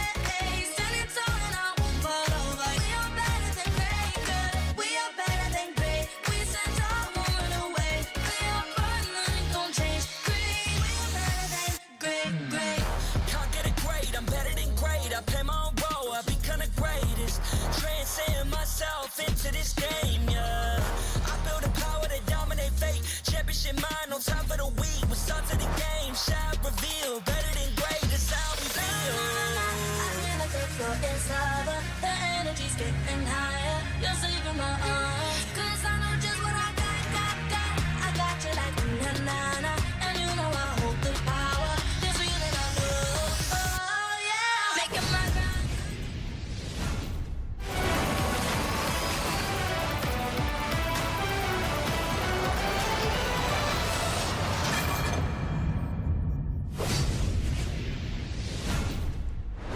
Ladies and gentlemen, look alive! The M5 World Championships wildcard stage has returned to your screens. Thank you very much for being patient with us, but we are back. And thank you very much for joining us once again. My name is Tafa, alongside Arashi and Yasu once again. For those of you who are just joining us now, we're about to enter our second best of 3 series of the day. It is going to be Team Falcons versus Nightmare Esports. Now, we already talked a lot of stuff. I hope you guys still remember the draft, because I'm about to quiz you now. Who are you predicting is going to win game 1, starting with Arashi? Yo, man, card control is the key. Every single time I'll keep saying that again and again. I think the exception would be when there's a lot of movement, right? We can just move around and maneuver, maybe go for a bit of a split push. But I gotta say, I side with Nightmare Esports on this one. Ooh. Dodo. Really? He's not Dafa, he's Dodo. Dodo got the mascot here. Yeah. Yeah, he's here. He's on the wildcard stage. You guys thought he wouldn't be here, but he's here. He made it. Is he always on broadcast? Yeah, he is. He's just sitting there. Shall I just leave him Dang. like this so that his head pops out? Yeah. It's like a stalker. You guys know he's always he's stalking the camera. But maybe because he's with you today, maybe you'll get your predictions right. ooh, that's true. I already got the first one right. Yeah. Maybe it's because but he was here yesterday too. No one saw him He just- yesterday. You could have just let It's it true. go. He didn't you know? appear on camera. Yeah. Maybe it's because he has to be on camera, you know? Maybe this That's is your true, lucky huh? charm. Lucky Charms. Oh, you're right. This is the lucky charm. It's all about the Lucky Charms, man. Even in the previous match, the Lucky Charms is losing in the first game. We'll see if a repeat kind of Honestly, I happens. should have right brought now. him out yesterday. You lost in the first day. That's true. But I feel like I should have brought him out yesterday because Should've. all of us were dressed in like purple and black yesterday. And Yeah, you mean same- Gideon. Yeah, I missed, Shout out Gideon Q. I missed out on an opportunity. Yeah. But Well, either way, so Nightmare. Yes. Yeah. Yeah, you're the only one here. Do you agree? Do I agree with the crowd control? Yeah, I know that it's so annoying. I know that it's really good to have crowd control. But Look, I want to say something that also looks really good. Look at this close-up shot. Again. Come close. Whoa. You'll It's see a- that. he's you'll see demanding that. closeness You'll from see the my camera. frame. You'll see my frame having that Yuzong skin here. It like looks so really good. But let's go back to the topic. Move the figure. Move. Yeah, actually, There you go. I don't want to. I don't want to mess with it. So the crowd control is really annoying. The crowd control is really good. But Falcon's team, if they execute it, yeah. See, it looks like the close It's like shot you're a looks figure really salesman, good. dude. You're like, look at this right here. Yeah. This is quality. Yes. But you this can is actually quality. get this with the M5 pass in game. Ooh, the transition though. Yeah. See? Like when you lit better than great slide into your sentence. It's the same feeling. Into your DMs? Yeah. It's like Nice. here you can get also the M5 pass. You can have a chance of this. Yeah. Sure I can. like what you can do there. Anyways, back to the game. Back to the game. Take it to the away, game. Dodo man. So, wait, which team did you predict? Did you answer Falcon. that? I said You did Falcon. Falcon 2-1. Biased. No, 2-1. Just kidding.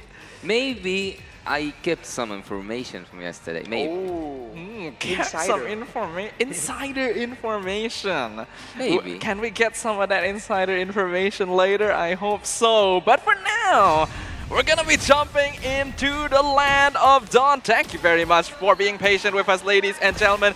We've got Nightmare Esports on the blue side. We got Team Falcons on the red side, and it already begins. Hulk taking some abuse here. Yeah, he needed to go back, and I think if Joviana is wanting to commit to that. Well, that's a lot of damage. The Soso now taking the aggression. The Terrifier is going to be enough. But that's a T-Wheel, man. Level 1 and 2. It's actually quite underrated how much crowd control and how long it actually lasts. For now, though, with a Mathilda in the picture, it will be unlikely for him to get anything too meaningful. In the mid lane, I feel like Goodnight now has a bit more control to play with here with Super. Jasmine.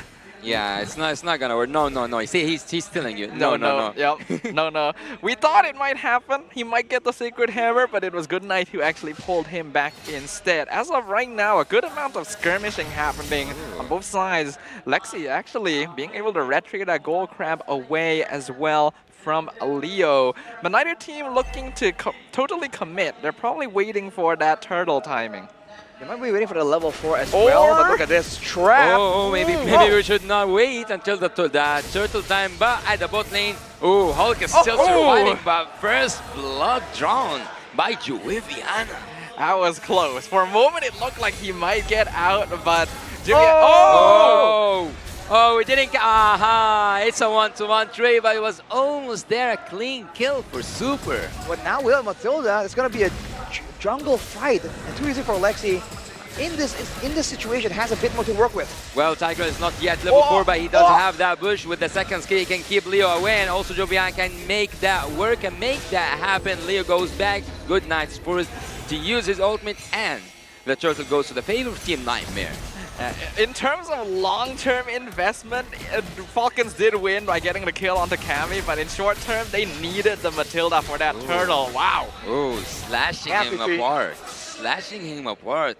Like, Arashi, is it like normal for an Arlok to win against a Yuzong in the lane? It's a Yuzong, and it depends on how long the trade goes. If the Yuzong can get those stacks up, the Char energy stacks, it's going to be a bit more difficult because he gets more damage and he gets more sustain. But initially, especially when at level 1, and Juviana on this Arlott just going all in aggressive. And so far, for Team Falcons, they're just not matching the fighter damage potential because fighters' strong suit is the early to mid game. And Cammy, even though he gets taken out, he did get a kill. So it's a bit of a win-lose kind of.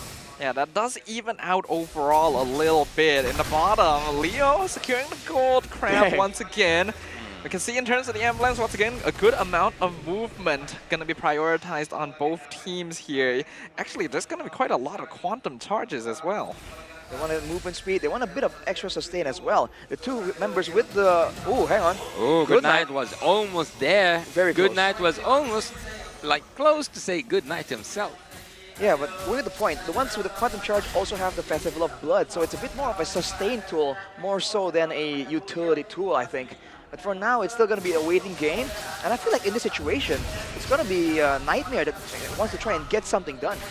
They are just like, you know, like fighting behind that turret, and he is able to do so, because so far, Arlott is dominating his lane. Well, we can see a lot easy for Lexi going in. Oh, he is trying to commit to it. He will get that kill. Low trick. Did he trigger anything? No. He is still alive. He is alive with a miracle. Jasmine is out. He is out by the hands of Good Night. Too easy for Lexi. Is it too easy for Lexi? Let's see together. Will Cammy commit? No, he will not commit. Good Night goes back, and Team Falcons gets a kill. But I think that they potentially lost that turret. That right there is the dictionary definition of greed. Jasmine thought the kill was secured for sure, so he held on to that implosion and then used it too late. And by that time, Super had already pulled his gold laner out of danger. Juviana, he just stands with the there. standstill before the flicker, just making a statement. Look at the bottom side though. Jasmine's trying and deter Logic from getting too much gold tower gold. He have to pull back. He have to pull back. Can he get it? No, it's so hard. Oh, Jasmine, does he have a flicker? He does have a Souls flicker. here too, Oh, dude. he doesn't need to even use that flicker. The final slash coming smoothly by Joviana.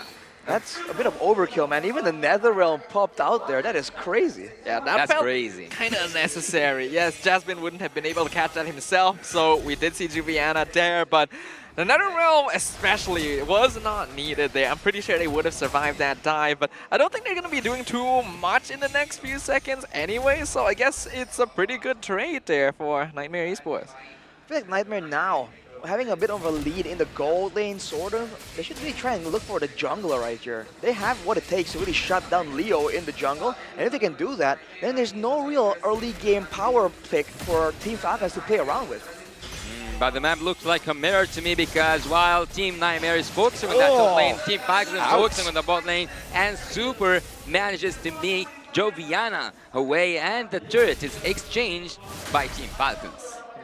Making sure they're able to get the tier 1s in the EXP lanes respectively, but a mid lane fight. Oh, look at that ultimate flicker coming here. We can see here that the 1-1 will use her ultimate. She couldn't commit to it because there was no time, and the final slash coming, taking Logic away, taking away the marksman out of the calculations. Man, even with the fact that Oasis there, still a massive fight, and now it's still not over. Oh yeah, it's not over because slash after slash after slash, it needs a final slash, but that final slash is beating here by Leo, getting that kill on too easy for Lexi. Yeah, too easy for Lexi. Definitely overstayed his welcome there. His team did very well in that fight. That's the strength for all the crowd control that they have. But he could have just walked away. It really wasn't likely that they were going to be able to get another kill. But at least they're able to give Cammy that tier 1 down bottom and slowly start snowballing on this 1-1. That is a big problem later on, especially for Cammy. The Netherrealm is a bit of a good counter against the crossbow of Tang, but later on it's still going to be a lot of damage, and Leo here almost gets caught out. He's going to be zoned away, man. Look at how much response is used to just tell Leo, like, yo, get away from the turtle, bro. This turtle. And I'm abuse we against that. Yeah, this turtle does not belong to them anymore. That's gonna go over to Too Easy for Lexi. Brought to you by Republic of Gamers. As of right now, Nightmare Esports still gonna be maintaining a 1.8k net worth lead, but honestly, it's not all that much. And if Team Falcons can continue buying time for Lotric, their late game can be pretty good. Yeah, Kami's in a really bad position. The Black Dragon formation here, and we can see that Jasmine is in a really bad place, but who is really in a bad place is that Team Falcon now cannot, they already can take that damage, and they also take that double kill. Leo is there, and Team Falcons with the double kill. Very well played right there. Going for Jasmine instead of Cammy, and they were actually able to bait him in. Oh, Juviana? Yeah, he's taken now some of his own medicine. He's now facing the slashes of that Martian, and will it be a final slash? A final slash is there by Juviana, but the ultimate should be triggered, and there's a knock-up. There's a knock-up happening here. Too Easy for Lexi is trying to continue with that team fight. He's trying to follow up and save his teammates, and he does save his teammates. Team Nightmare goes back. Now it's a bit of an opposite situation right there. Earlier there was a fight that led to a target getting taken, and just like that, Nightmare Esports give Team Falcons the same exact situation. You can see the C Hover rush for Cammy right here, so that's a lot of reduction right in the healing, but it's also a lot of max HP damage that can be used to deal with Leo and Hulk. And for now, man, I think Nightmare Esports need to just not go for anything too crazy. The earlier play, man, 2v3 was not required at all. They need to try and get into the jungles right here and go for a 5v5. They have the superior team fight setup. Yeah, they've already lost a lot of the network superiority they had before. We can see in terms of gold, basically pretty even, these teams, and the most important players, Lotric as well as Cammy, are pretty close in terms of item builds. So no real advantage being built up for the late game on either side right now, and that could be concerning here for Nightmare Esports. Yeah, in terms of the kills, it is equal. In terms of the gold, it is almost there, but there was almost there. What was that? What was that? What a really nice engagement from you. Oh, Leo is out. Double kill, but there's a shutdown. Hulk is trying to get Suso, and he does. Rubiana's in danger, and Team Nightmare might face a whiteout. They might face a whiteout, but Too Easy for Lexi escapes. Team Falcons are soaring beyond their limits. Now that was a turnaround right there. We thought Nightmare got the best engage they could, but that NetherRealm changed things instantly. I think it's not exactly just the NetherRealm. The fact is, the Sacred Hammer actually pushed people out of the NetherRealm range. The problem is that the main damage dealer, Cammy on the 1-1, was the first to fall in that engagement. How does it happen, man? Does he not play the 1-1? Is he just overextending too much?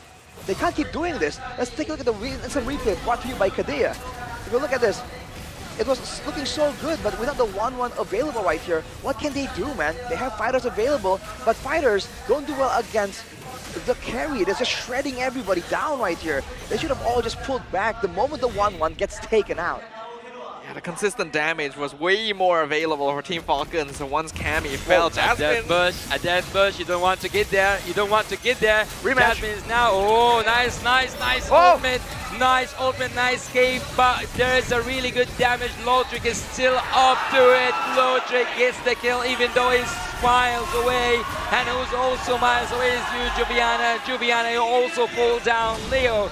Team Falcons got 2 of Team Nightmares, and also they also have the Lord. The crowd going wild right now for Team Falcons, actually. Every time Nightmare Esports looks for an engage, the Falcons are right there waiting for them. And even though there was so much commit onto Lotric to try and pick off the carry, he is online. I'm pretty sure he's got his Trinity by now. The Lord taking a lot of structures. They should be aware of that crossbow of Tang. It might turn things around. You gotta be careful here still, of course. But for Nightmare Esports, they're just playing this weird. Like even there in that fight, Juviana went in absolutely alone. What was the idea here? It seems like they're just fighting spontaneously, and they have no idea what to do when someone runs into contact, right? They have no idea if they should back away or if they should try and commit to the fight. Just like right now, Jasmine taking damage for no reason. Yeah, he is taking damage for no reason. I don't know actually why or what is he aiming for at this moment. He's just trying to get information. He doesn't really need the brawl with Leo, but it's still okay since Tigreal as a hero is pretty hard to take down. The problem for Nightmare Esports though, they don't really have good split push presence, right? Arlet isn't really the type of hero you send to shove down a lane. And right now their team fighting isn't actually working out for them either, even with all the crowd control. So Team Falcons are in a really good spot to secure this game. I feel like this composition could have worked without the 1-1 still. I wonder if the idea is to take it away from Lautrec instead. Because honestly, that's the problem right here. He's just a bit too immobile as a 1-1. Usually you see 1-1s dodging from everything, but in this game, he is just getting completely nuked out before anything even happens. So he needs to be a bit more careful, because there's a lot of ways that Nightmare Esports can really bait out the ultimates.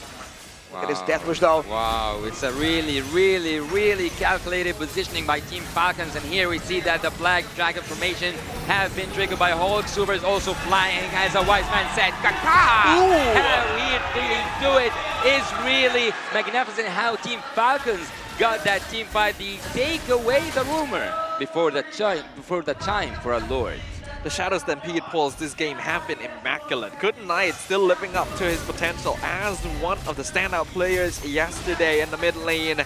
Right now, Team Falcons in full control of the game and the map. The Lord is easy for them, no problem at all. Nightmare Esports, what do they have to do? Nightmare Esports, I think what they had to do was avoid throwing so much in the early game, but now I feel like the best they can do is wait for a mistake. Ooh, Unless Team nice Falcons steal. really makes a mistake, I don't think there's a way for Nightmare Esports to come back to this. Their main strength is the fighters, the early game, the crowd control. But now with no real way to bait out the Netherrealm, no real way to split apart the Pharaohs from the carry, what are they supposed to do? They have to just sit there and take the damage coming in from the carry, and that's percentage HP damage, dude. And they don't even have blade armors. What is going on here? But aren't the marksmen equal in gold, almost? They are almost equal, but Lautrec does seem to be positioning a lot better than Cammy. Yeah, the health helps a lot as well. Nightmare Esports gonna be in a lot of trouble here. Bottom inhibitor is gone. Lord crashing up top. Yeah, Lord is just getting in there, getting the second inhibitor choice for Team Falcons. Team Falcons might go in, but Good Knight didn't want to go in that way with the final slash. The Black Dragon probe is now triggered by Hulk, and Hulk might go. Hulk is here. Hulk arrived. Team Falcons are trying to go in, but Team Nightmare don't want to let that happen. They don't want to let it go. Kabi is looking to trigger his own ultimate, but he cannot find any ultimate openings. He will not find it at time, but Kami takes the kill. Double kill for that Leo.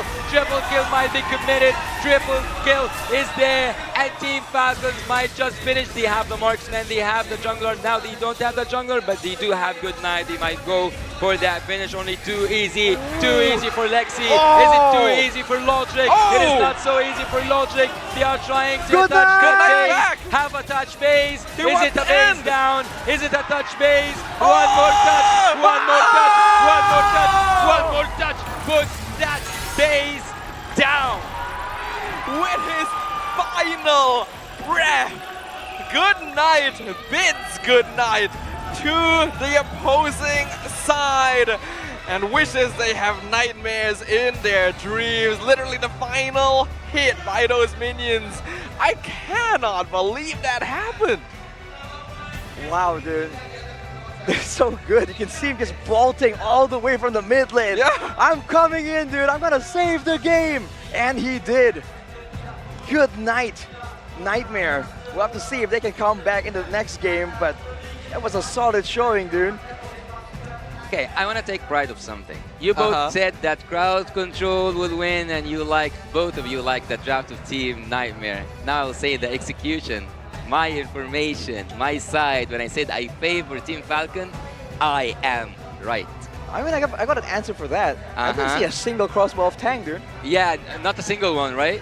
Not a single one. So I feel like if everything goes according to plan, you know, it goes like how it's supposed to go on paper, there's a lot more potential in the roster of Nightmares, but that is just not how it went, right? Their game plan was not solid, they got pushed apart, kind of confused by the pace that was pushed on them by Team Falcon. And in the end, Logic on that carry, man. I mean, he should be a bit more vulnerable, right? He has no tools like the crossbow of Tang, but he's the one standing in front doing damage. And on the flip side, it's the one that looks kind of useless, to be honest. It's quite weird the way that these fights were taken because Lotric was doing a good job. He understood that Nightmare Esports seems to have this tendency of wanting to run at him, so he just has to stand there and pelt them down like a turret, whereas on the opposite side, Cammy could have just waited for his team to set up these crossbows of Tang for him, and yet his positioning always seemed to be really far in front. And that did not help the situation. Nightmare Esports were missing out on a lot of their damage. They had the crowd control, but what happens if you CC the enemy and there's no damage behind them? It was really actually strange for me to see that you have that ton amount of crowd control and not be able to even pull out one crossbow tank.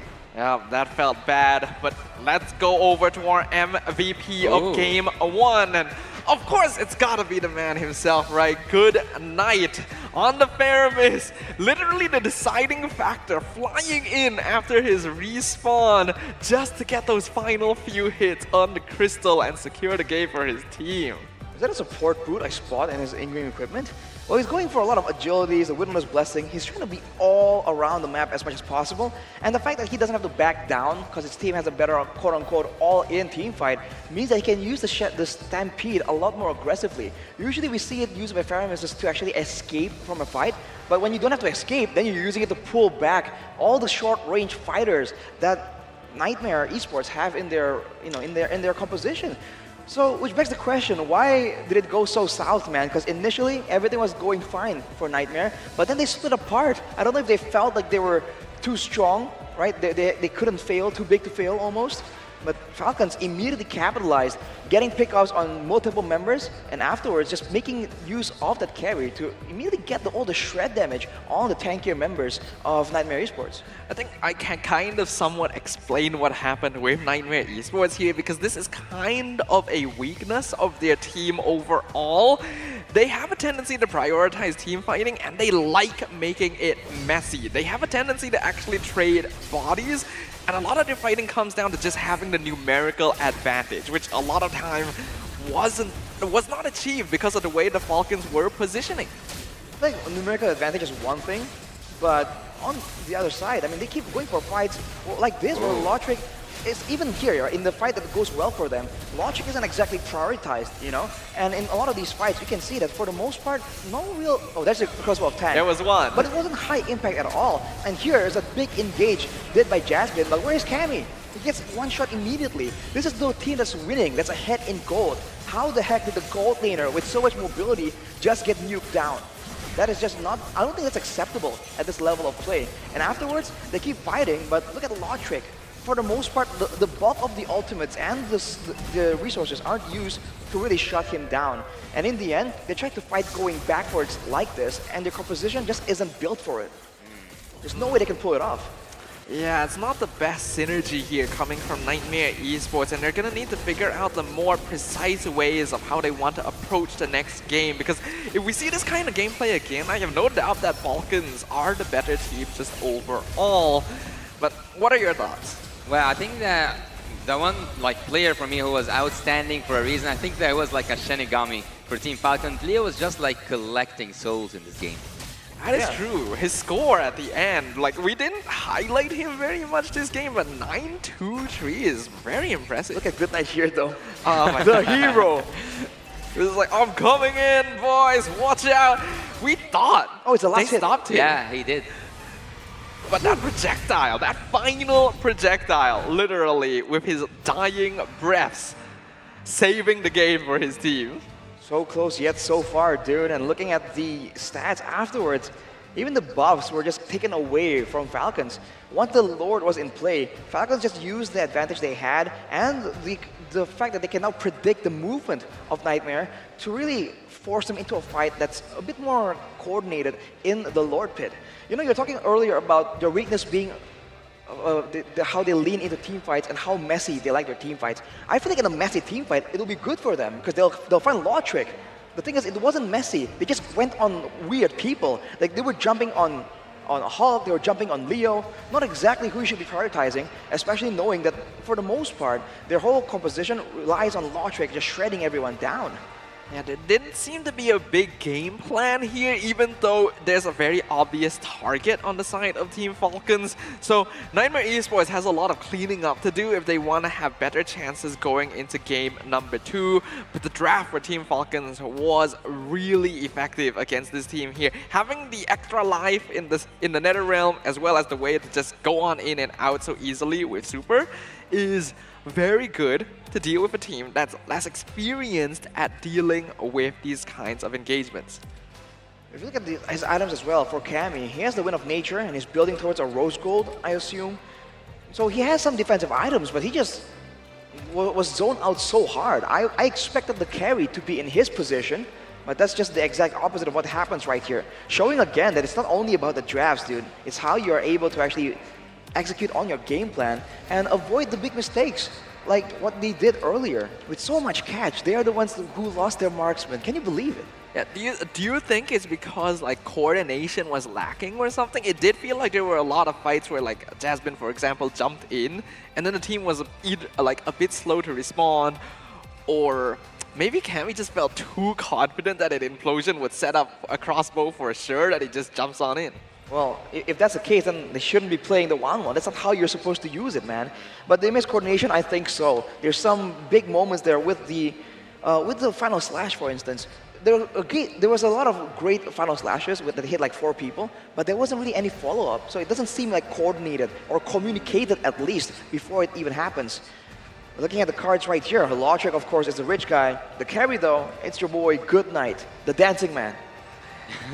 You definitely don't give enough props to Faramis as a hero for the amount of DPS that he's able to output. We did see his itemization. Goodnight went for full DPS on that hero, but it's still quite insane when you compare it to like Lotric, who is just getting the free hit against Nightmare Esports. It was like it's like offering candy for a kid. You're just like letting Lotric farm wherever he wants, however he wants, whenever he wants. So Lotric at this moment was like inevitable for him to deal such amount of damage. And I would like actually to say that Team Falcons at this moment, if things went south for them, because in the early game, if you remember Joviana, he was winning. He was winning his lane. He was winning all the trades. At a certain point, if it weren't for that finish, last like hit finish, Team Falcons for me would have fell down. I don't quite think so, because again, I think the real advantage is the early game, right? Even the Valentina, against the Faramis, you just don't have the same kind of flexibility, same kind of mobility as well. So I feel like the longer the game goes, the more Lotric just sits there, right? Especially if you can't really set up the crossbow of Tang on your own. If you need one big ultimate, a teamfight ultimate to set up for your crossbow of Tang, I don't think he can do it, man. Look at his damage output right here. This was a winning game, at least initially. So compared to his team, yes, he's doing more damage, but only 3K. Do you think that the problem was there was actually too much setup here? Like having Tigreal, Fredrin, and Arlet may be lacking in terms of like burst damage, especially combined with like later game heroes like the 1-1 and Valentina? I think they really could have rationed it better. If you want to go for a pick-off or an exchange or initiate, you can use like 2, right? 2 ultimates and save 1, but they were just using all of it up. And then at some point, Lotric shows up and he's like, yo, what's up? That's what I'm saying. Look at his turret damage. He was like taking everything he wanted. The fact that Lotric has 100% teamfight participation and is the only one in the game to have 100% teamfight participation on a hero that typically wants to wait is very strange, and hey, definitely contributed. It's 15 minutes, right? It is the late game, by all means. In Mobile Legends, the games go quick, but at 15 minutes, that's the late game. That is where the carry becomes relevant. So it's on curve. The issue is like, why wasn't he kept down even longer, considering how ahead Nightmare was? They had all the pressure in the early game. They did not invade the jungle. They didn't go for proper dives, right? They didn't force the ultimates out and zone Falcon away from their resources. So I just don't understand. I think Nightmare went into the game with a good idea of focusing onto the EXP lane, because if they're able to win that out instantly and unlock Juviana, it sets up a lot of team fight potential for the rest of the squad. Unfortunately, they weren't quite able to put down Hulk enough. They did get 1 kill, but that was after a lot of effort. And after that, I feel like they tunnel visioned a little bit. Like they couldn't quite figure out how to translate into the next step because the first step already didn't go the way they planned. So if that's the case, a lot of adjustment has to be made going into the next game.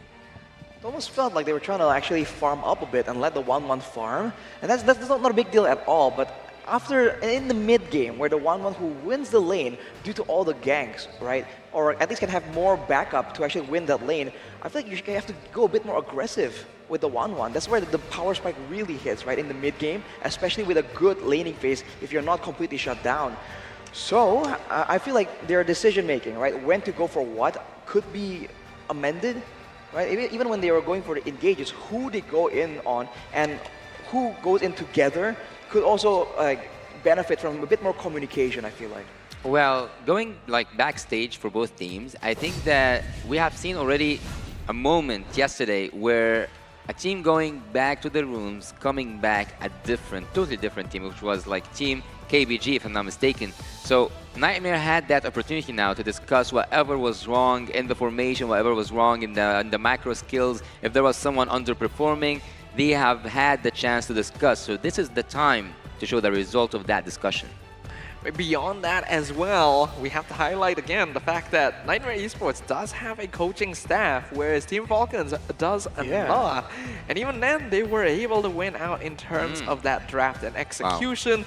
So if Nightmare Esports is able to like figure things out here, able to use the break time, then we can see the value of that coaching staff. Otherwise, it's gonna become a little bit of a discussion here. For sure. I mean, just because you have coaching staff doesn't make you immediately the better team, right? I mean, that's the assumption. But unfortunately, there's so many factors that we might not even be aware of that dictates which team can do better right here, right now. So I really do think that there's adjustments need to be made from both teams, because even technically for Falcons, it wasn't the most dominant performance either, right? They were struggling in the early game, but looking at the audience predictions right here, they are definitely the favorites. Yeah, it's very overwhelmingly leaning into the Falcons side. Even here on the stage itself, we heard a lot of cheering for Team Falcons when they were executing these big plays. So it does look like the team from MPL MENA has actually quite a large fan base, even outside of their own region.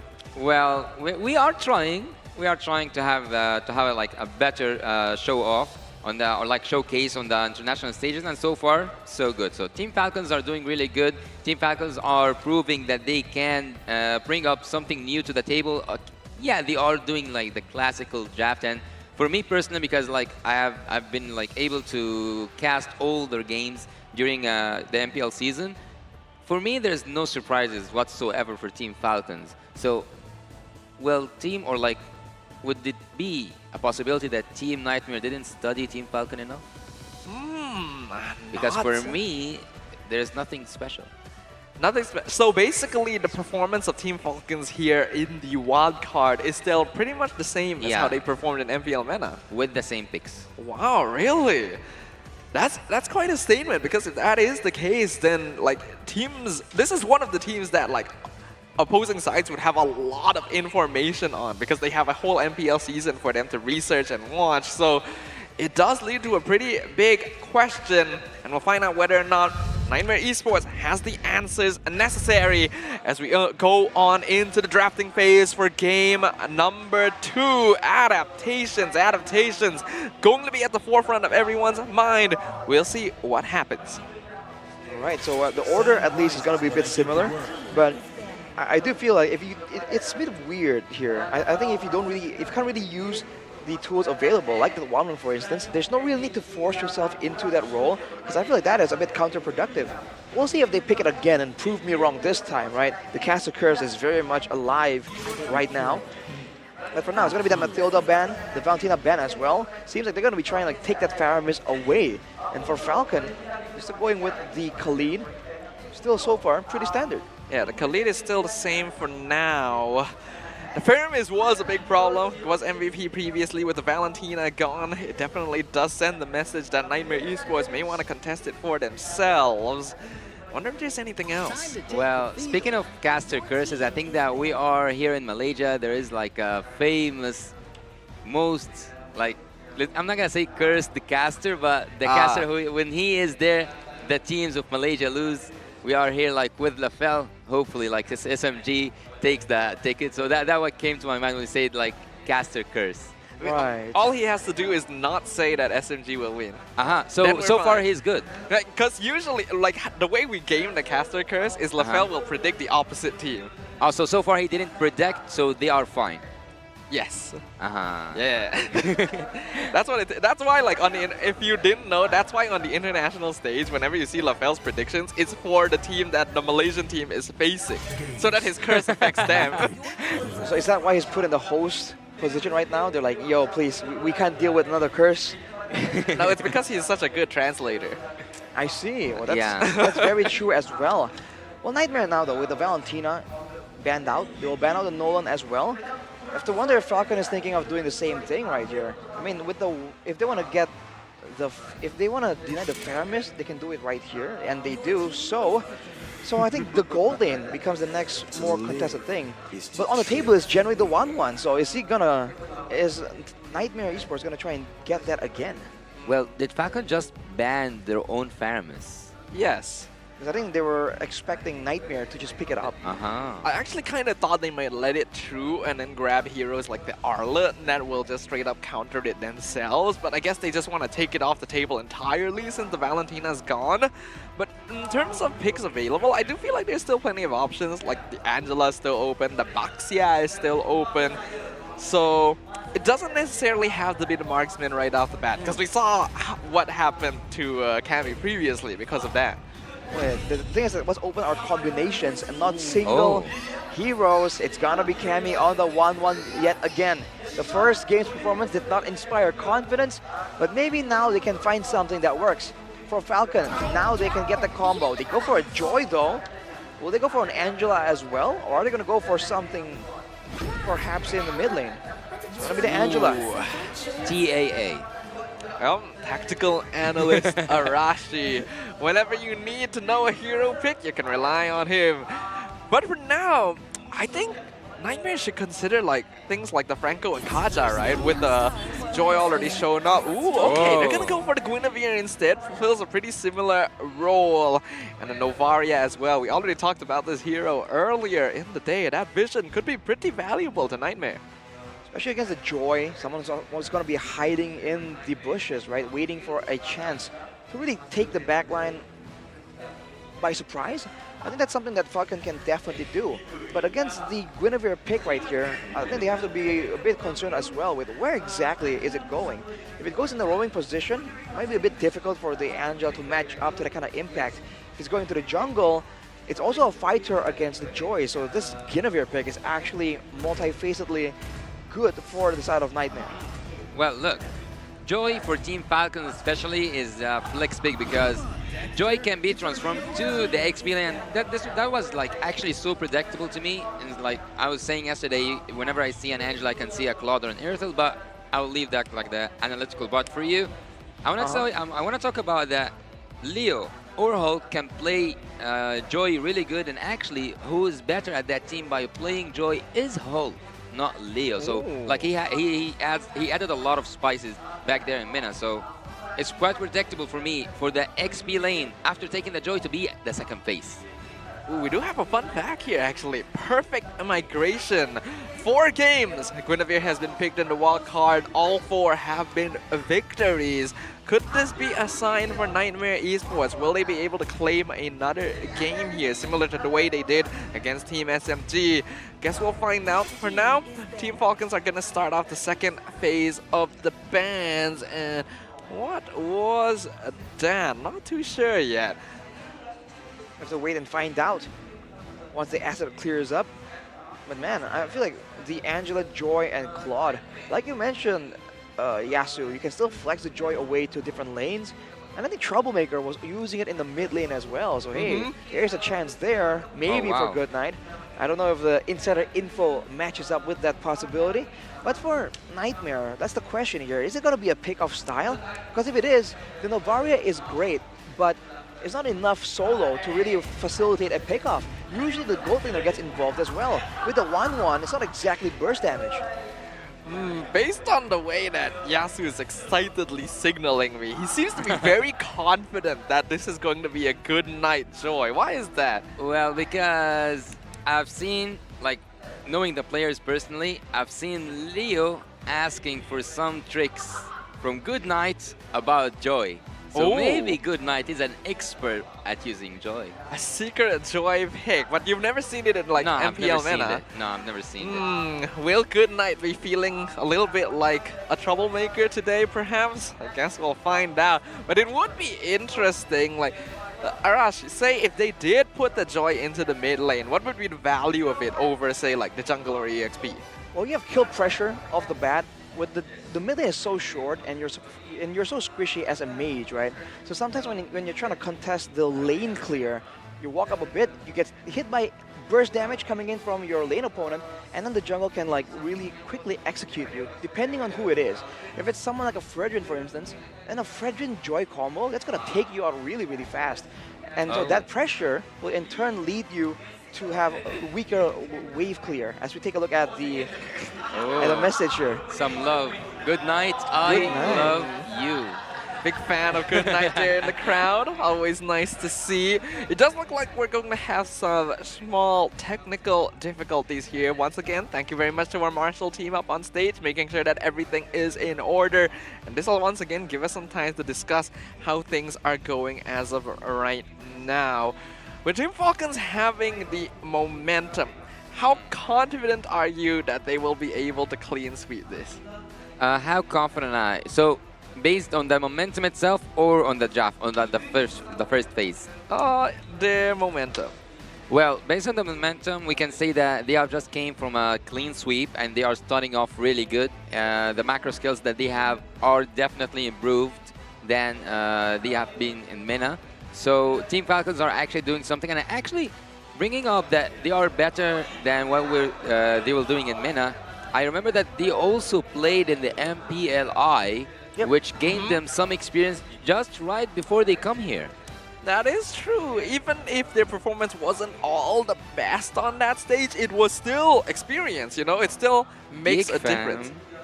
Geek fam. Yes. But that's like, I consider that that was a different roster though, yeah. It was a different roster. It's a different roster. I'll give you the fact that they did win out that game, and that experience is going to be valuable, but they still didn't get past the group stage. Exactly. I mean, they were playing in the Indonesian region for a while, so I guess that experience playing against an Asian region really lends itself, especially in a matchup like this against an Asian team. And also, I want to add something up.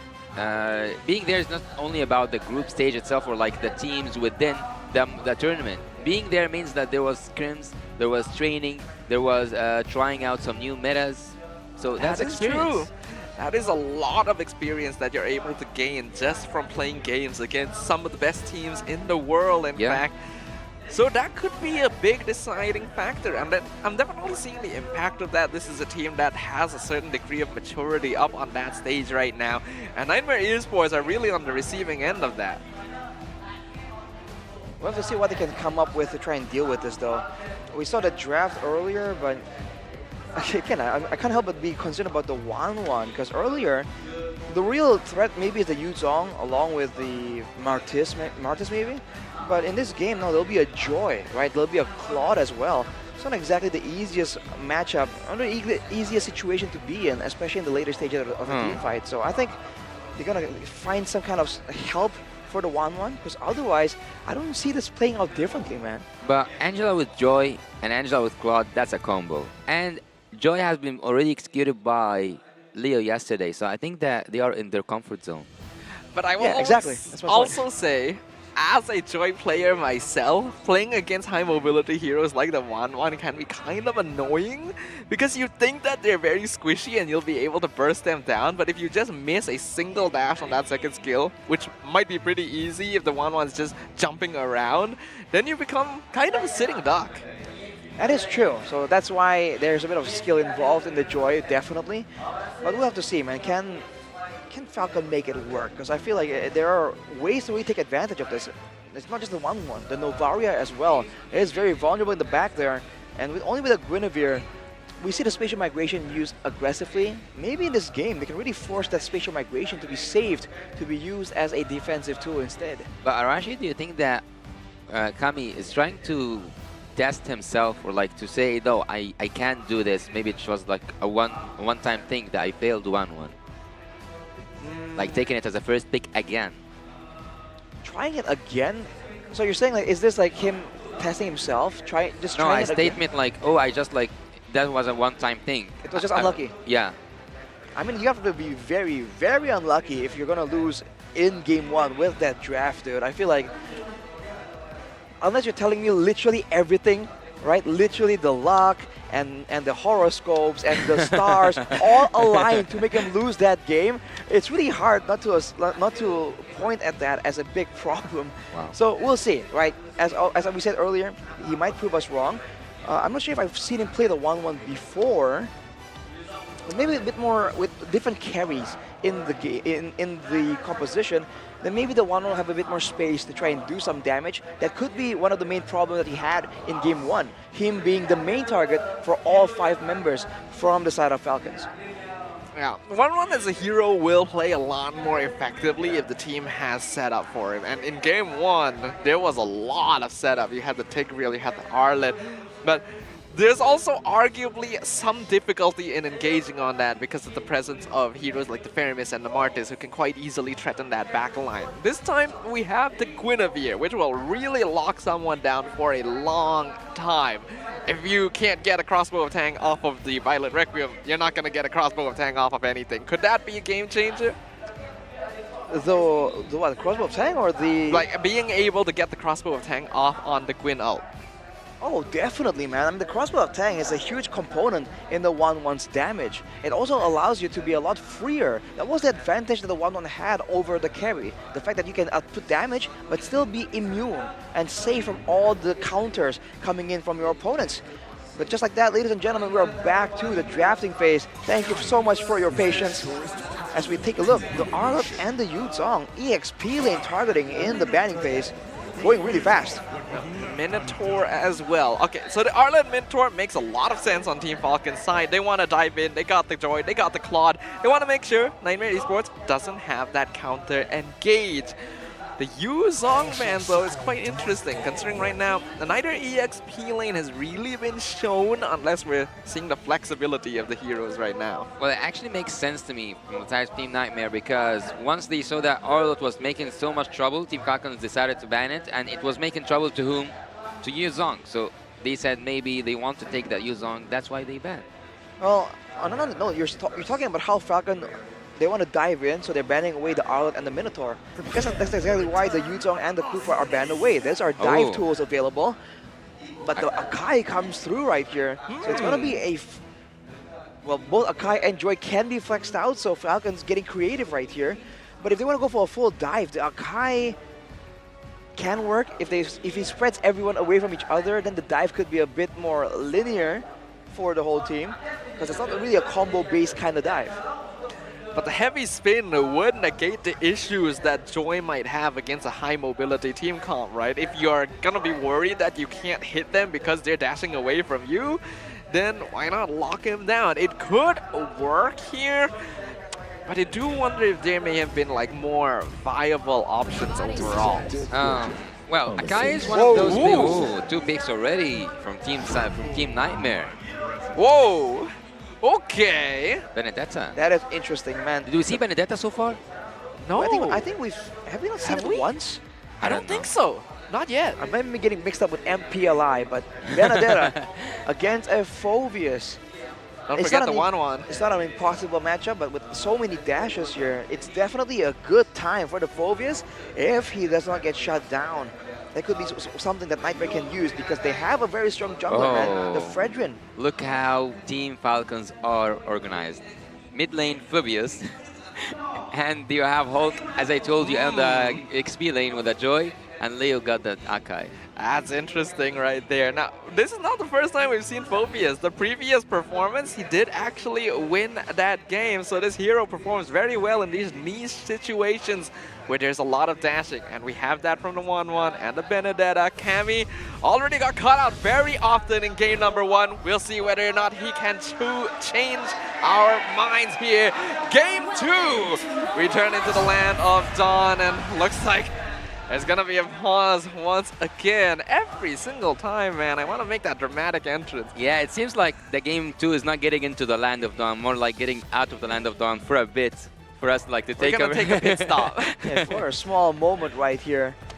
The Phobias, though, in the mid lane, it looks weird, but in the past we have seen it played in the mid lane before. So in a way, there is a precedent. And when there is a precedent, there are teams that have found a way to deal with it. Although, I'm not quite sure if Nightmare Esports have the experience to actually deal with such a niche kind of situation. I don't know if they were still expecting the Phobias to go in the EXP lane towards the end right there. The ultra long games combo at your service. You guys are from Mars and other Sif. regions. You don't know about this. But what happens is whenever Mars or Sif are on a desk, the games are longer, there's more technical pauses, and basically everything that could go wrong does go wrong. And when they're both on a desk, then it actually does double. This is a proven track record, and if we look over to the VM cast right there, whose faces do we see? Well, we're looking at the best of the best. They're waving at us too, dude. Hello, what's up? They know what they've done. Is there any sort of like trend? Like, are there like specific caster curses happening in like your respective regions? Oh yeah, we have the Omwawa curse. Whenever it's his passive, we call it. Okay. Whenever he's just Passive. around in the arena, he doesn't even have to be on duty, man. If he's just around as an audience, the games go as long as possible. They're usually very, very long. They last till like 12 p.m. or 12 a.m. actually, 12 at night, and it's happening quite consistently. Along with that, there's the Mirko and OG curse and bless, because they respectively have their own moments to go for a full bless or a full curse situation. Interesting. So we are already aware that the Mer curse is there, and it's quite similar to the Lafel curse. I didn't realize you had like a Sif Mars long game curse over in ID as well. How about in Vena? Well, so far we didn't get the chance to have a cursed caster yet, or like a cursed talent. So far, Soon. That's good. Yeah, nothing. Soon, bro. Maybe I'll bring something back to Mena. You bring a curse, man. Is that the kind of thing you want to bring back to Vena? I don't think I want to keep that. I got a question for you, man. Ask. Falcons is getting a lot of support, and in fact, Saudi wasn't the area, the region with the highest percentage of supporters for Falcons. Some of the other countries kind of outdid them when it comes to the total percentage. So why is Falcon so popular outside of MENA here? Is it the personality? Is it the fabulous beards coming in from the MENA region? Wait, what? We don't have those in Asia, dude. Asians don't have beards. That's rare. Okay, so I think that Falcons are getting like a little bit of focus because, as I told you, they have a variety of members. And actually, if you are following up MENA, you will know that Team Falcons, it is their first season ever as a team. This is the first time we have something called Team Falcons. And when they showed up, they got the rookie of the previous season.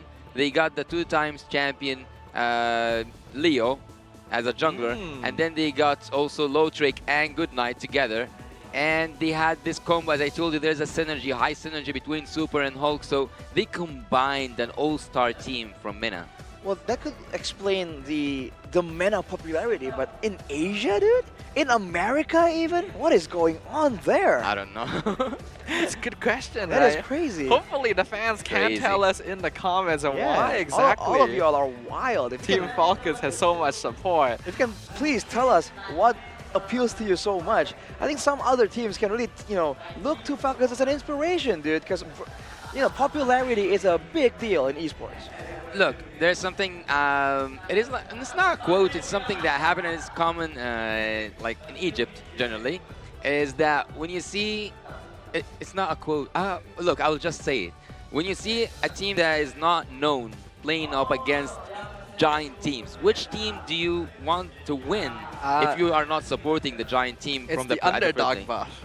That's why Team Falcons are getting so much support against the international scene because they are the underdogs. Against Nightmare, though. I feel like some of these teams would be considered more underdogs than Falcons. Maybe, though. yeah. Or even now, there's an MPL technically for MENA, right? There is an MPL. Yeah, man. So, I don't think there's an MPL for Nightmare. Is there? There's a caster So who's the real underdog here? Thank you very much. That is my girlfriend in the crowd right Whoa. there. Oh. So like I get to see Mr. my picture Dodo. up on screen, which is nice. Thank you very much to her right there. Hopefully she enjoys the game after this, just like all of you. But I think the more handsome player is actually on screen right now. I know. Dude, they've been like just look at Leo them. on cam for a pretty long time. They know right what there. the fans want to see. I want to see the big man Leo. They want to see. He's very tall, actually. They want to see the MENA people with beard. Exactly. So they combine Look Leo at that! and Look Hulk. at this. The beards are That's the what I'm highlight. telling you. Look at the comparison of facial hair from Falcons compared to Nightmare, dude. It's like a facial hair gap. Yeah, Leo's taking care of himself. Definitely. Where's your facial hair, Yasu? That's a good question. From Nightmare to Sweet Dream, it says. Dang. That's nice. They're predicting the 2-0. They want the 2-0 right there. Man, definitely having a good amount of supporters overall. Hopefully we do get these difficulties solved pretty soon. The Marshall team is hard at work. Again, we apologize to everyone at home and thank you very much for still sticking with us here at the M5 World Championship wildcards. The game will get going very soon. In the meantime, you guys get to hang out with us for just a little bit longer. Actually, this is a chance. I wanted to ask you earlier, Arashi, about like whether or not the teams you personally predicted going to M5 were still the same now that we're like halfway through the group stage. I feel like there were some surprises for sure. I don't know why I'm talking like this. Yeah, why are you talking like that? That's my pondering voice. I feel like, You're holding back something. Technically, I thought I was agreeing with the favorites, right? I think SMG definitely got it. They have experience, which I think is very valuable in a longer, prolonged event. If it's a best of one, for instance, we've seen a lot of teams just burst out of nowhere, get a victory, get out. But in the best of threes, right, in multiple days of competition, I think the experience will definitely make a difference. But with yesterday's performance, I must admit, I got kind of confused. Like, wow, this is the favorites? What's going on? What's happening? It almost made me feel like there's something extra going on behind the scenes, you know?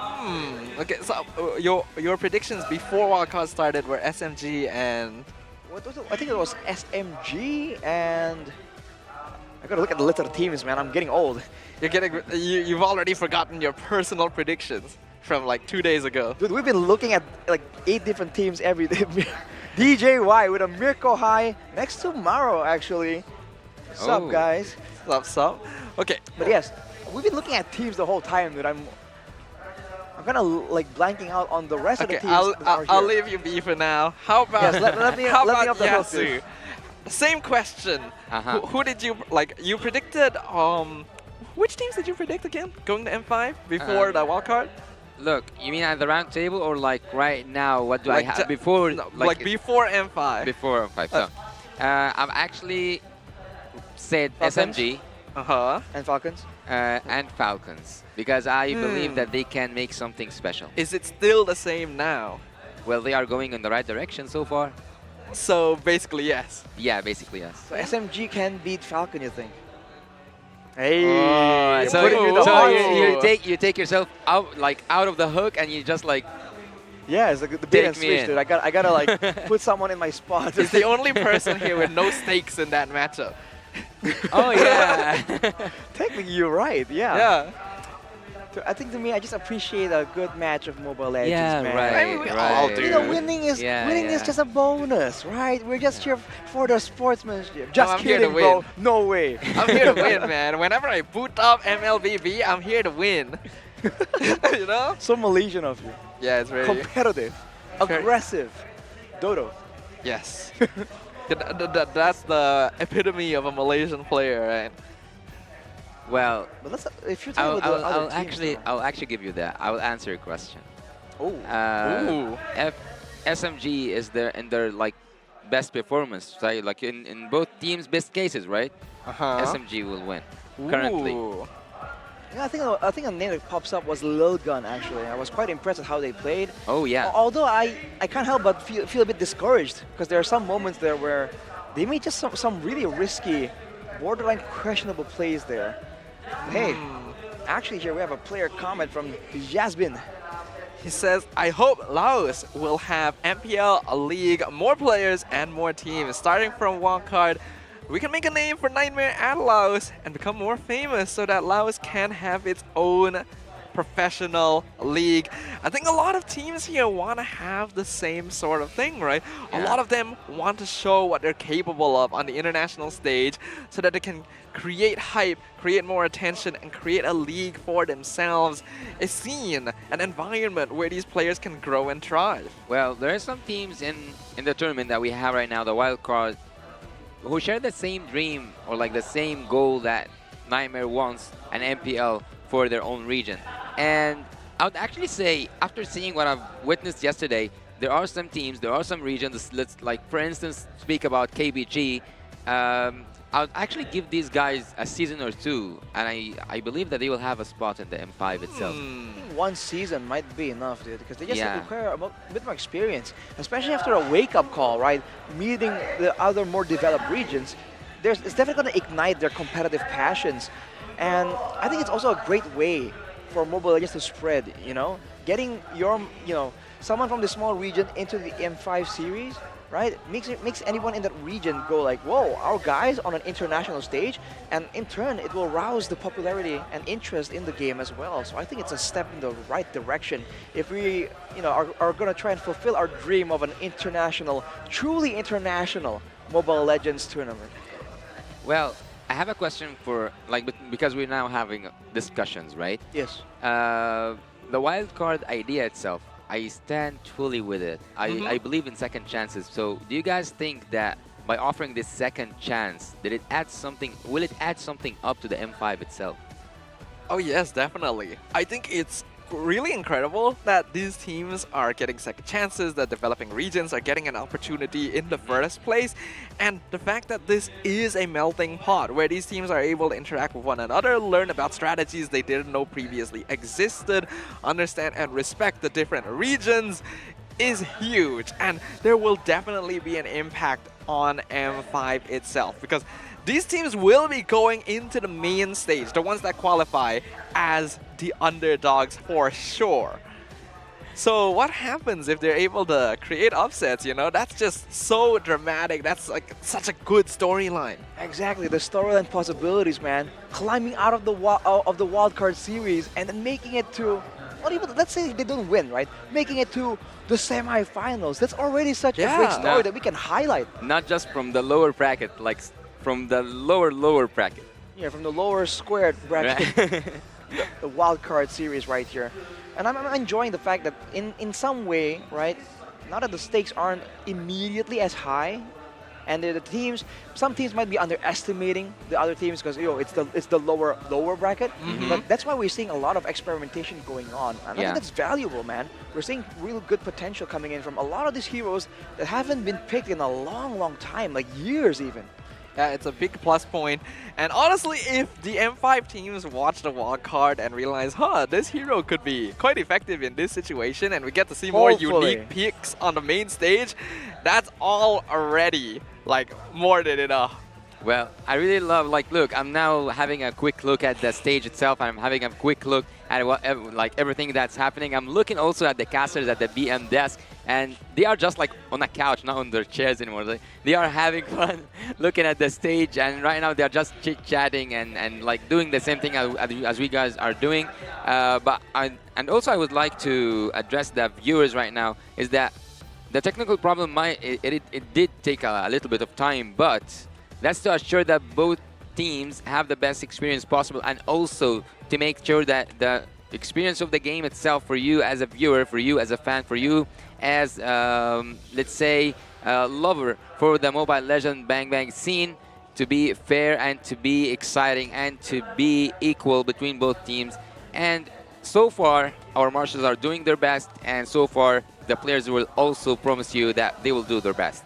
You know, that's the other real big thing about the wildcard series, man. It gives us as casters, you know, another feel to try and do something, right? To try and make experiment, try and get you back at home like the best experience. And we get to meet each other, dude. Because you have no idea, as a caster, the international events working live, right, with your international co-workers. That is such a beneficial and fun experience, and I think it's so good. Well, here I am, halfway around the world. Exactly. With you. That's your first time as well, right? Like, how often have you been like out of your country?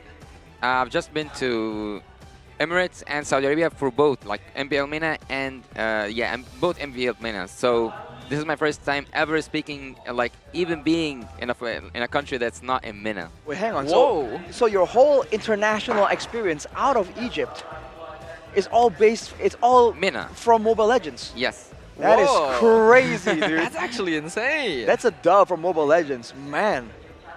What a story. They should make like a video, like a podcast highlighting you, dude.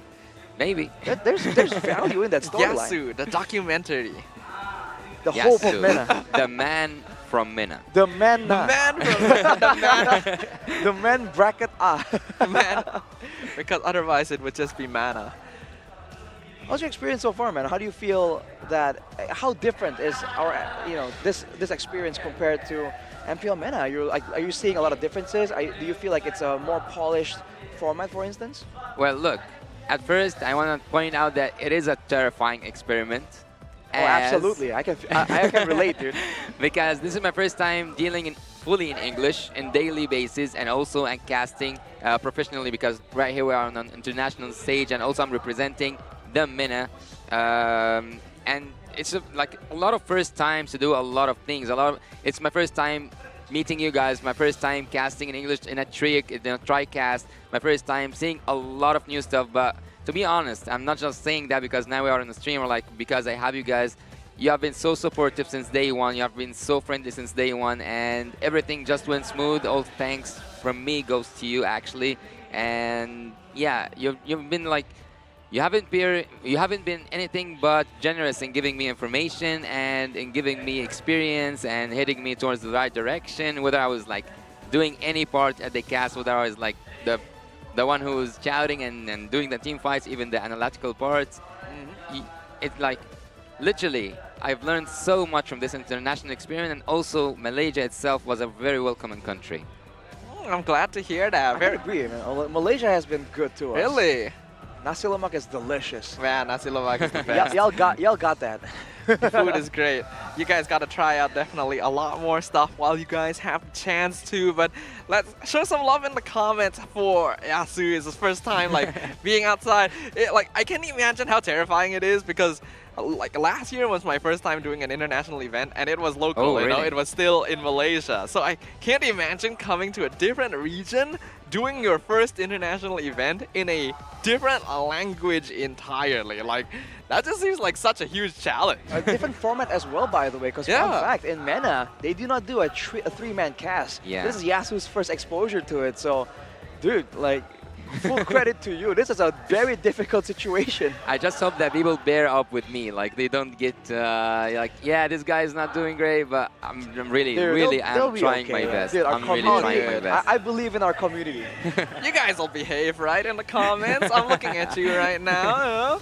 But dude, I got my eye on you. But Dodo, man, You know, for me myself, this is actually my first time participating in an international event and getting flown out. Because I was part of M4, but that was in Indonesia. And I missed out on SPS due to personal reasons, scheduling conflicts. But I didn't get to come here for SPS either. So this is actually my first time flown out of the country myself. I've never even been flown out.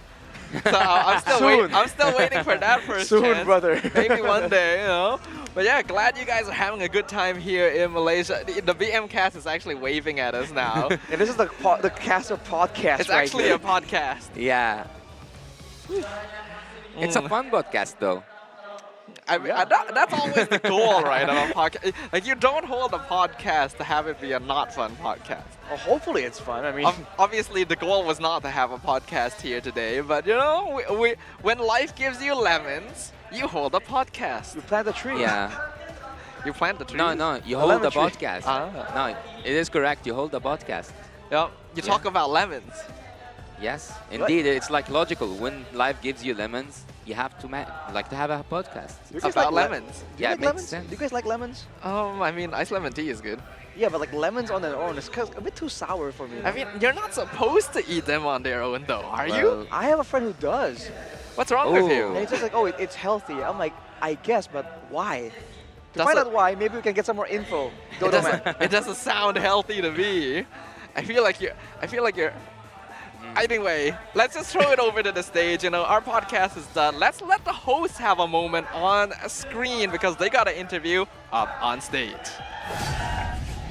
Energy here in Geospace is electric. Right now, it's 1-0 Nightmare Esports versus the Falcons. And you know, while the players are getting ready, how about let's talk to some of the fans. I'm gonna pick some fans, random fans in here. You know, I see, oh, okay, come on over here. Come on over here, actually, you three, oh, Maro, you're here. Come on over. While the players are getting ready to play the game, how about let's talk to these people and maybe we'll play a little bit of a game as well. Hi guys, hello. Okay, you guys, you stay there. How are you doing? You're here every day. You're here every day. So I see that you're here with some people. Who are your friends? This is DJY. DJY? Yeah, content creator. I've heard about you.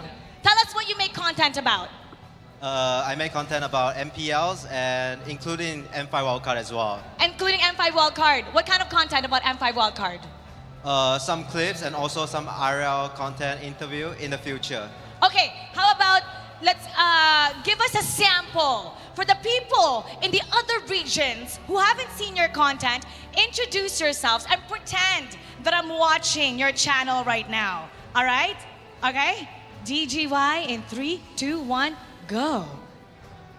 Introduce yourself. For the international fans, so basically I clip actually a lot of MPL videos like MPL Indonesia, MPL Malaysia, MPL Philippines, and outside a lot of regions as well. So Sample. Oh, see, you have fans in here. Okay, give us a sample of what you're doing. Okay, like example for MPLPH, right? There's a lot of strong teams like AP Brand and Blacklist International.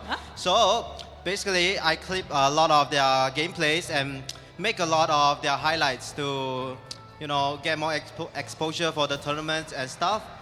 And yeah. Is there a chance that you'd want to be a caster? Maybe. Maybe.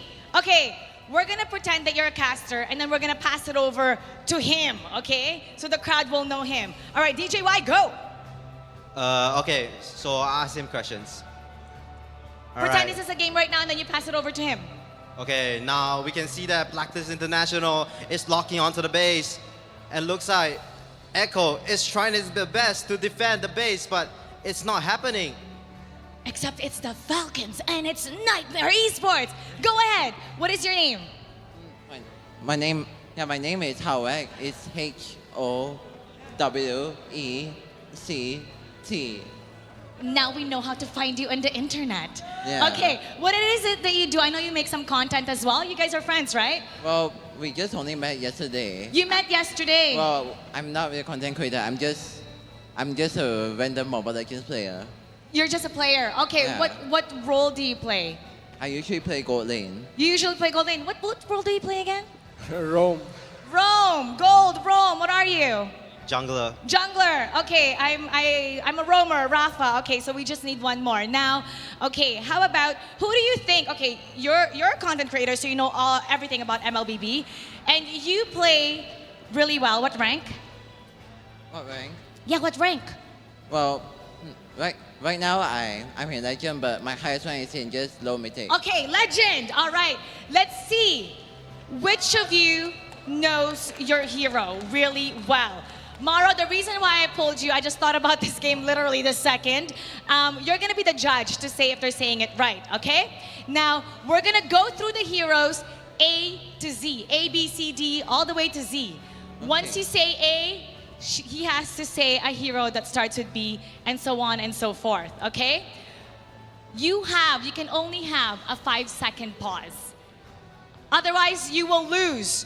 And everybody in the comment section, you can play along. Put down the heroes in case they miss it. All right, we're gonna start off with the letter A. And I feel that you should go first. Okay, a hero that starts with letter A. Judge, be attentive.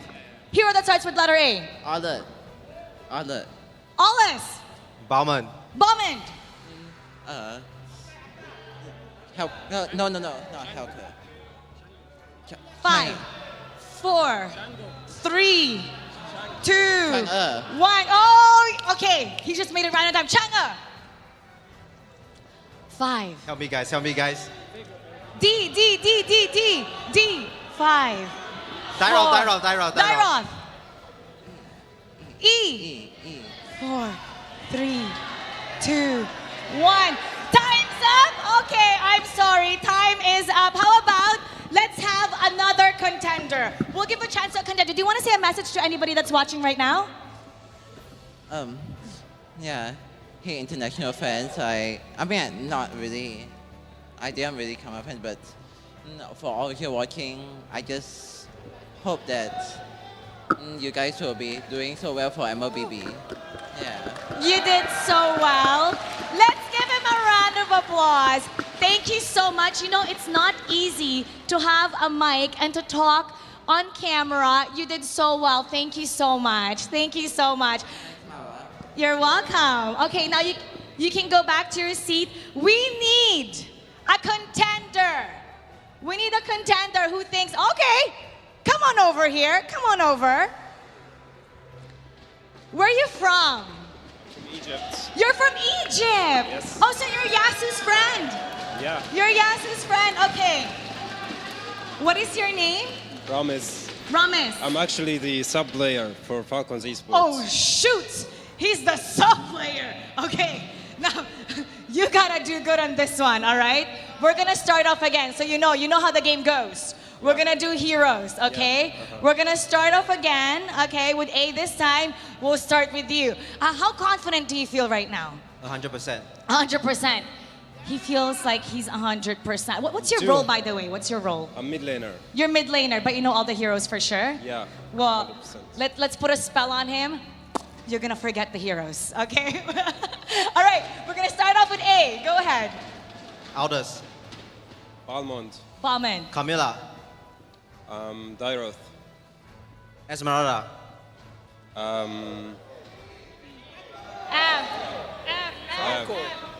Franco. Franco. Okay, wait, don't. Oh my God. Don't tell him. Don't tell him the answer. Franco. G. You have to say G or you're GG right now. G. Granger. So it's an H, yeah? E, F, G, H. There's a platinum. Hilda. Yeah, okay, fine. Hilda. Yeah, okay. I. Ixa.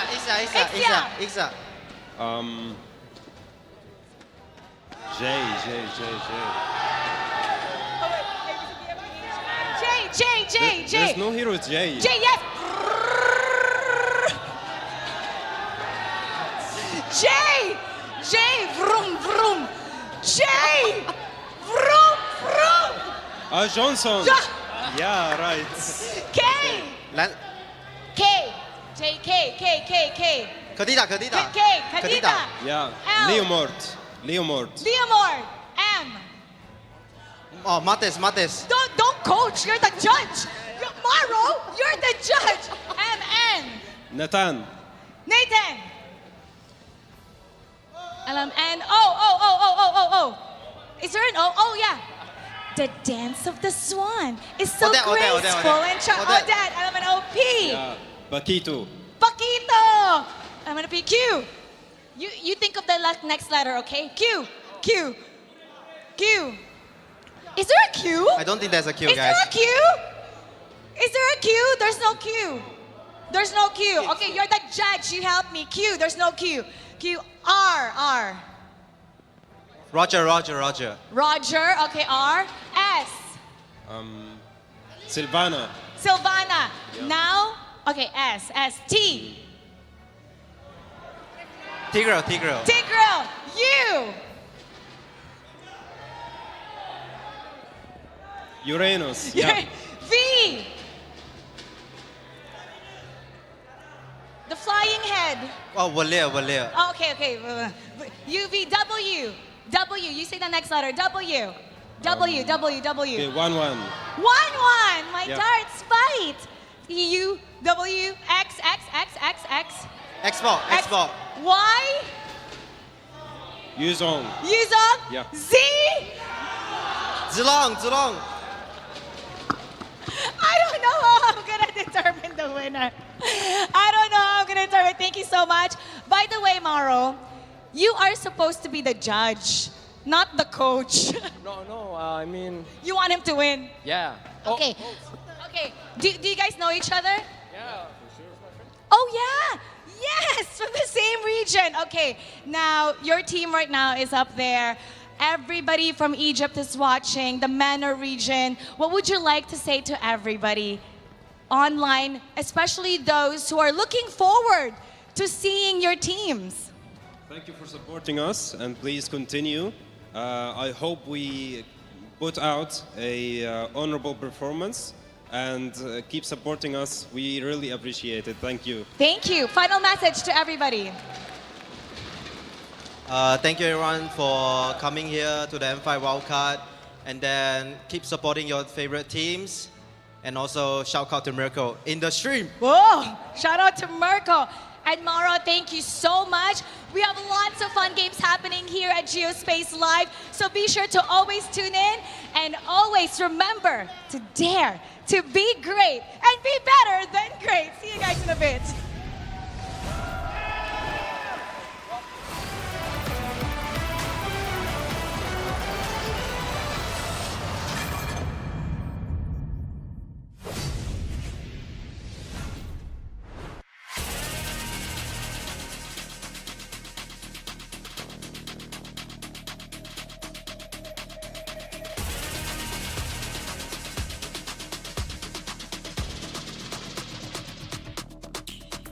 Hit me like I might get over, but you can give me in no corner. I know I can make a comeback, ace this round and finish this game now. Got the power on my shoulders. Yeah, you know that I'm a soldier. You can keep me off my guard, but you can't keep me from my honor. I feel like the floor is lava. The energy's getting higher. You're saving my arms. 'Cause I know just what I got. I got you like na-na-na. And you know I hold the power. This feeling I love. Oh, yeah. Making my grind good to great. So don't stand in my way. Standing tall and I won't fall over. We are better than great. Good. We are better than great. We stand tall, won't run away.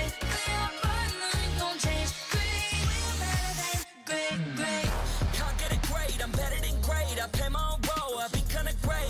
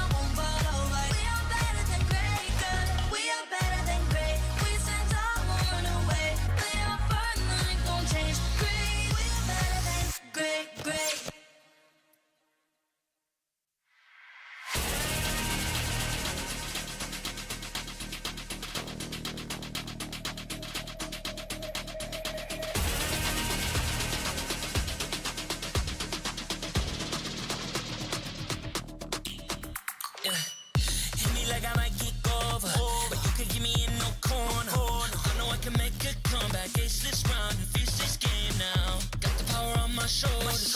Yeah, you know that I'm a soldier. You could keep me off my guard, but you can't keep me from my honor. I feel like the floor is lava. The energy's getting higher. You're saving my arms. 'Cause I know just what I got. I got you like na-na-na. And you know I hold the power. This feeling I love. Oh yeah. Making my grind good to great. So don't stand in my way. Standing tall and I won't fall over. We are better than great. Good. We are better than great. We stand tall, won't run away. We are fun, nothing gon' change. Great. We are better than great. Can't get it great, I'm better than great. I play my own role, I become the greatest. Transcend myself into this game, yeah. I build a power to dominate fate. Championship mind, no time for the weak. We're start to the game, shall reveal. Better than great, that's how we feel. I feel like the floor is lava. The energy's getting higher. You're saving my arms. 'Cause I know just what I got. I got you like na-na-na. And you know I hold the power. This feeling I love. Oh yeah. Making my grind good to great. So don't stand in my way. Standing tall and I won't fall over. We are better than great. Good. We are better than great. We stand tall, won't run away. We are fun, nothing gon' change. Great. We are better than great. If we stand tall and believe we can make it, you and me, with a sense of urgency, you'll see I'm better than great. I'm better than great. Oh yeah. Oh, I'm better than. Making my grind good to great. So don't stand in my way. Standing tall and I won't fall over. We are better than great. Good. We are better than great. We stand tall, won't run away. We are fun, nothing gon' change. Great. We are better than great.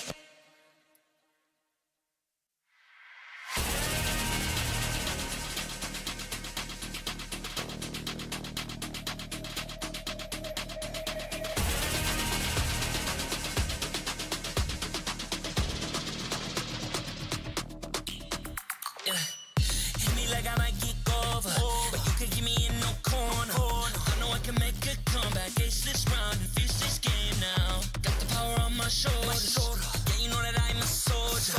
You could keep me off my guard, but you can't keep me from my honor.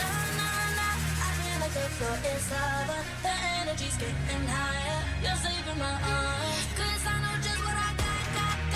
I got you like na-na-na.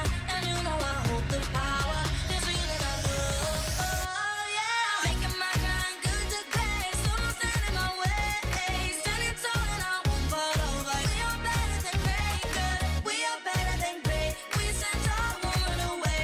We are fun, nothing gon' change. Great. We are better than great. Can't get it great, I'm better than great. I play my own role, I become the greatest.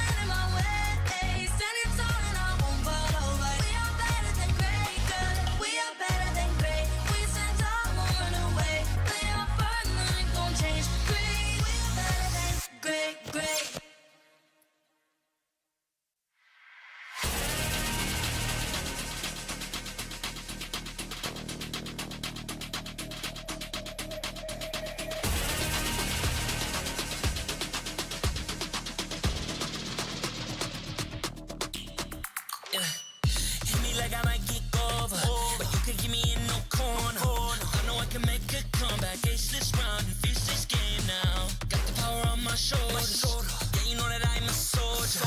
You could keep me off my guard, but you can't keep me from my honor. I feel like the floor is lava, the energy's getting higher. You're saving my arms, 'cause I know just what I got.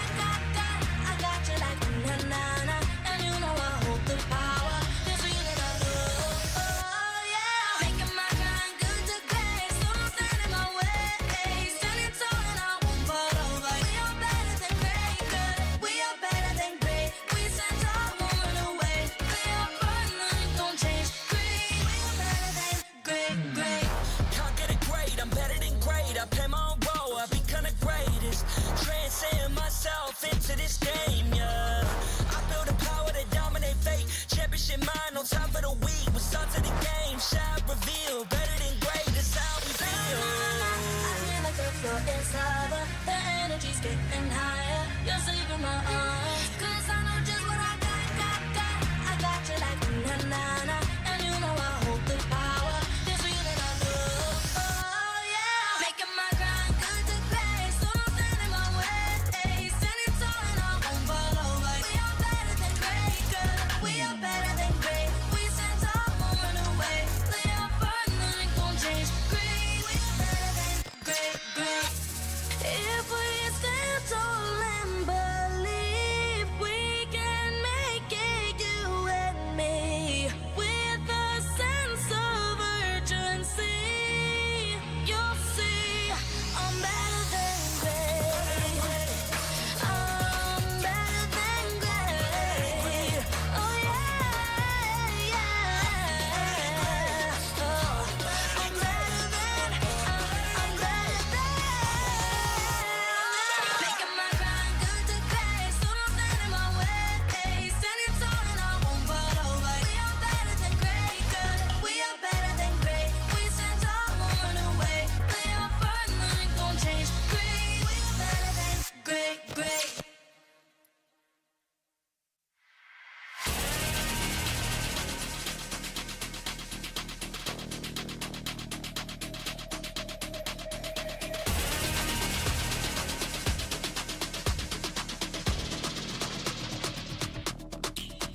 Yeah.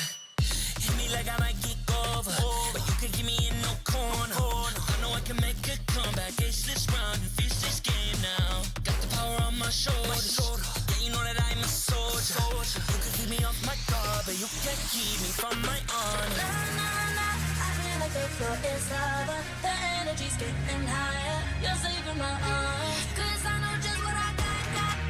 I got you like na-na-na, and you know I hold the power. This feeling I love, oh yeah. Making my grind good to great, so don't stand in my way. Standing tall and I won't fall over. We are better than great, good. We are better than great. We stand tall, won't run away. We are fun, nothing gon' change. Great, we are better than great. Can't get it great, I'm better than great. I play my own role, I become the greatest.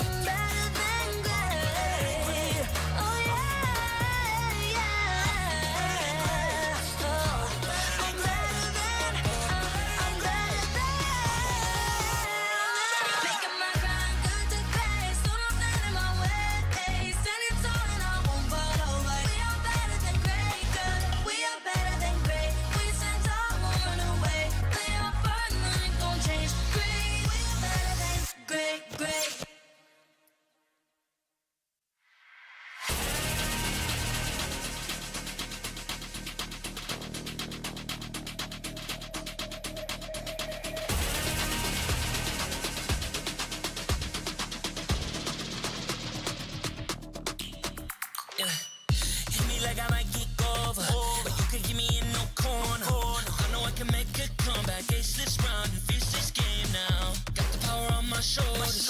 Yeah, you know that I'm a soldier. You can keep me off my guard, but you can't keep me from my honor.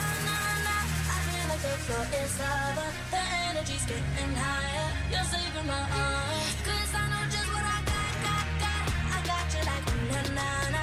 And you know I hold the power. This feeling I love. Oh yeah. Making my grind good to great. So don't stand in my way.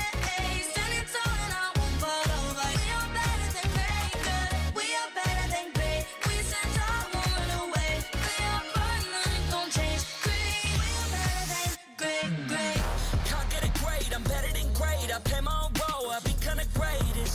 Transcend myself into this game, yeah.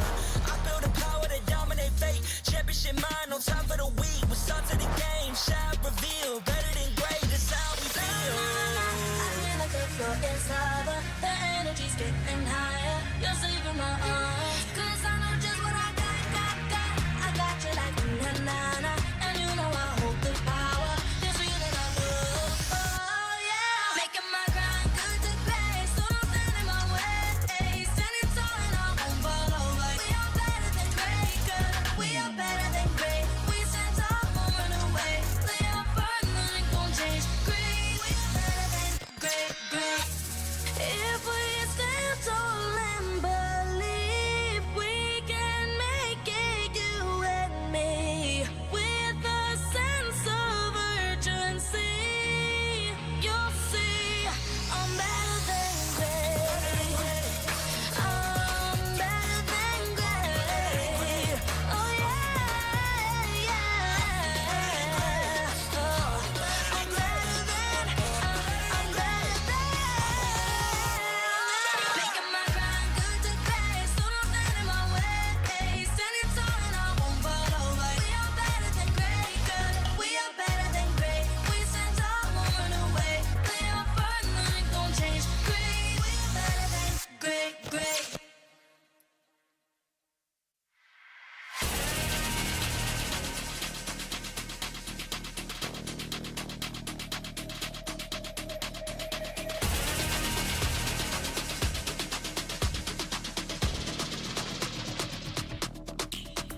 Yeah. Hit me like I might get over, but you can give me in no corner. I know I can make a comeback, ace this round and finish this game now. Got the power on my shoulders. Yeah, you know that I'm a soldier. You can keep me off my guard, but you can't keep me from my honor. I feel like the floor is lava. The energy's getting higher. You're saving my arms. 'Cause I know just what I got. I got you like na-na-na. And you know I hold the power. This feeling I love. Oh yeah. Making my grind good to great. So don't stand in my way.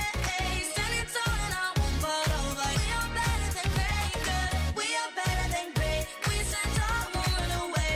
We are fun, nothing gon' change. Great. We are better than great. Can't get it great, I'm better than great. I play my own role, I become the greatest. Transcend myself into this game, yeah. I build a power to dominate fate. Championship mind, no time for the weak. We start to the game, shall reveal. Better than great, that's how we feel. I feel like the floor is lava. The energy's getting higher. You're saving my arms. 'Cause I know just what I got. I got you like na-na-na. And you know I hold the power. This feeling I love. Oh yeah. Making my grind good to great. So don't stand in my way. Standing tall and I won't fall over. We are better than great. Good. We are better than great. We stand tall, won't run away. We are fun, nothing gon' change. Great. We are better than great. If we stand tall and believe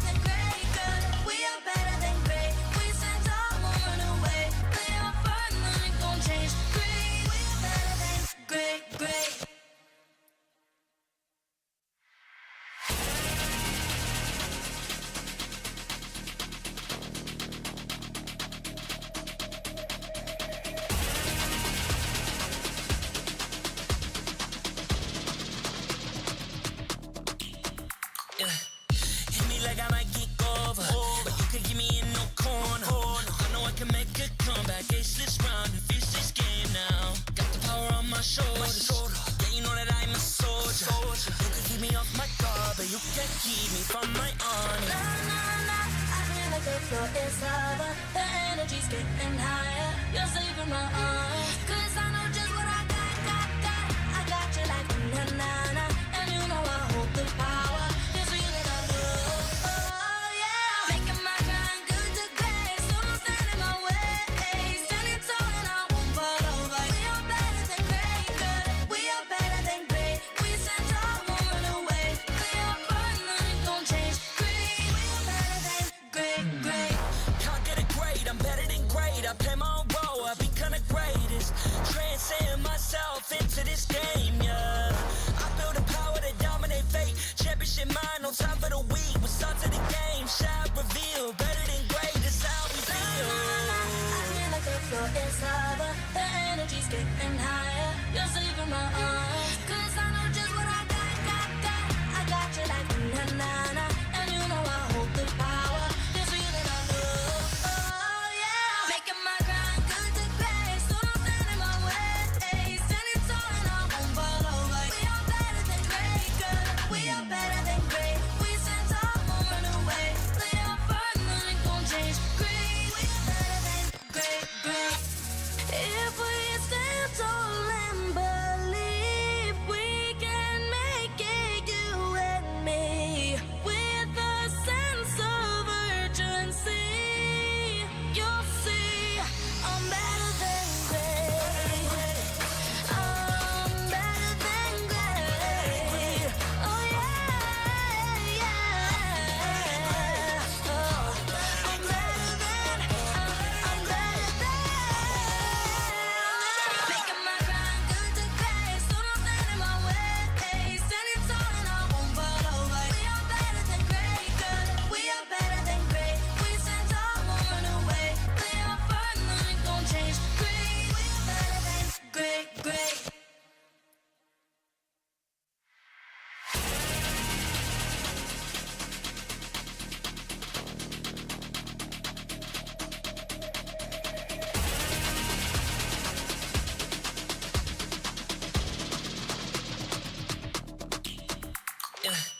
Hit me like I might get over, but you can give me in no corner. I know I can make a comeback, ace this round and finish this game now. Got the power on my shoulders, yeah, you know that I'm a soldier. You can keep me off my guard, but you can't keep me from my honor. I feel like the floor is over. The energy's getting higher. You're saving my arms. 'Cause I know just what I got. I got you like na-na-na. And you know I hold the power. This feeling I love. Oh yeah. Making my grind good to great. So don't stand in my way. Standing tall and I won't fall over. We are better than great, good. We are better than great. We stand tall, won't run away. Play our part, nothing gon' change. Great, we are better than great.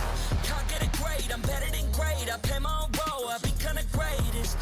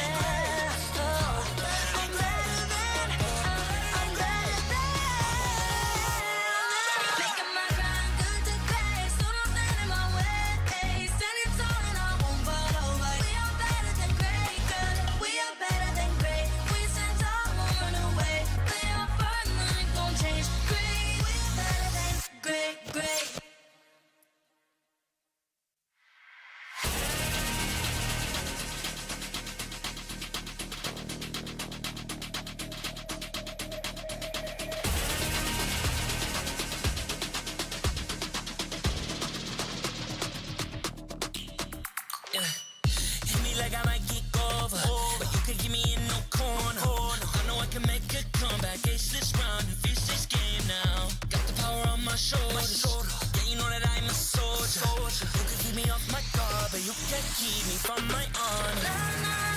I feel like the floor is lava. The energy's getting higher. You're saving my arms. 'Cause I know just what I got. I got you like na-na-na. And you know I hold the power. This feeling I love. Oh yeah. Making my grind good to great. So don't stand in my way. Standing tall and I won't fall over. We are better than great, good. We are better than great. We stand tall, won't run away. We are fun, nothing gon' change. Great, we are better than great. Can't get it great, I'm better than great. I play my own role, I become the greatest. Transcend myself into this game, yeah. I build a power to dominate fate. Championship mind on top of the week. We start to the game, shall reveal. Better than great, that's how we feel. I feel like the floor is lava. The energy's getting higher. You're saving my arms. 'Cause I know just what I got. I got you like na-na-na. And you know I hold the power. This feeling I love. Oh yeah. Making my grind good to great. So don't stand in my way.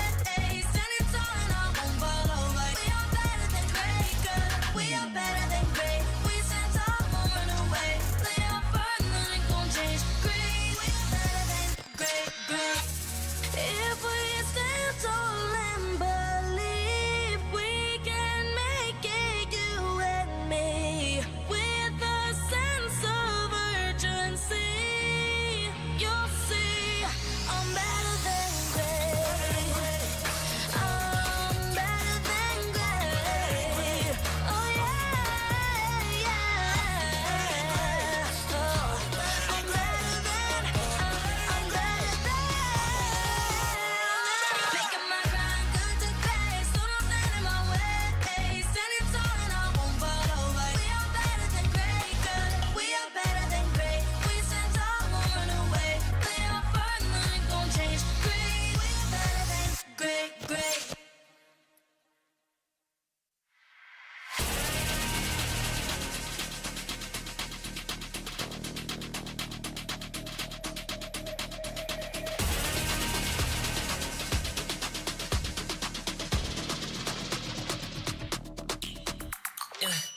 Hit me like I might get over, but you can get me in no corner. I know I can make a comeback, ace this round and finish this game now. Got the power on my shoulders, yeah, you know that I'm a soldier. You can keep me off my guard, but you can't keep me from my honor. I feel like the floor is lava. The energy's getting higher. You're saving my arms. 'Cause I know just what I got. I got you like na-na-na.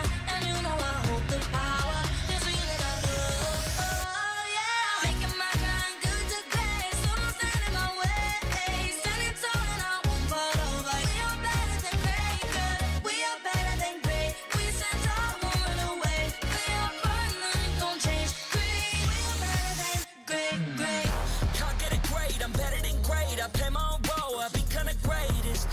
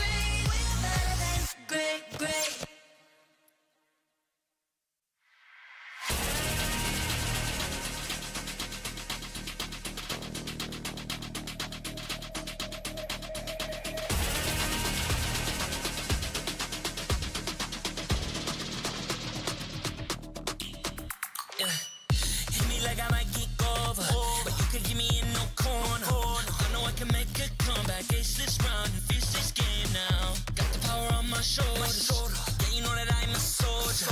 You can keep me off my guard, but you can't keep me from my honor. Nah, nah, nah, I feel like the floor is lava. The energy's getting higher. You're saving my arms. 'Cause I know just what I got.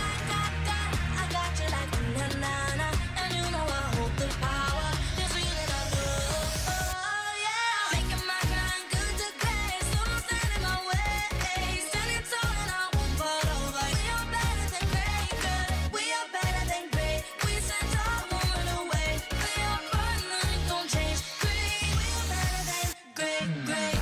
Can't get it great, I'm better than great. I play my own role, I become the greatest.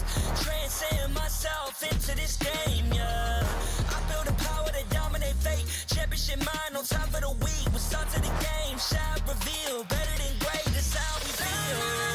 I feel like the floor is lava. The energy's getting higher. You're saving my arms. 'Cause I know just what I got.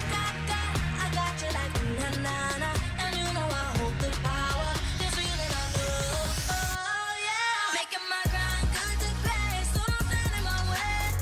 Standing tall and I won't fall over. We are better than great, good. We are better than great. We stand tall, won't run away. We are fun, nothing gon' change. Great, we are better than great, great.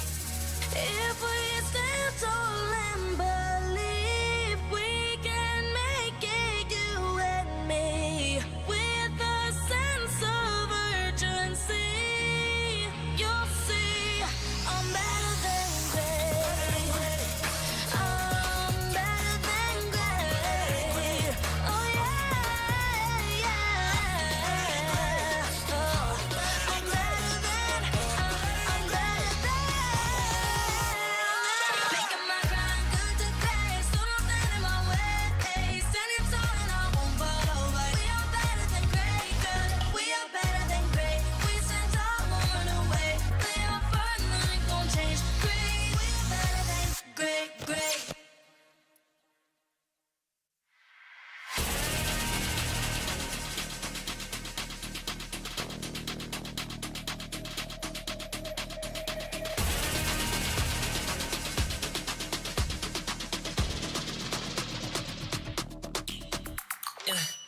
Hit me like I might get over, but you can get me in no corner. I know I can make a comeback. Ace this round and finish this game now. Got the power on my shoulders. Yeah, you know that I'm a soldier. You can keep me off my guard, but you can't keep me from my honor. Nah, nah, nah, I feel like the floor is lava. The energy's getting higher. You're saving my arms. 'Cause I know just what I got. I got you like na na na. And you know I hold the power. This feeling I love. Oh yeah, making my grind good to great. So don't stand in my way. Standing tall and I won't fall over. We are better than great, good. We are better than great. We stand tall, won't run away. We are fun, nothing gon' change. Great, we are better than great, great. Can't get it great, I'm better than great. I play my own role, I become the greatest. Transcend myself into this game, yeah.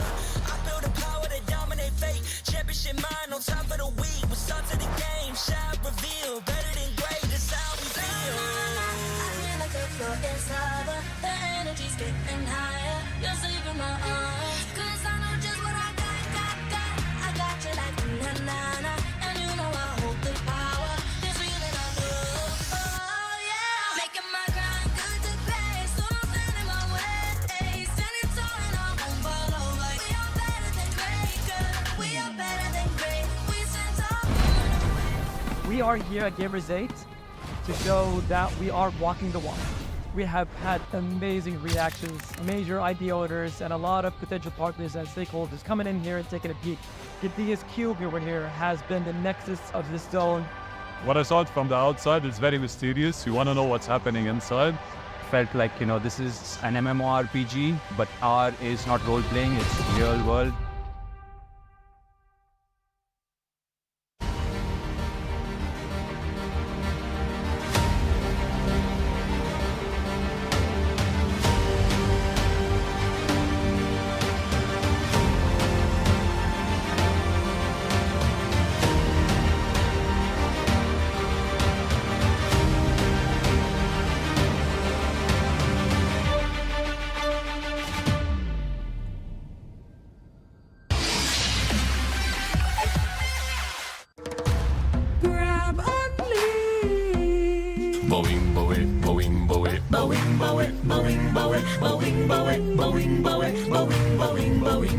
Pag nag-grab only, savings ang dami, your wallet sings tonight.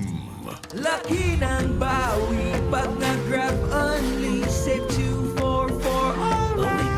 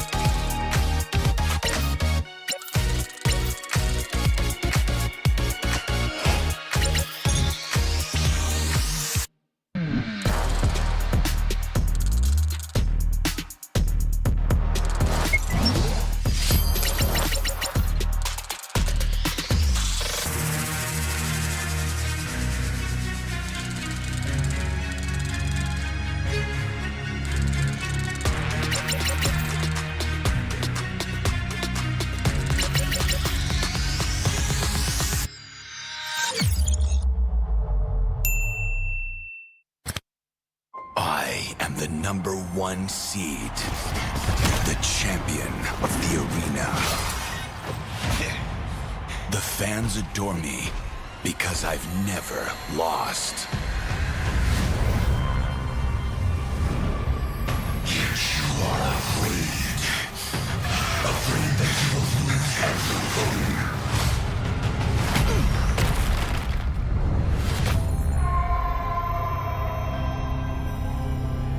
Do you ever get scared of losing, Kimmy?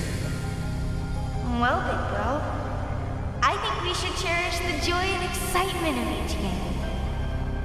Not who won or lost. That's right.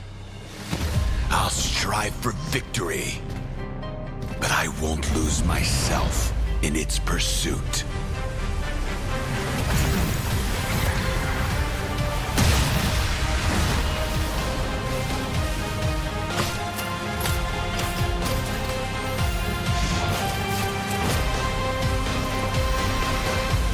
World Championship.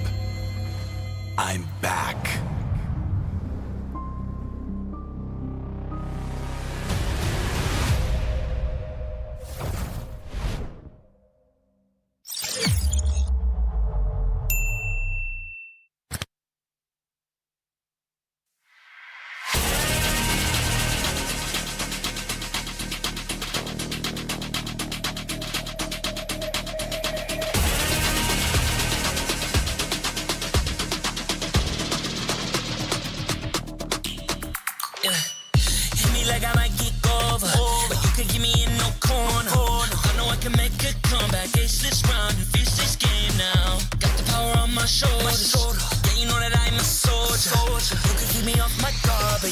keep me from my honor. Nah, nah, nah, I feel like the floor is lava. The energy's getting higher. You're saving my arms. 'Cause I know just what I got.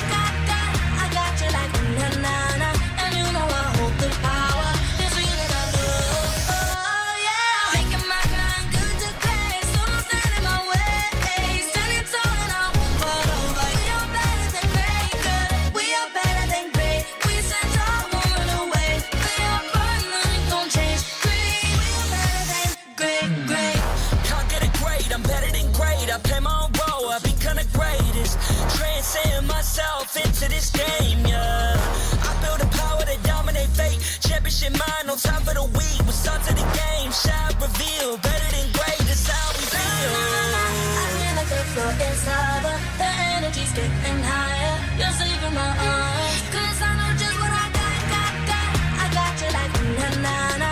And you know I hold the power. This feeling I love. Oh yeah. Making my grind good to great. So don't stand in my way. Standing tall and I won't fall over. We are better than great. Good. We are better than great. We stand tall, won't run away. We are burn, nothing gon' change. Great. We are better than great. If we stand tall and believe we can make it, you and me, with a sense of urgency, you'll see I'm better than great. I'm better than great. Oh yeah, yeah. Oh, I'm better than. Making my grind good to great. So don't stand in my way. Standing tall and I won't fall over. We are better than great. Good. We are better than great. We stand tall, won't run away. We are burn, nothing gon' change. Great. We are better than great.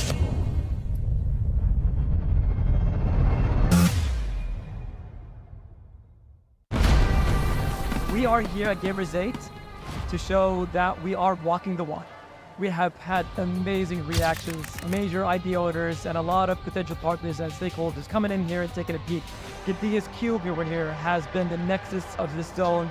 What I saw it from the outside is very mysterious. You want to know what's happening inside. Felt like, this is an MMORPG, but R is not role-playing, it's real world.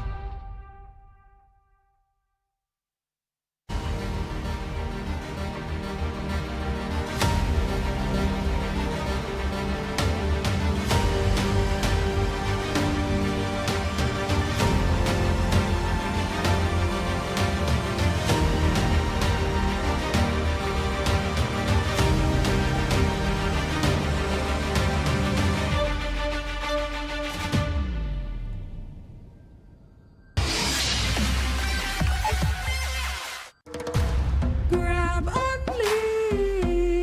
Boing, boing, boing, boing, boing, boing, boing, boing, boing, boing, boing, boing, boing, boing, boing, boing, Pag nag-grab only, savings ang dami. Your wallet sings tonight.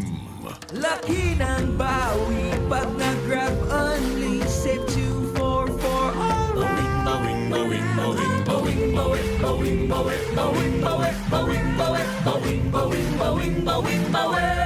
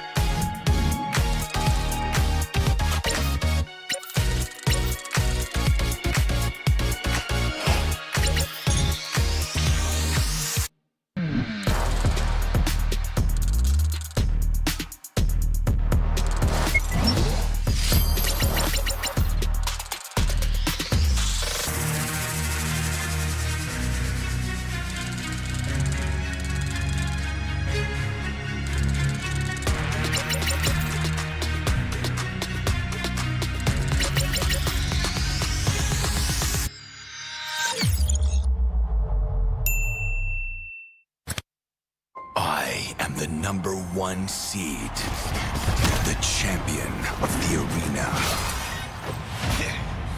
The fans adore me because I've never lost. You are afraid. Afraid that you will lose everything.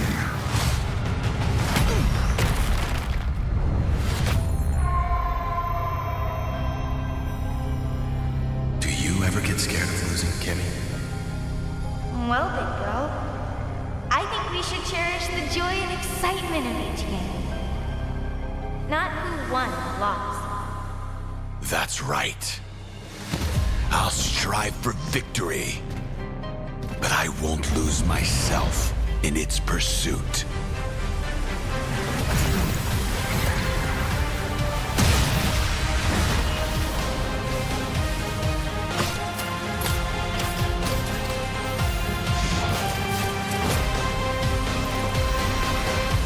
World Championship.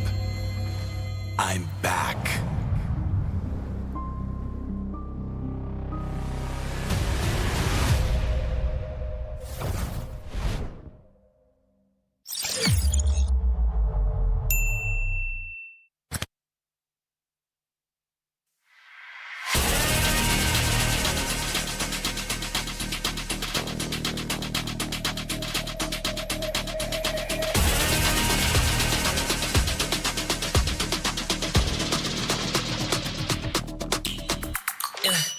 Hit me like I might get over, but you can give me in no corner. I know I can make a comeback, ace this round and finish this game now. Got the power on my shoulders, yeah, you know that I'm a soldier.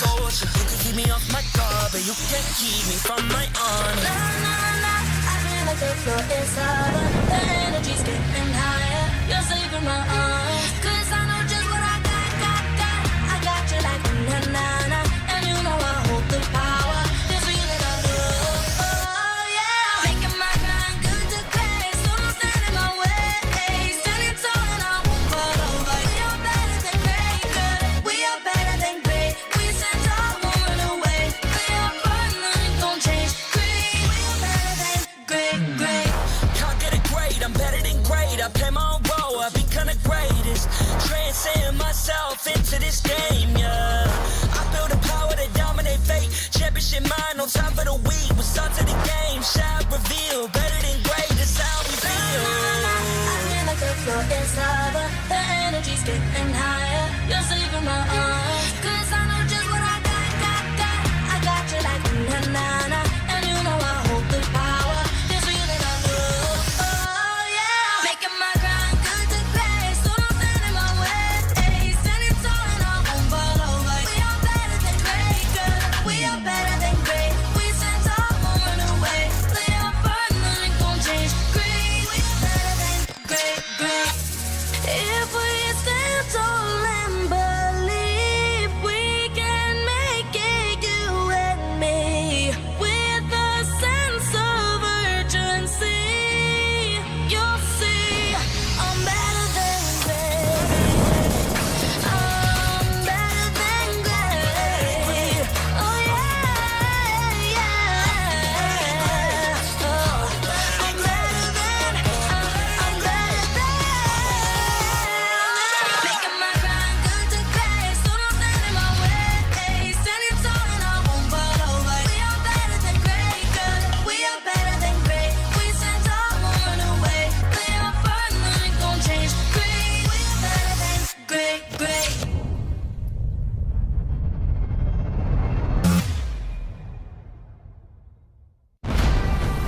We are here at Gamers 8 to show that we are walking the walk. We have had amazing reactions, major idea owners, and a lot of potential partners and stakeholders coming in here and taking a peek. The biggest cube over here has been the nexus of this zone. What I saw it from the outside is very mysterious. You want to know what's happening inside. Felt like, this is an MMORPG, but R is not role-playing, it's real world.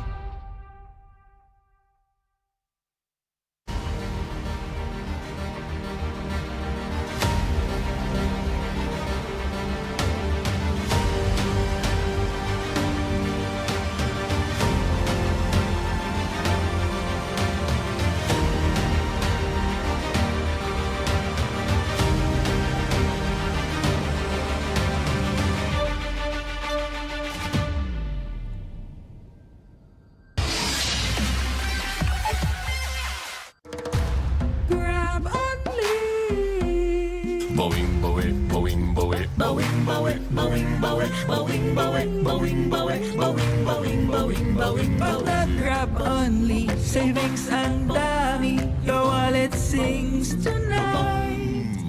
Laki ng bawi, pag nag-grab only, save 244 alright. boing, boing, boing, boing, boing, boing, boing, boing, boing, boing, boing, boing, boing, boing, boing, boing.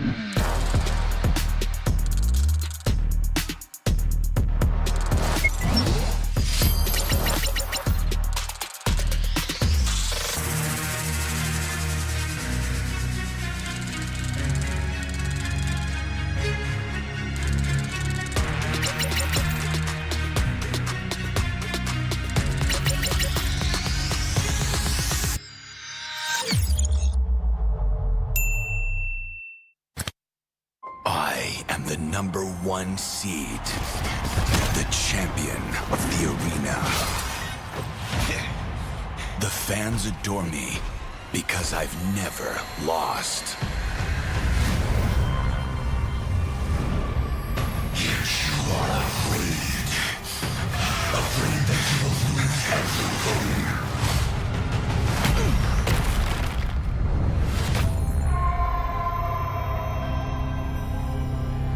Do you ever get scared of losing, Kimmy? Well, big girl, I think we should cherish the joy and excitement of each game. Not who won or lost. That's right. I'll strive for victory, but I won't lose myself in its pursuit.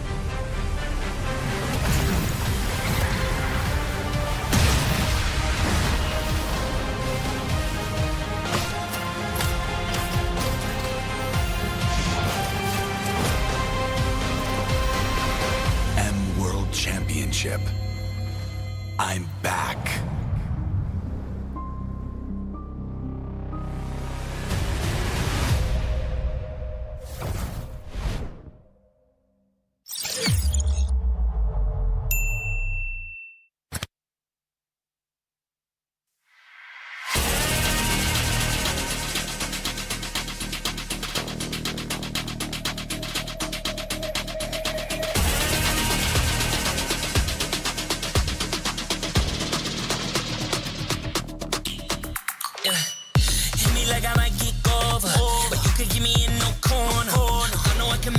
come back, ace this round and finish this game now. Got the power on my shoulders. Yeah, you know that I'm a soldier. You can keep me off my guard, but you can't keep me from my honor. I feel like the floor is lava. The energy's getting higher. You're saving my arms. 'Cause I know just what I got. I got you like na-na-na. And you know I hold the power. This feeling I love. Oh yeah. Making my grind good to great. So don't stand in my way. Standing tall and I won't fall over. We are better than great, good. We are better than great. We stand tall, won't run away. We are fun, nothing gon' change. Great. We are better than great. Can't get it great, I'm better than great. I play my own role, I become the greatest. Transcend myself into this game, yeah. I build a power to dominate fate. Championship mind, no time for the weak. We start to the game, shout, reveal. Better than great, that's how we feel. I feel like the floor is lava. The energy's getting higher. You're saving my arms. 'Cause I know just what I got. I got you like na-na-na. And you know I hold the power. This feeling I love. Oh yeah. Making my grind good to great. So don't stand in my way. Standing tall and I won't fall over. We are better than great, good. We are better than great. We stand tall, won't run away. We are fun, nothing gon' change. Great. We are better than great. If we stand tall and believe we can make it, you and me, with a sense of urgency, you'll see I'm better than great. I'm better than great. Oh yeah. Oh, I'm better than. Making my grind good to great. So don't stand in my way. Standing tall and I won't fall over. We are better than great, good. We are better than great. We stand tall, won't run away. We are fun, nothing gon' change. Great. We are better than great.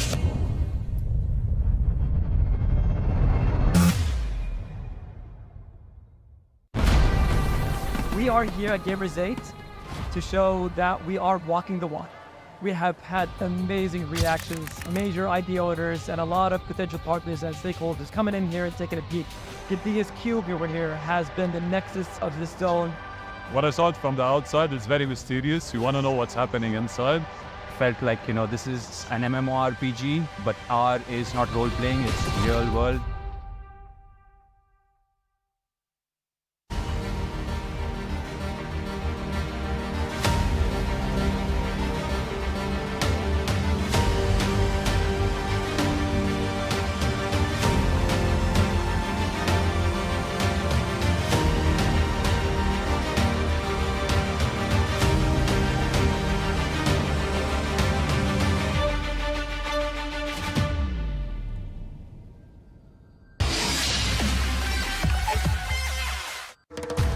Grab only. Boing, boing, boing, boing, boing, boing, boing, boing, boing, boing, boing, boing, boing, boing, boing, boing, Pag nag-grab only, savings ang dami. Your wallet sings tonight. Laki ng bawi. Pag nag-grab only, save 244 alright. boing, boing, boing, boing, boing, boing, boing, boing, boing, boing, boing, boing, boing, boing, boing, boing.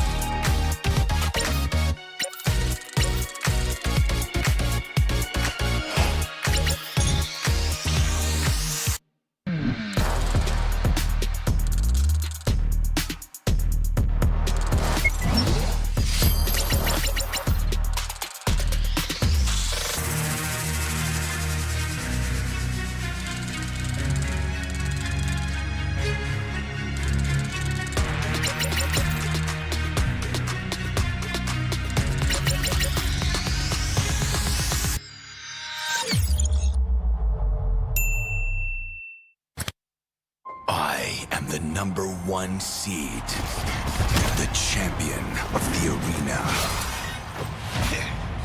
The fans adore me because I've never lost. Yet you are afraid. Afraid that you will lose everything.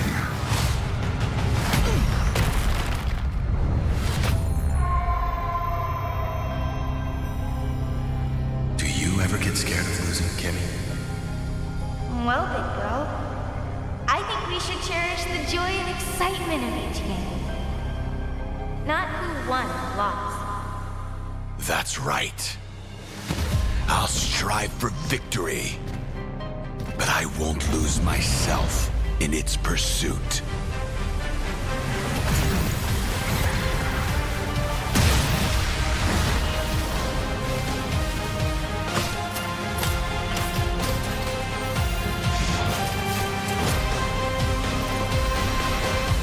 World Championship. I'm back.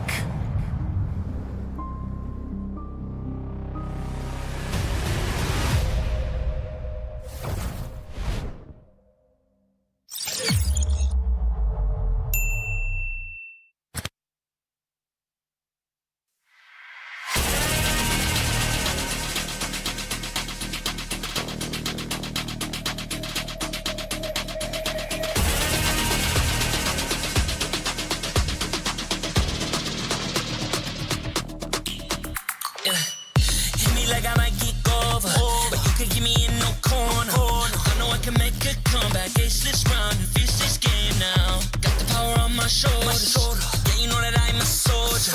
You can keep me off my guard, but you can't keep me from my honor. I feel like the floor is lava. The energy's getting higher. You're saving my arms. 'Cause I know just what I got. I got you like na-na-na. And you know I hold the power. This feeling I love. Oh yeah. Making my grind good to grace. So don't stand in my way. Standing tall and I won't fall over. We are better than great, good. We are better than great. We stand tall, won't run away. We are burning, nothing gon' change. Great. We are better than great. Can't get it great, I'm better than great. I play my own role, I become the greatest. Transcend myself into this game, yeah. I build a power to dominate fate. Championship mind, no time for the weak. We start to the game, shout, reveal. Better than great, that's how we feel. I feel like the floor is lava. The energy's getting higher. You're saving my arms. 'Cause I know just what I got. I got you like na-na-na. And you know I hold the power. This feeling I love. Oh yeah. Making my grind good to grace. So don't stand in my way. Standing tall and I won't fall over. We are better than great, good. We are better than great. We stand tall, won't run away. We are burning, nothing gon' change. Great. We are better than great. If we stand tall and believe we can make it, you and me, with a sense of urgency, you'll see I'm better than great. I'm better than great. Oh yeah. Oh, I'm better than. Making my grind good to grace. So don't stand in my way. Standing tall and I won't fall over. We are better than great, good. We are better than great. We stand tall, won't run away. We are burning, nothing gon' change. Great. We are better than great.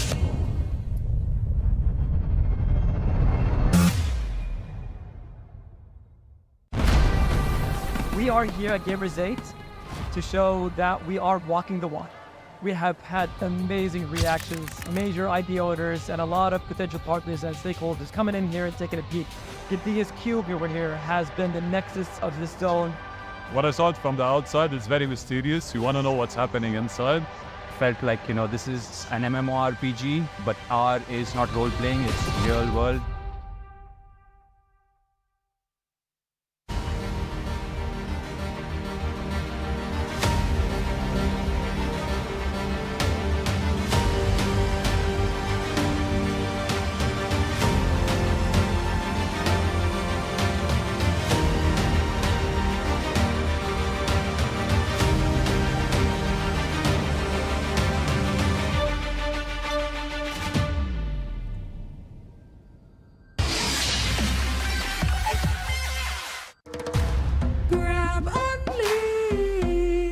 Boing, boing, boing, boing, boing, boing, boing, boing, boing, boing, boing, boing, boing, boing, boing, boing, Pag nag-grab only, savings ang dami, your wallet sings tonight.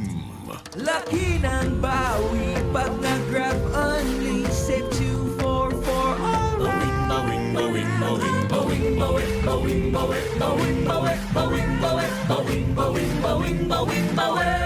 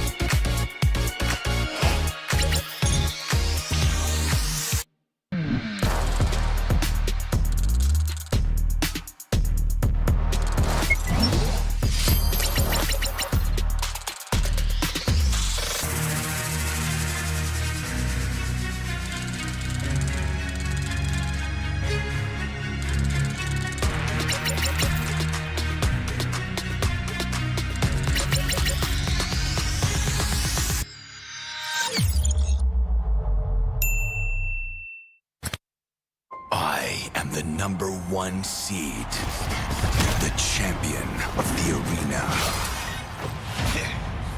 The fans adore me because I've never lost. Yet you are afraid.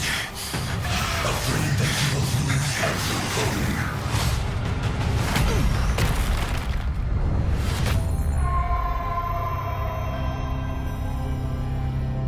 Ever get scared of losing, Kimmy? Well, big bro, I think we should cherish the joy and excitement of each game. Not who won or lost. That's right.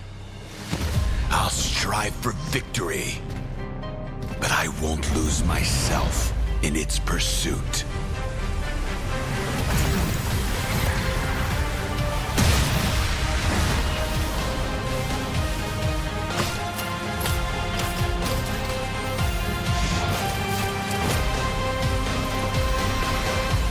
World Championship.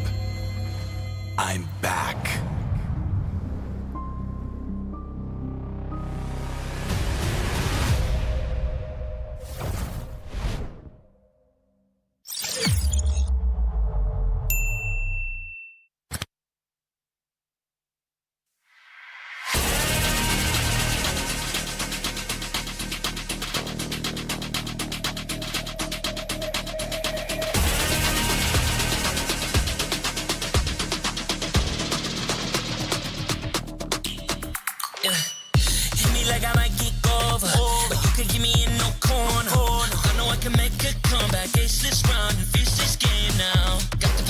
my shoulders. Yeah, you know that I'm a soldier. You can keep me off my guard, but you can't keep me from my honor. Nah, nah, nah, I feel like the floor is lava. The energy's getting higher. You're saving my arms. 'Cause I know just what I got. I got you like na-na-na. And you know I hold the power. This feeling I love. Oh, yeah. Making my grind good to great. So don't stand in my way. Standing tall and I won't fall over. We are better than great, good. We are better than great. We stand tall, won't run away. We are fun, nothing gon' change. Great, we are better than great. Can't get it great, I'm better than great. I play my own role, I become the greatest.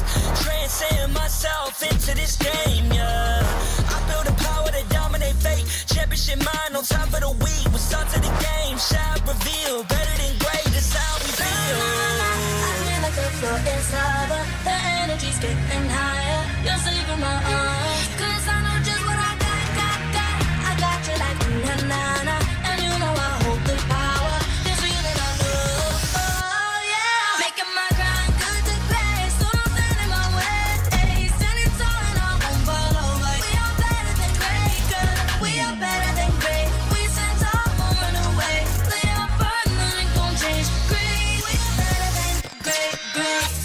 If we stand tall and believe we can make it, you and me, with a sense of urgency, you'll see I'm better than great. I'm better than great. Oh yeah. Oh, I'm better than. Making my grind good to great. So don't stand in my way. Standing tall and I won't fall over. We are better than great, good. We are better than great. We stand tall, won't run away. Lay up firm, nothing gon' change. Great, we are better than great.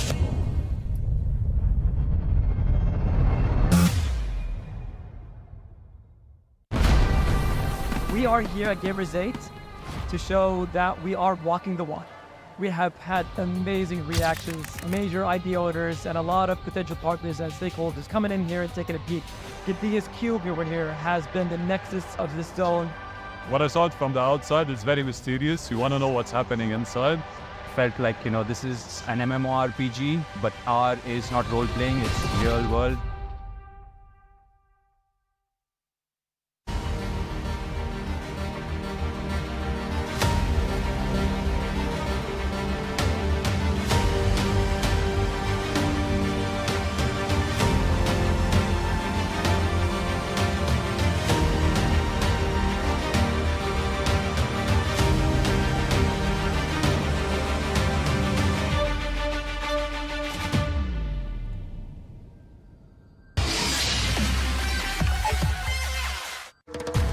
Grab only. Boing, boing, boing, boing, boing, boing, boing, boing, boing, boing, boing, boing, boing, boing, boing, boing, Pag nag-grab only, savings ang dami. Your wallet sings tonight. Laki ng bawi. Pag nag-grab only, save 244 alright. boing, boing, boing, boing, boing, boing, boing, boing, boing, boing, boing, boing, boing, boing, boing, boing.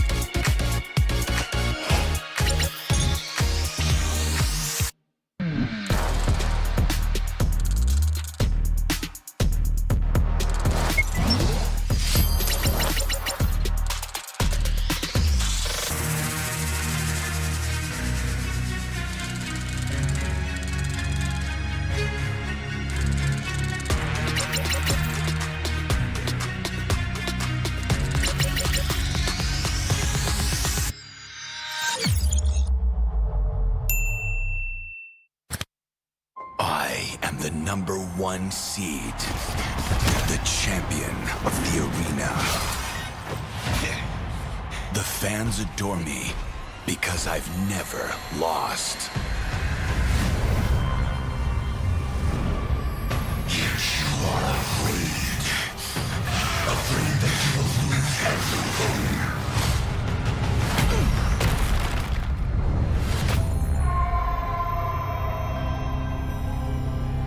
Do you ever get scared of losing, Kimmy?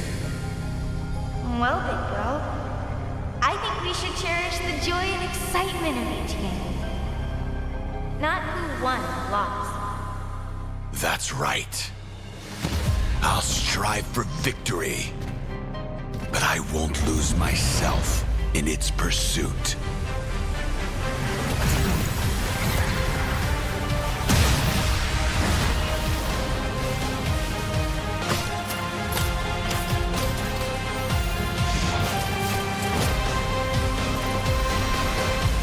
World Championship. I'm back.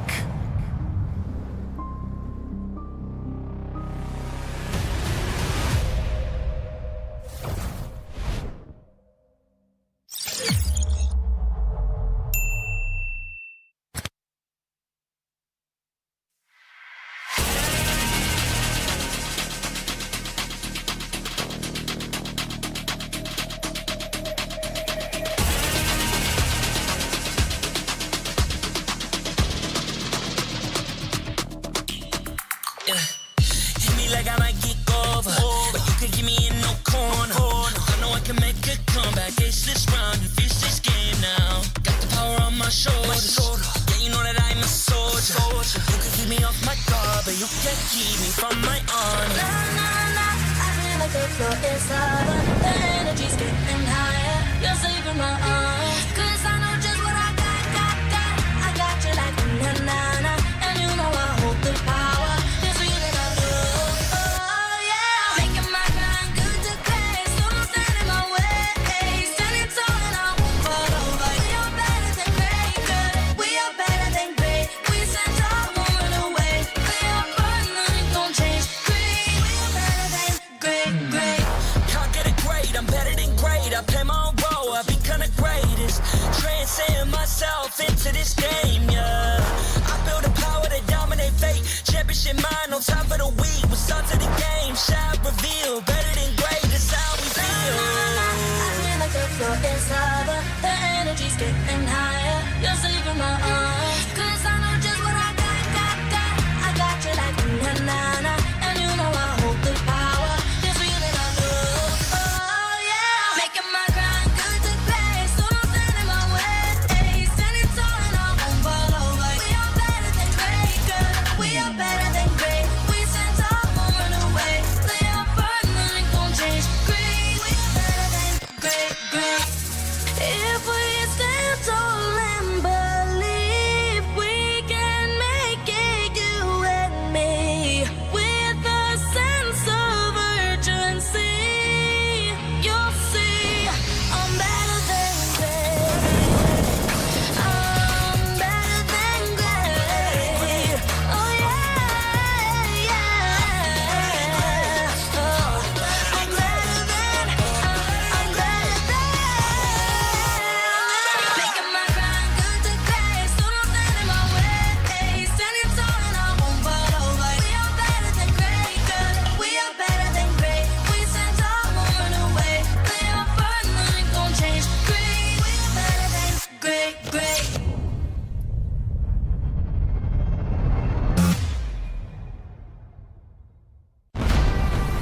We are here at Gamers 8 to show that we are walking the walk. We have had amazing reactions, major idea owners, and a lot of potential partners and stakeholders coming in here and taking a peek. The biggest cube over here has been the nexus of this zone. What I saw it from the outside is very mysterious. You want to know what's happening inside. Felt like, this is an MMORPG, but R is not role-playing, it's real world.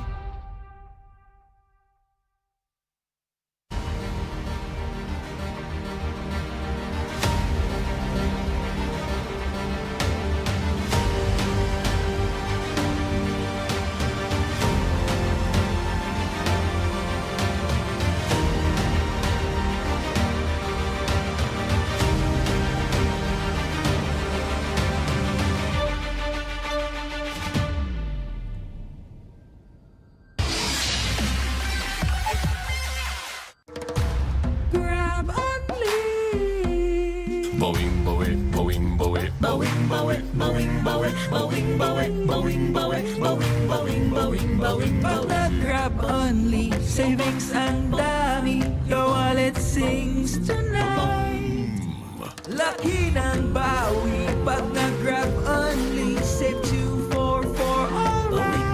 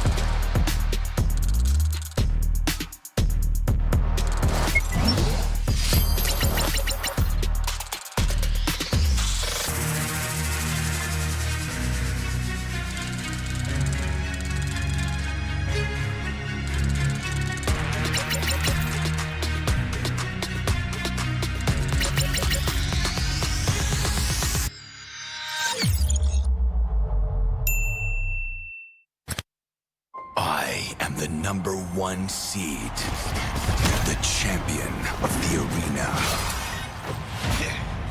The fans adore me because I've never lost. You are afraid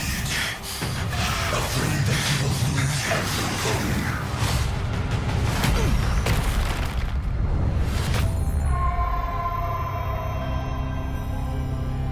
Do you ever get scared of losing, Kimmy? Well, big bro, I think we should cherish the joy and excitement of each game. Not who won or lost. That's right. I'll strive for victory, but I won't lose myself in its pursuit.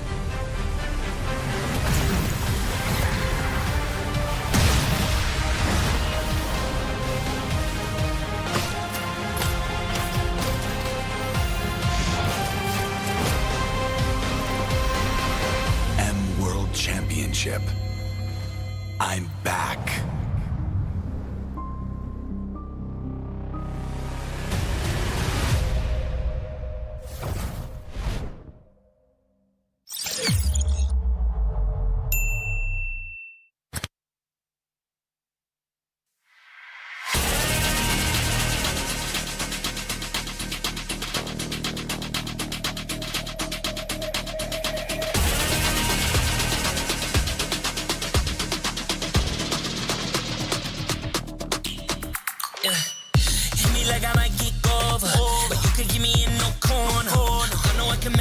come back, ace this round and finish this game now. Got the power on my shoulders. Yeah, you know that I'm a soldier. You can keep me off my guard, but you can't keep me from my honor. Nah, nah, nah, I feel like the floor is harder. The energy's getting higher. You're saving my arms. 'Cause I know just what I got. I got you like na-na-na. And you know I hold the power. It's real that I love. Oh, yeah. Making my grind good to great. So don't stand in my way. Standing tall and I won't fall over. We are better than great, girl. We are better than great. We stand tall, won't run away. We are burning, nothing gon' change. Great. We are better than great. Can't get it great, I'm better than great. I play my own role, I've become the greatest. Transcend myself into this game, yeah. I build a power to dominate fate. Championship mind, no time for the weak. We start to the game, shout, reveal. Better than great, that's how we feel. I feel like the floor is harder. The energy's getting higher. You're saving my arms. 'Cause I know just what I got. I got you like na-na-na. And you know I hold the power. It's real that I love. Oh, yeah. Making my grind good to great. So don't stand in my way. Standing tall and I won't fall over. We are better than great, girl. We are better than great. We stand tall, won't run away. We are burning, nothing gon' change. Great. We are better than great. If we stand tall and believe we can make it, you and me, with a sense of urgency, you'll see I'm better than great. I'm better than great. Oh yeah. Oh, I'm better than. Making my grind good to great. So don't stand in my way. Standing tall and I won't fall over. We are better than great, girl. We are better than great. We stand tall, won't run away. We are burning, nothing gon' change. Great. We are better than great.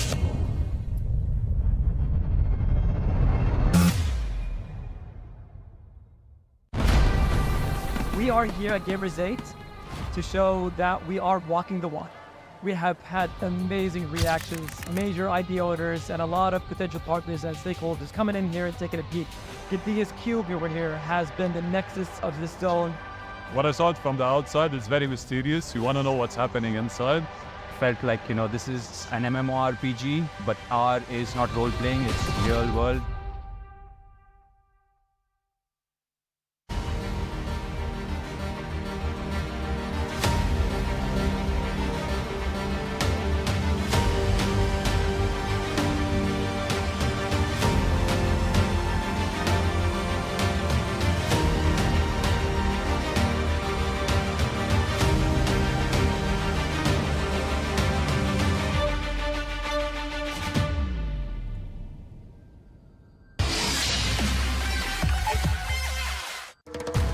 Grab only. Boing, boing, boing, boing, boing, boing, boing, boing, boing, boing, boing, boing, boing, boing, boing, boing, Pag nag-grab only, savings ang dami. Your wallet sings tonight. Laki ng bawi. Pag nag-grab only, save 2 for alright. boing, boing, boing, boing, boing, boing, boing, boing, boing, boing, boing, boing, boing, boing, boing, boing.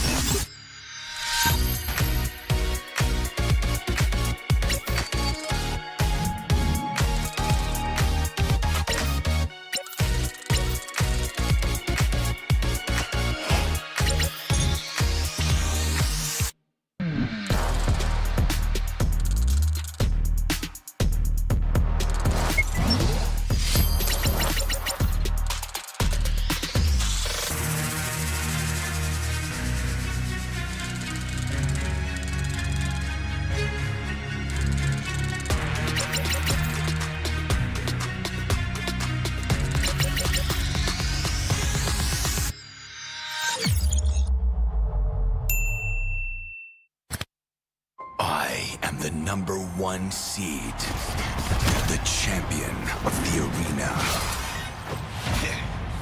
The fans adore me because I've never lost. Yet you are afraid. Afraid that you will lose everything.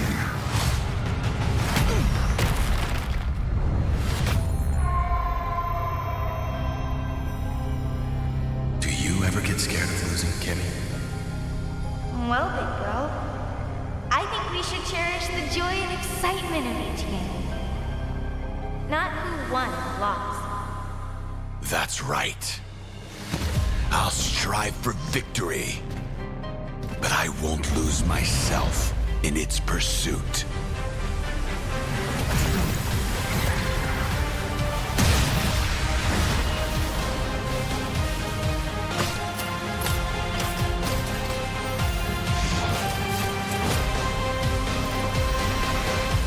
World Championship. I'm back.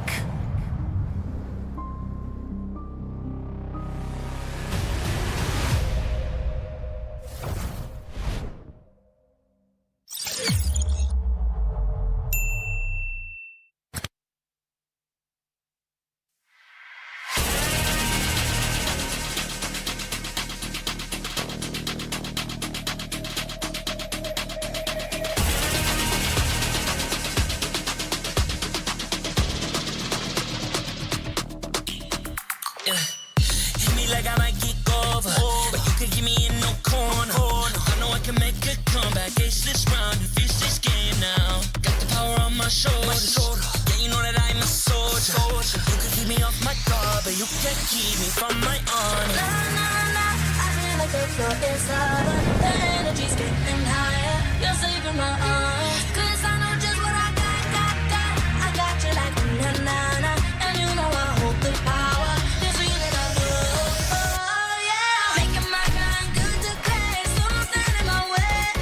Standing tall and I won't fall over. We are better than great, good. We are better than great. We stand tall, won't run away.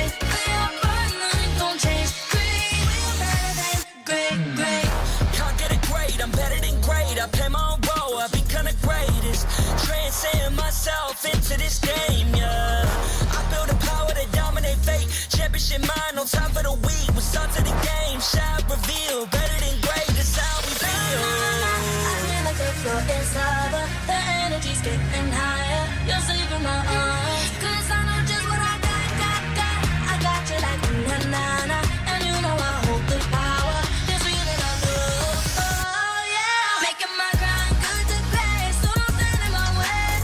Standing tall and I won't fall over. We are better than great, good. We are better than great. We stand tall, won't run away. We are fun, nothing gon' change. Great, we are better than great. If we stand tall and believe, we can make it, you and me. With a sense of urgency, you'll see I'm better than great. I'm better than great. Oh yeah. Oh, I'm better than. Making my grind good to great, so don't stand in my way. Standing tall and I won't fall over. We are better than great, good. We are better than great. We stand tall, won't run away. We are fun, nothing gon' change. Great, we are better than great.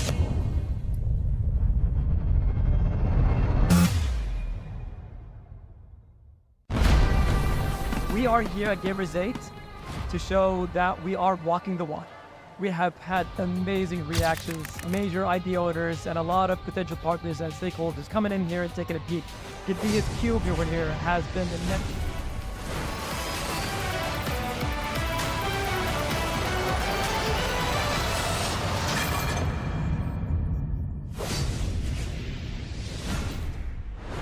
Ladies and gentlemen, welcome back to the M5 World Championship wildcard stage. We are very sorry for all of the delay and very thankful to all of you who have stuck with us here. we had some technical difficulties that we had to resolve.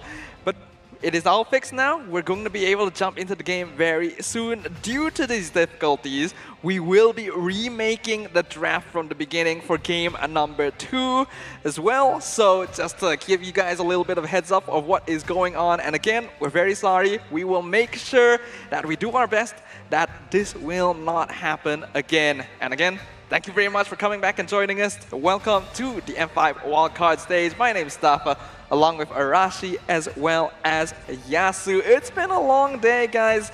Yasu, I think this is the first time this sort of thing has happened. You feeling all right? Yeah, I'm actually like, I'm excited for the next game, even though we will see a completely new draft. I don't know what to actually expect, so I want to see how will the minds of the coaches and the players in a certain case, because Falcons, as we said, they don't have like currently the coach with them. So I'm excited to see what is the completely new draft. It's a rare situation to have to remake a draft like this, and there's definitely going to be some implications in terms of strategies, but these teams are, of course, battle ready. They have returned to the stage. They've had some time to think about things, and I imagine that the approach towards the next game is going to be a little bit different than what we saw before the break here for those technical difficulties. Arashi, what do you think? There's going to be changes for sure, but I think for Nightmare, earlier they went with a very dash-heavy approach. I think the idea is to really outmaneuver Falcons as much as possible, but it was countered by a Phoveus pick early on at least. So I think that was, in a way, it was still a balanced situation because, the Phoveus is a great addition against a dash heroes, but against a 1-1, against a Benedetta as well, there are ways that you can use the dashes instead to ban in the Phoveus and punish him afterwards instead. So it was looking pretty balanced earlier on, but now that there's going to be a change, I kind of feel there's going to be a bit of similarities. At least for Team Nightmare, I do believe it's still going to be the same high mobility style, because otherwise they've tried the whole 5v5 collision teamfight style before, and at least in game number 1 it did not really work out in their favor. Well, without further ado here, I do believe we'll be ready to jump into the drafting phase very, very soon. And for the last time, ladies and gentlemen, thank you very much for bearing with us.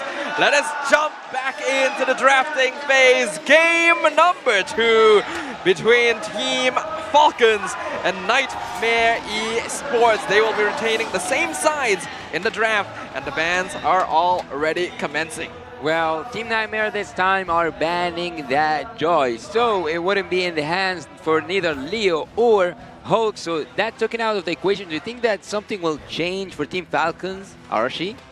Well, they banned Mathilda and the Joy, no, Mathilda and the Nolan still. The Joy is a difference compared to the banning phase before the technical difficulty. You can read a bit into that by seeing that they're going to be a bit more assassin focused.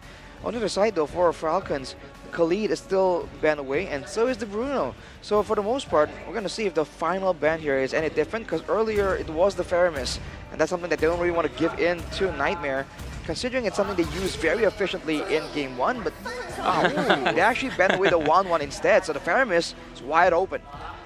So a difference in response here. They see the Joy banned out, so they get rid of the 1-1 for themselves.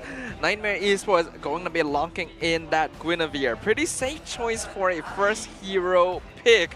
What's going to come up next? Well, I've predicted that we will not see Guinevere that much, so it is worthy of being a first pick, and it's also worthy in being first, like in the first banning phase. But so far, I don't think that there is a lot of there's not like quite much surprises, because as Arashi said, some of the bans are already as they are, or like we have used to see them from these teams. Falcons on the other side, I think that taking 1-1 out, I don't know, was it effective last game so that it's banned out at a first phase?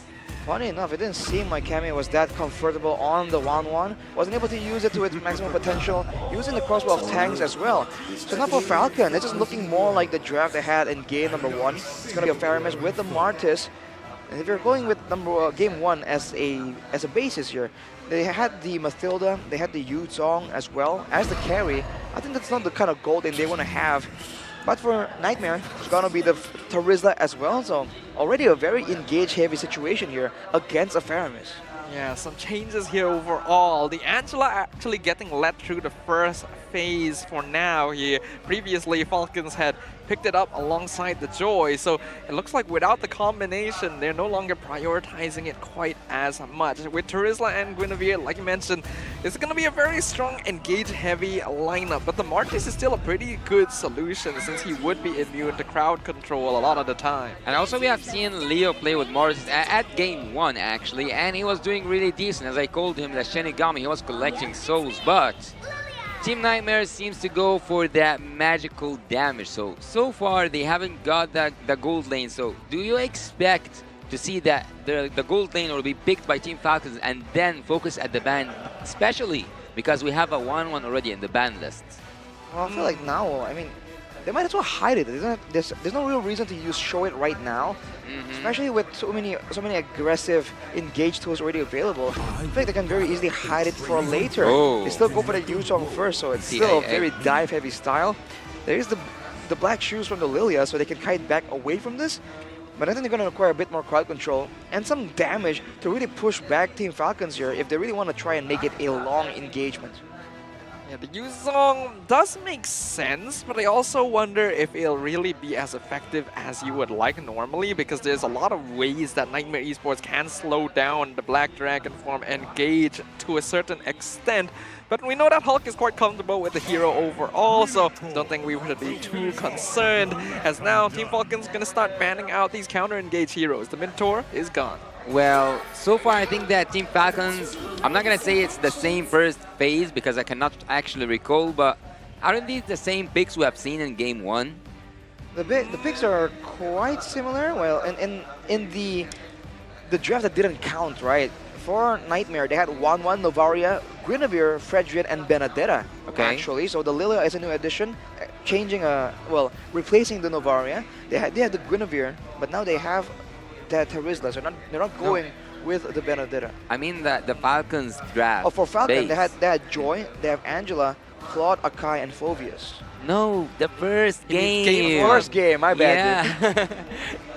Because Paramis touched the base. Getting it mixed up with the previous fucking It's alright. So Paramis was touching the base, and I remember that Leo was playing the Mortis, because I say that he collects souls, and there was the Yuzong, I believe. I cannot quite recall that. I remember the Martis and the Faramis. The Yuzong's a bit blurry to me, but I wouldn't doubt it. It's very Falcon style. Game 1?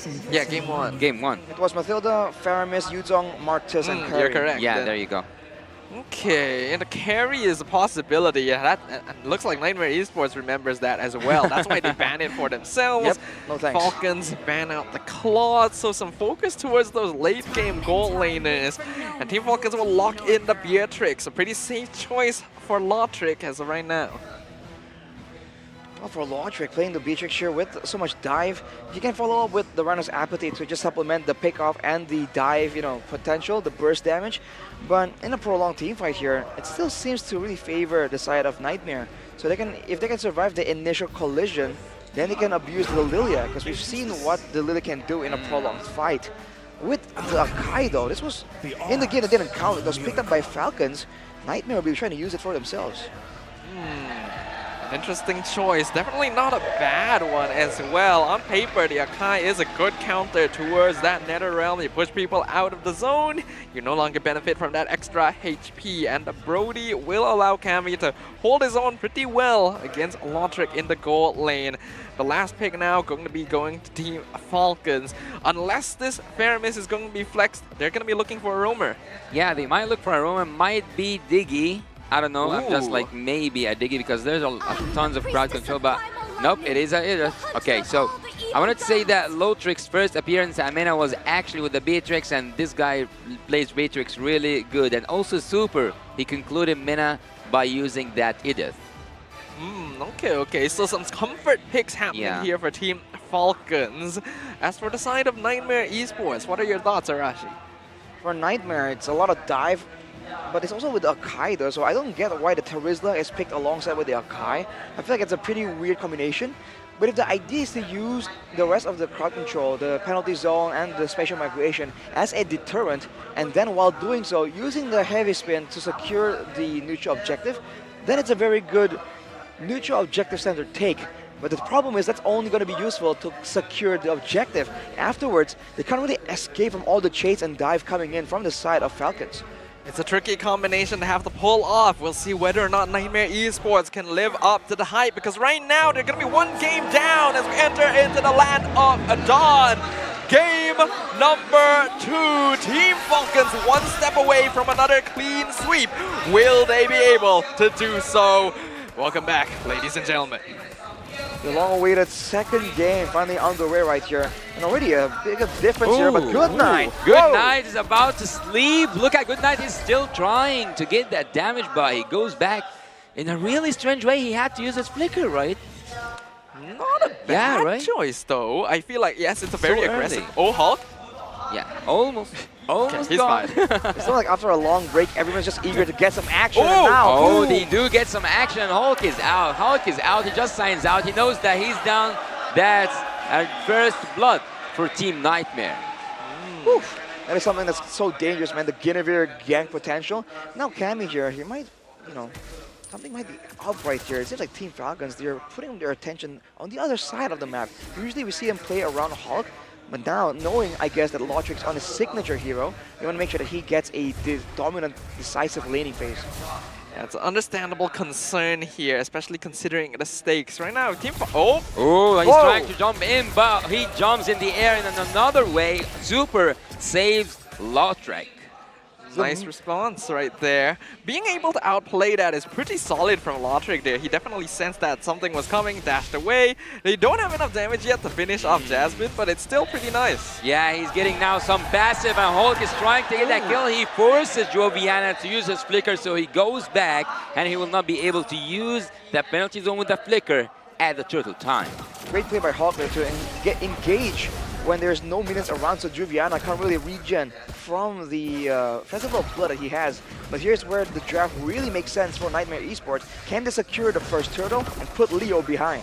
Well, we'll see right now because the spark is on and there's a Leo with the second skill tries, and he did secure that turtle. First turtle goes to the side of Team Falcons. Everything's safe, everyone is alive, and things are going a little bit. Yeah, it's tie, right?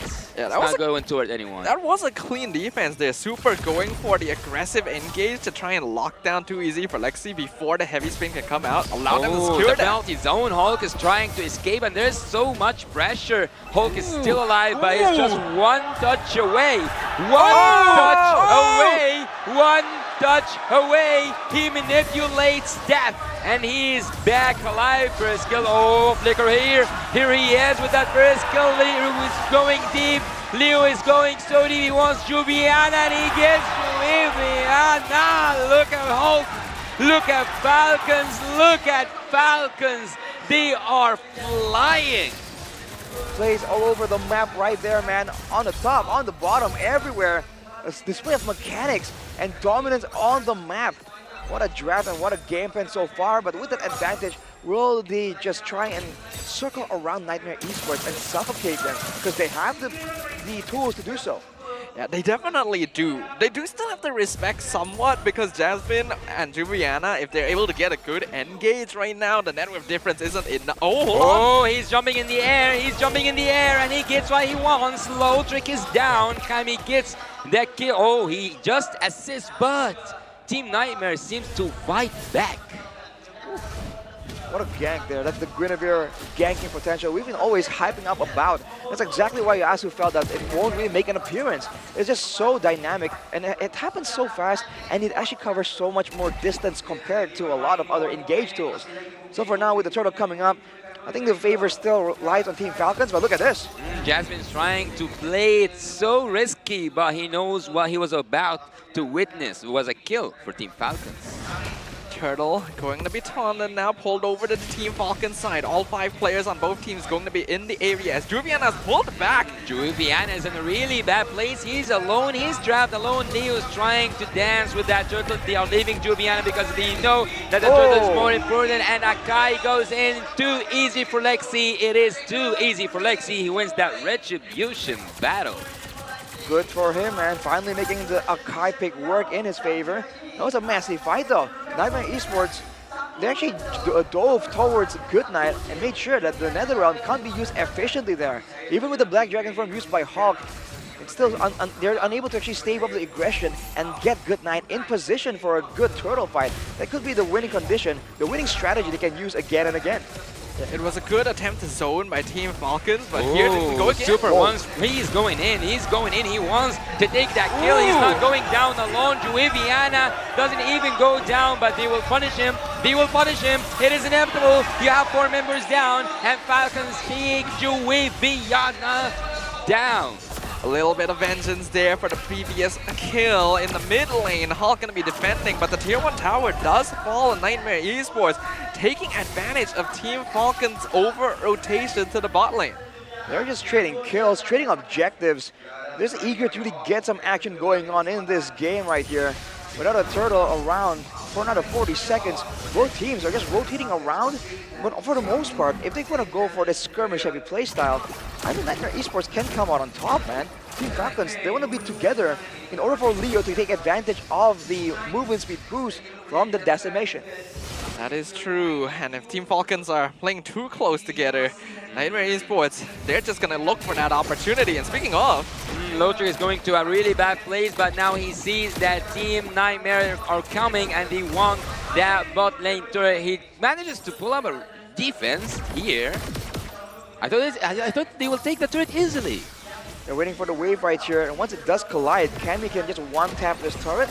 But with 3 members defending, can Lexi find the pin? Oh, too easy for Lexi or what? Lotric now being alive, still held alive by Goodnight, but the Black Dragon is here into the land of Dawn. He will cause chaos. He is already causing mayhem, but Juiviana in the back line holding that Goodnight, wishing him not wishing him a good night. Juiviana is down, but Leo goes down along with him.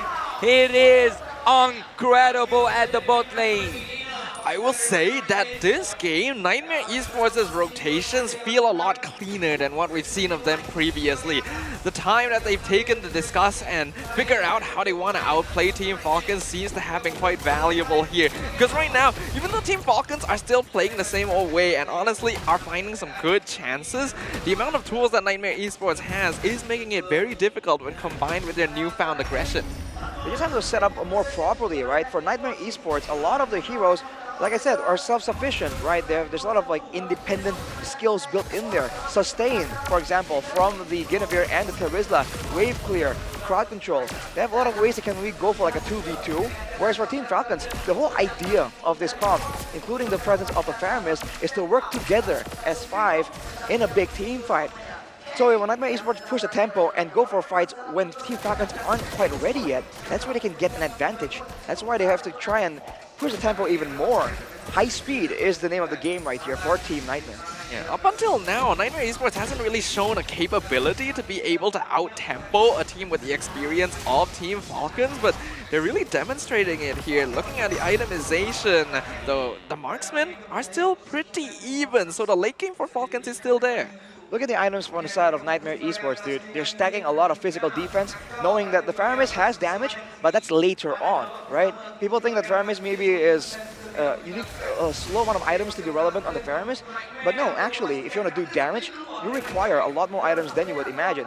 So now with an Enchanted Talisman and maybe an NOD build up, or building towards an NOD, not enough damage right here to be a real threat, so they're stacking physical defense. They're going in. They are stacking defense, but they are also stacking Leo. They are trying to get that Leo pinned to the wall, and he is pinned to the wall. Hulk is going in. He wants to again cause some mayhem, but he goes back to penalty zone.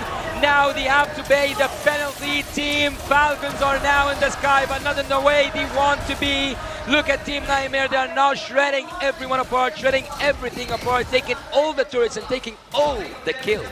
We were wondering if the combination of turrets... Oh my goodness, Goodnight nearly dying as well.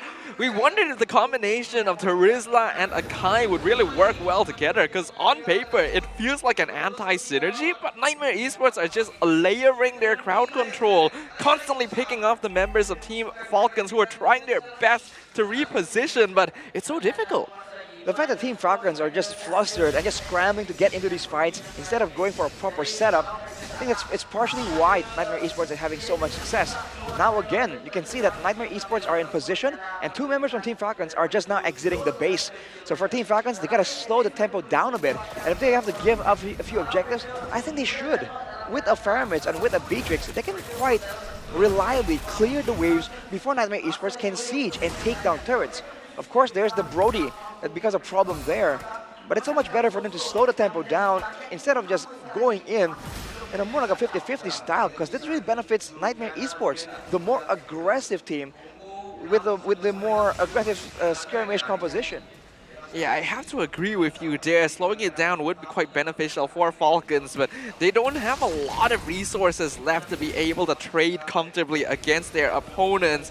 And although the net worth difference isn't that big just yet, Nightmare Esports are really putting on the pressure. Oh, they are putting on pressure, and they are now getting Leo away from that Lord, and they already take that Lord, but look at the damage coming from the Juiviana. Good Knight is trying his best to make his team survive, but now they are pinned to the wall. They are pinned to the wall. Too easy for Lexi. It is too easy for Nightmare to take and ace that team fight. Good Knight comes back once again. And Low Trick, where is he going?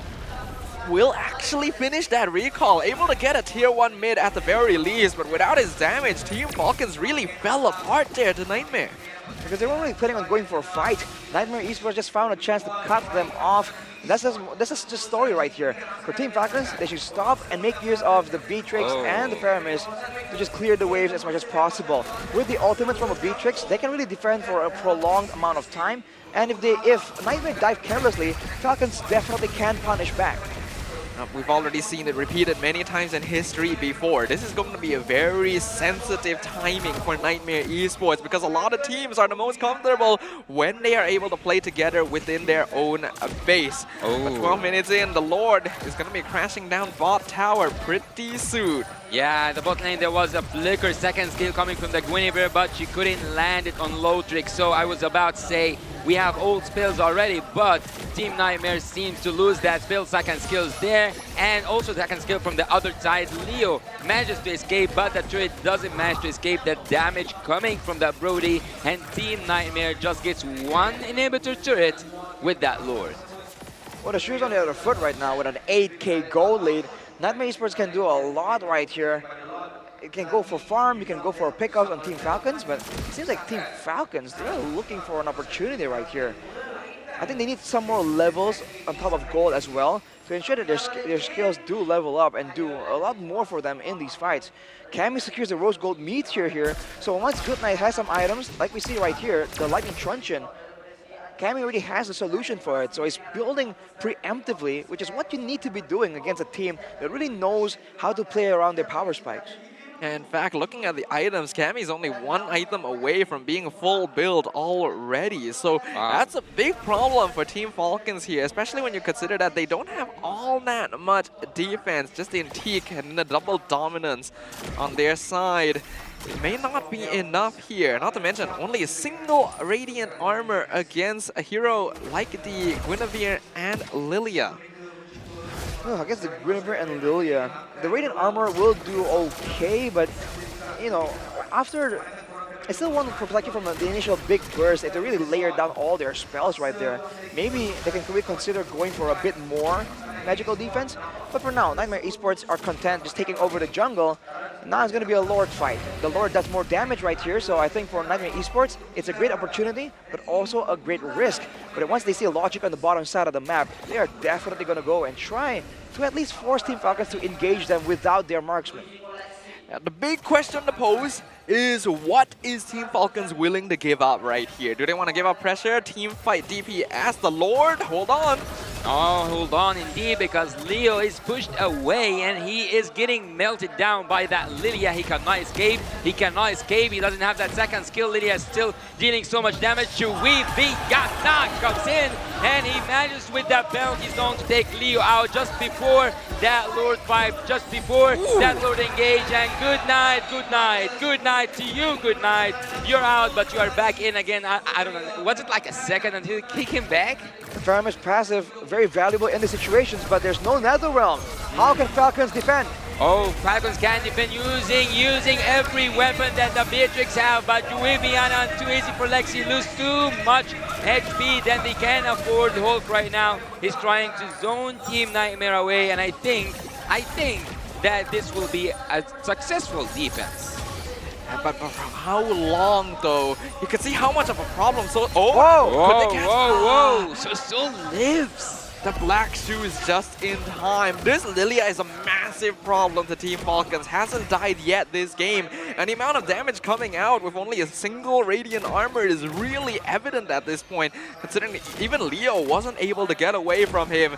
Lord's coming in. The base is naked. Can Falcons survive again? The Lord is even untouched. He's going in with full HP. He's going in while Team Falcons are trying to survive that final push. Penalty zone by Viviana. Hole goes down and the base is exposed. The base is exposed. Team Nightmare have sent Team Falcons to sleep at this game, and they will have that nightmare. Against all the odds, Nightmare Esports from Laos are able to overcome their dominators in game number 1 and even things out once again. Ladies and gentlemen, we have another game 3 on the menu. Wow, man. That's a redeem code right here. For those of you at home, move fast, because Nightmare just did, and they take out Team Falcons. It's gonna be, it's gonna be a very serious match, game after this, knowing that it's gonna be a back and forth endeavor. If it's gonna be a messy game just like that, I think Nightmare Esports definitely have a chance. Can we say that Team Nightmare has brought Team Falcons from the sky? Perhaps so. They thought they'd be able to play, and a lot of their heroes were within comfort. It seemed like a lineup that would be very Team Falcons, but Nightmare Esports seems to have figured something out right here. And now all cards are actually on the table, which is very surprising. I went into this expecting Falcons to be the shoe-in victor, but goes to show that anything is possible on the wildcard stage as long as these teams are able to figure things out and adapt to the situation. Let us go ahead and award our MVP for game number 2, and it is of course going to be Soul coming in from Nightmare Esports. 0 deaths right here. Of course, the Purify plays a part in that, but 82% kill participation, nothing to sneeze at. And looking at his item builds, he was able to be chased down the Martis, who has that card control immunity with the Ice Queen's one slow. And even afterwards, going with the Brute Force Breastplate, understanding there's a limited amount of magical damage threat coming in from the side of Team Falcons here. That's a great item that allows him to move forwards aggressively a lot better, but also defensively when he's kiting back. So the fact that he is now a lot more mobile and still doing a lot more damage is just something that Team Falcon can't really deal with right now. Yeah, I think that the most annoying thing for Team Falcons was the slowdown effect, and also each time that Guinevere was jumping on Leo especially, I think the most problem that Team Falcons had was zoning out of the neutral objectives. I feel like in this game it was even kind of even in the beginning, because it was a bit of a back and forth kind of situation, and usually it would really benefit the Martis. But afterwards, after Leo got some of the plays here, after the top lane also falls, it seems like they thought it was, it's their time to shine. But then they started losing in objective trades. They went for the dive right here. It worked out, but afterwards, they're really playing together. And once Nightmare Esports was able to separate them like this, by sending Terizla to get between the backliners and the frontliners, then Leo is going in alone, and Goodnight is in the back unprotected. And if you don't fight S5 with this composition from Team Falcons, it's just not its maximum strength in the situation. Yeah, I don't think they were prepared here, because this is probably the most coordinated we have seen Nightmare Esports ever since the beginning of the wildcard. I don't know if they figured something out, but we do need to see more of it from this team, because right now this is a huge evolution. The way they've been able to pressure out Team Falcons entirely, the way they chase them down. Unfortunately, I think too much pressure was put into the side lanes, and Soul was ignored for a little bit too long. Can't really ignore him, especially in the mid lane. He's working with Too Easy for Lexi, and on the Akai, losing the first turtle was a bit of a setback, but afterwards, he's using the heavy spin aggressively, knowing that the rest of his team has the more aggressive, the more punishing card control tools that can use to really counter-engage after everyone has used a lot of their spells to really get away or get out of the way from that heavy spin.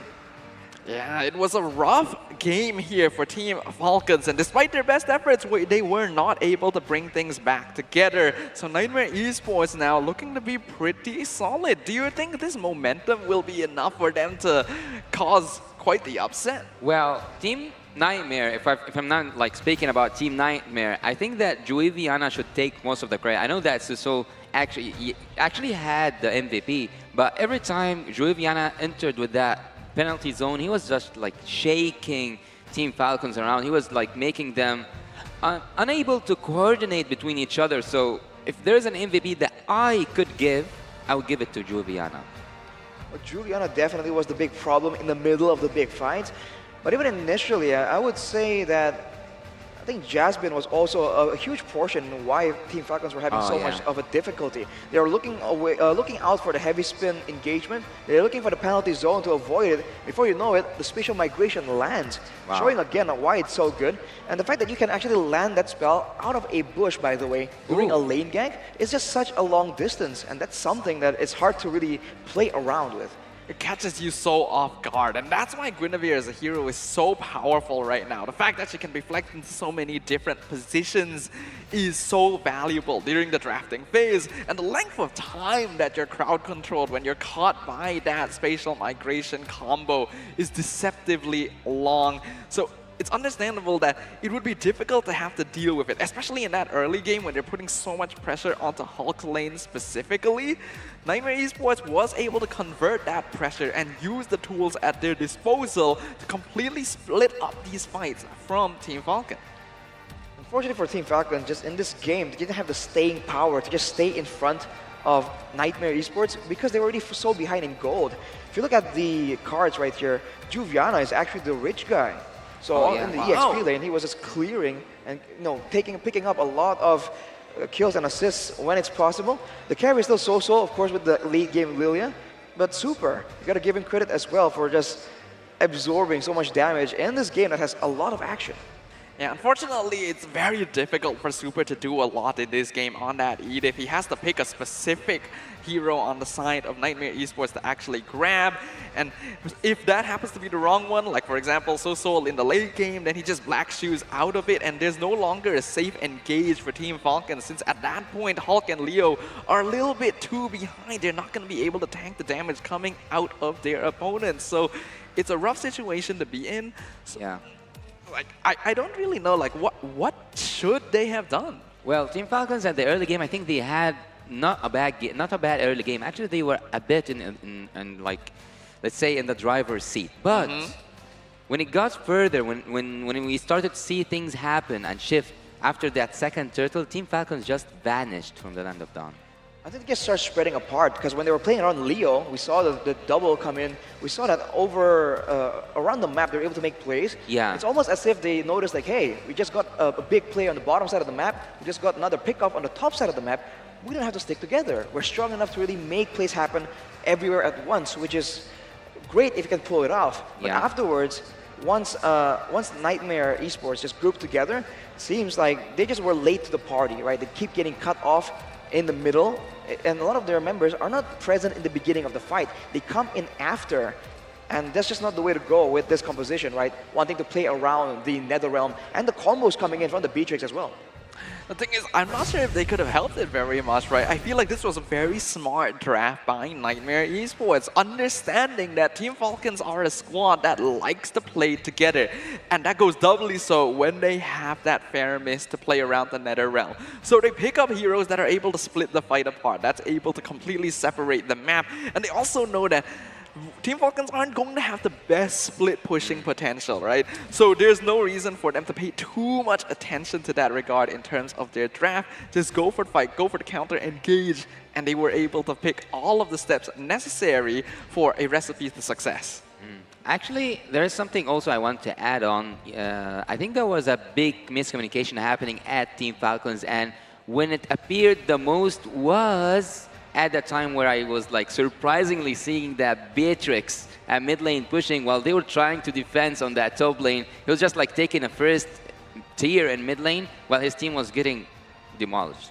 Yeah, he tried, like Lotric tried to do whatever he could because he knew if he could scale, he could create some space, then maybe his team has a chance of coming back into it. But for now, they're gonna have to go back to the drawing board. We're going into a game 3, but before then, we're gonna take a short break for these players to refresh their bodies and minds. Make sure you guys join us then for the conclusion of this battle.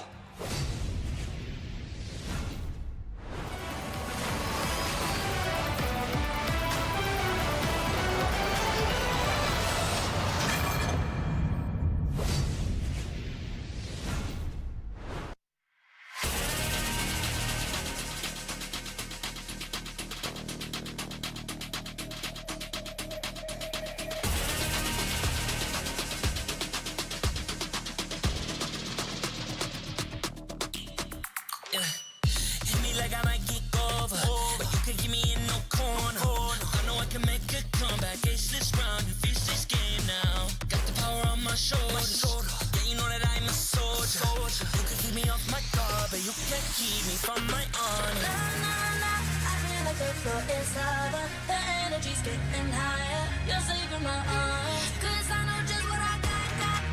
I got you like na-na-na, and you know I hold the power. This feeling I love, oh yeah. Making my grind good to great, so don't stand in my way. Standing tall and I won't fall over. We are better than great, good. We are better than great. We stand tall, won't run away. We are fun, nothing gon' change. Great, we are better than great. Can't get it great, I'm better than great. I play my own role, I become the greatest. Transcend myself into this game, yeah. I build a power to dominate fate. Championship mind, no time for the weak. We start to the game, shout, reveal. Better than great, that's how we feel. I feel like the floor is lava, the energy's getting higher. You're saving my arms, 'cause I know just what I got. I got you like na-na-na, and you know I hold the power. This feeling I love, oh yeah. Making my grind good to great, so don't stand in my way. Standing tall and I won't fall over. We are better than great, good. We are better than great. We stand tall, won't run away. We are fun, nothing gon' change. Great, we are better than great. If we stand tall and believe we can make it, you and me, with a sense of urgency, you'll see I'm better than great. I'm better than great. Oh yeah. Oh, I'm better than. Making my grind good to great, so don't stand in my way. Standing tall and I won't fall over. We are better than great, good. We are better than great. We stand tall, won't run away. We are fun, nothing gon' change. Great, we are better than great.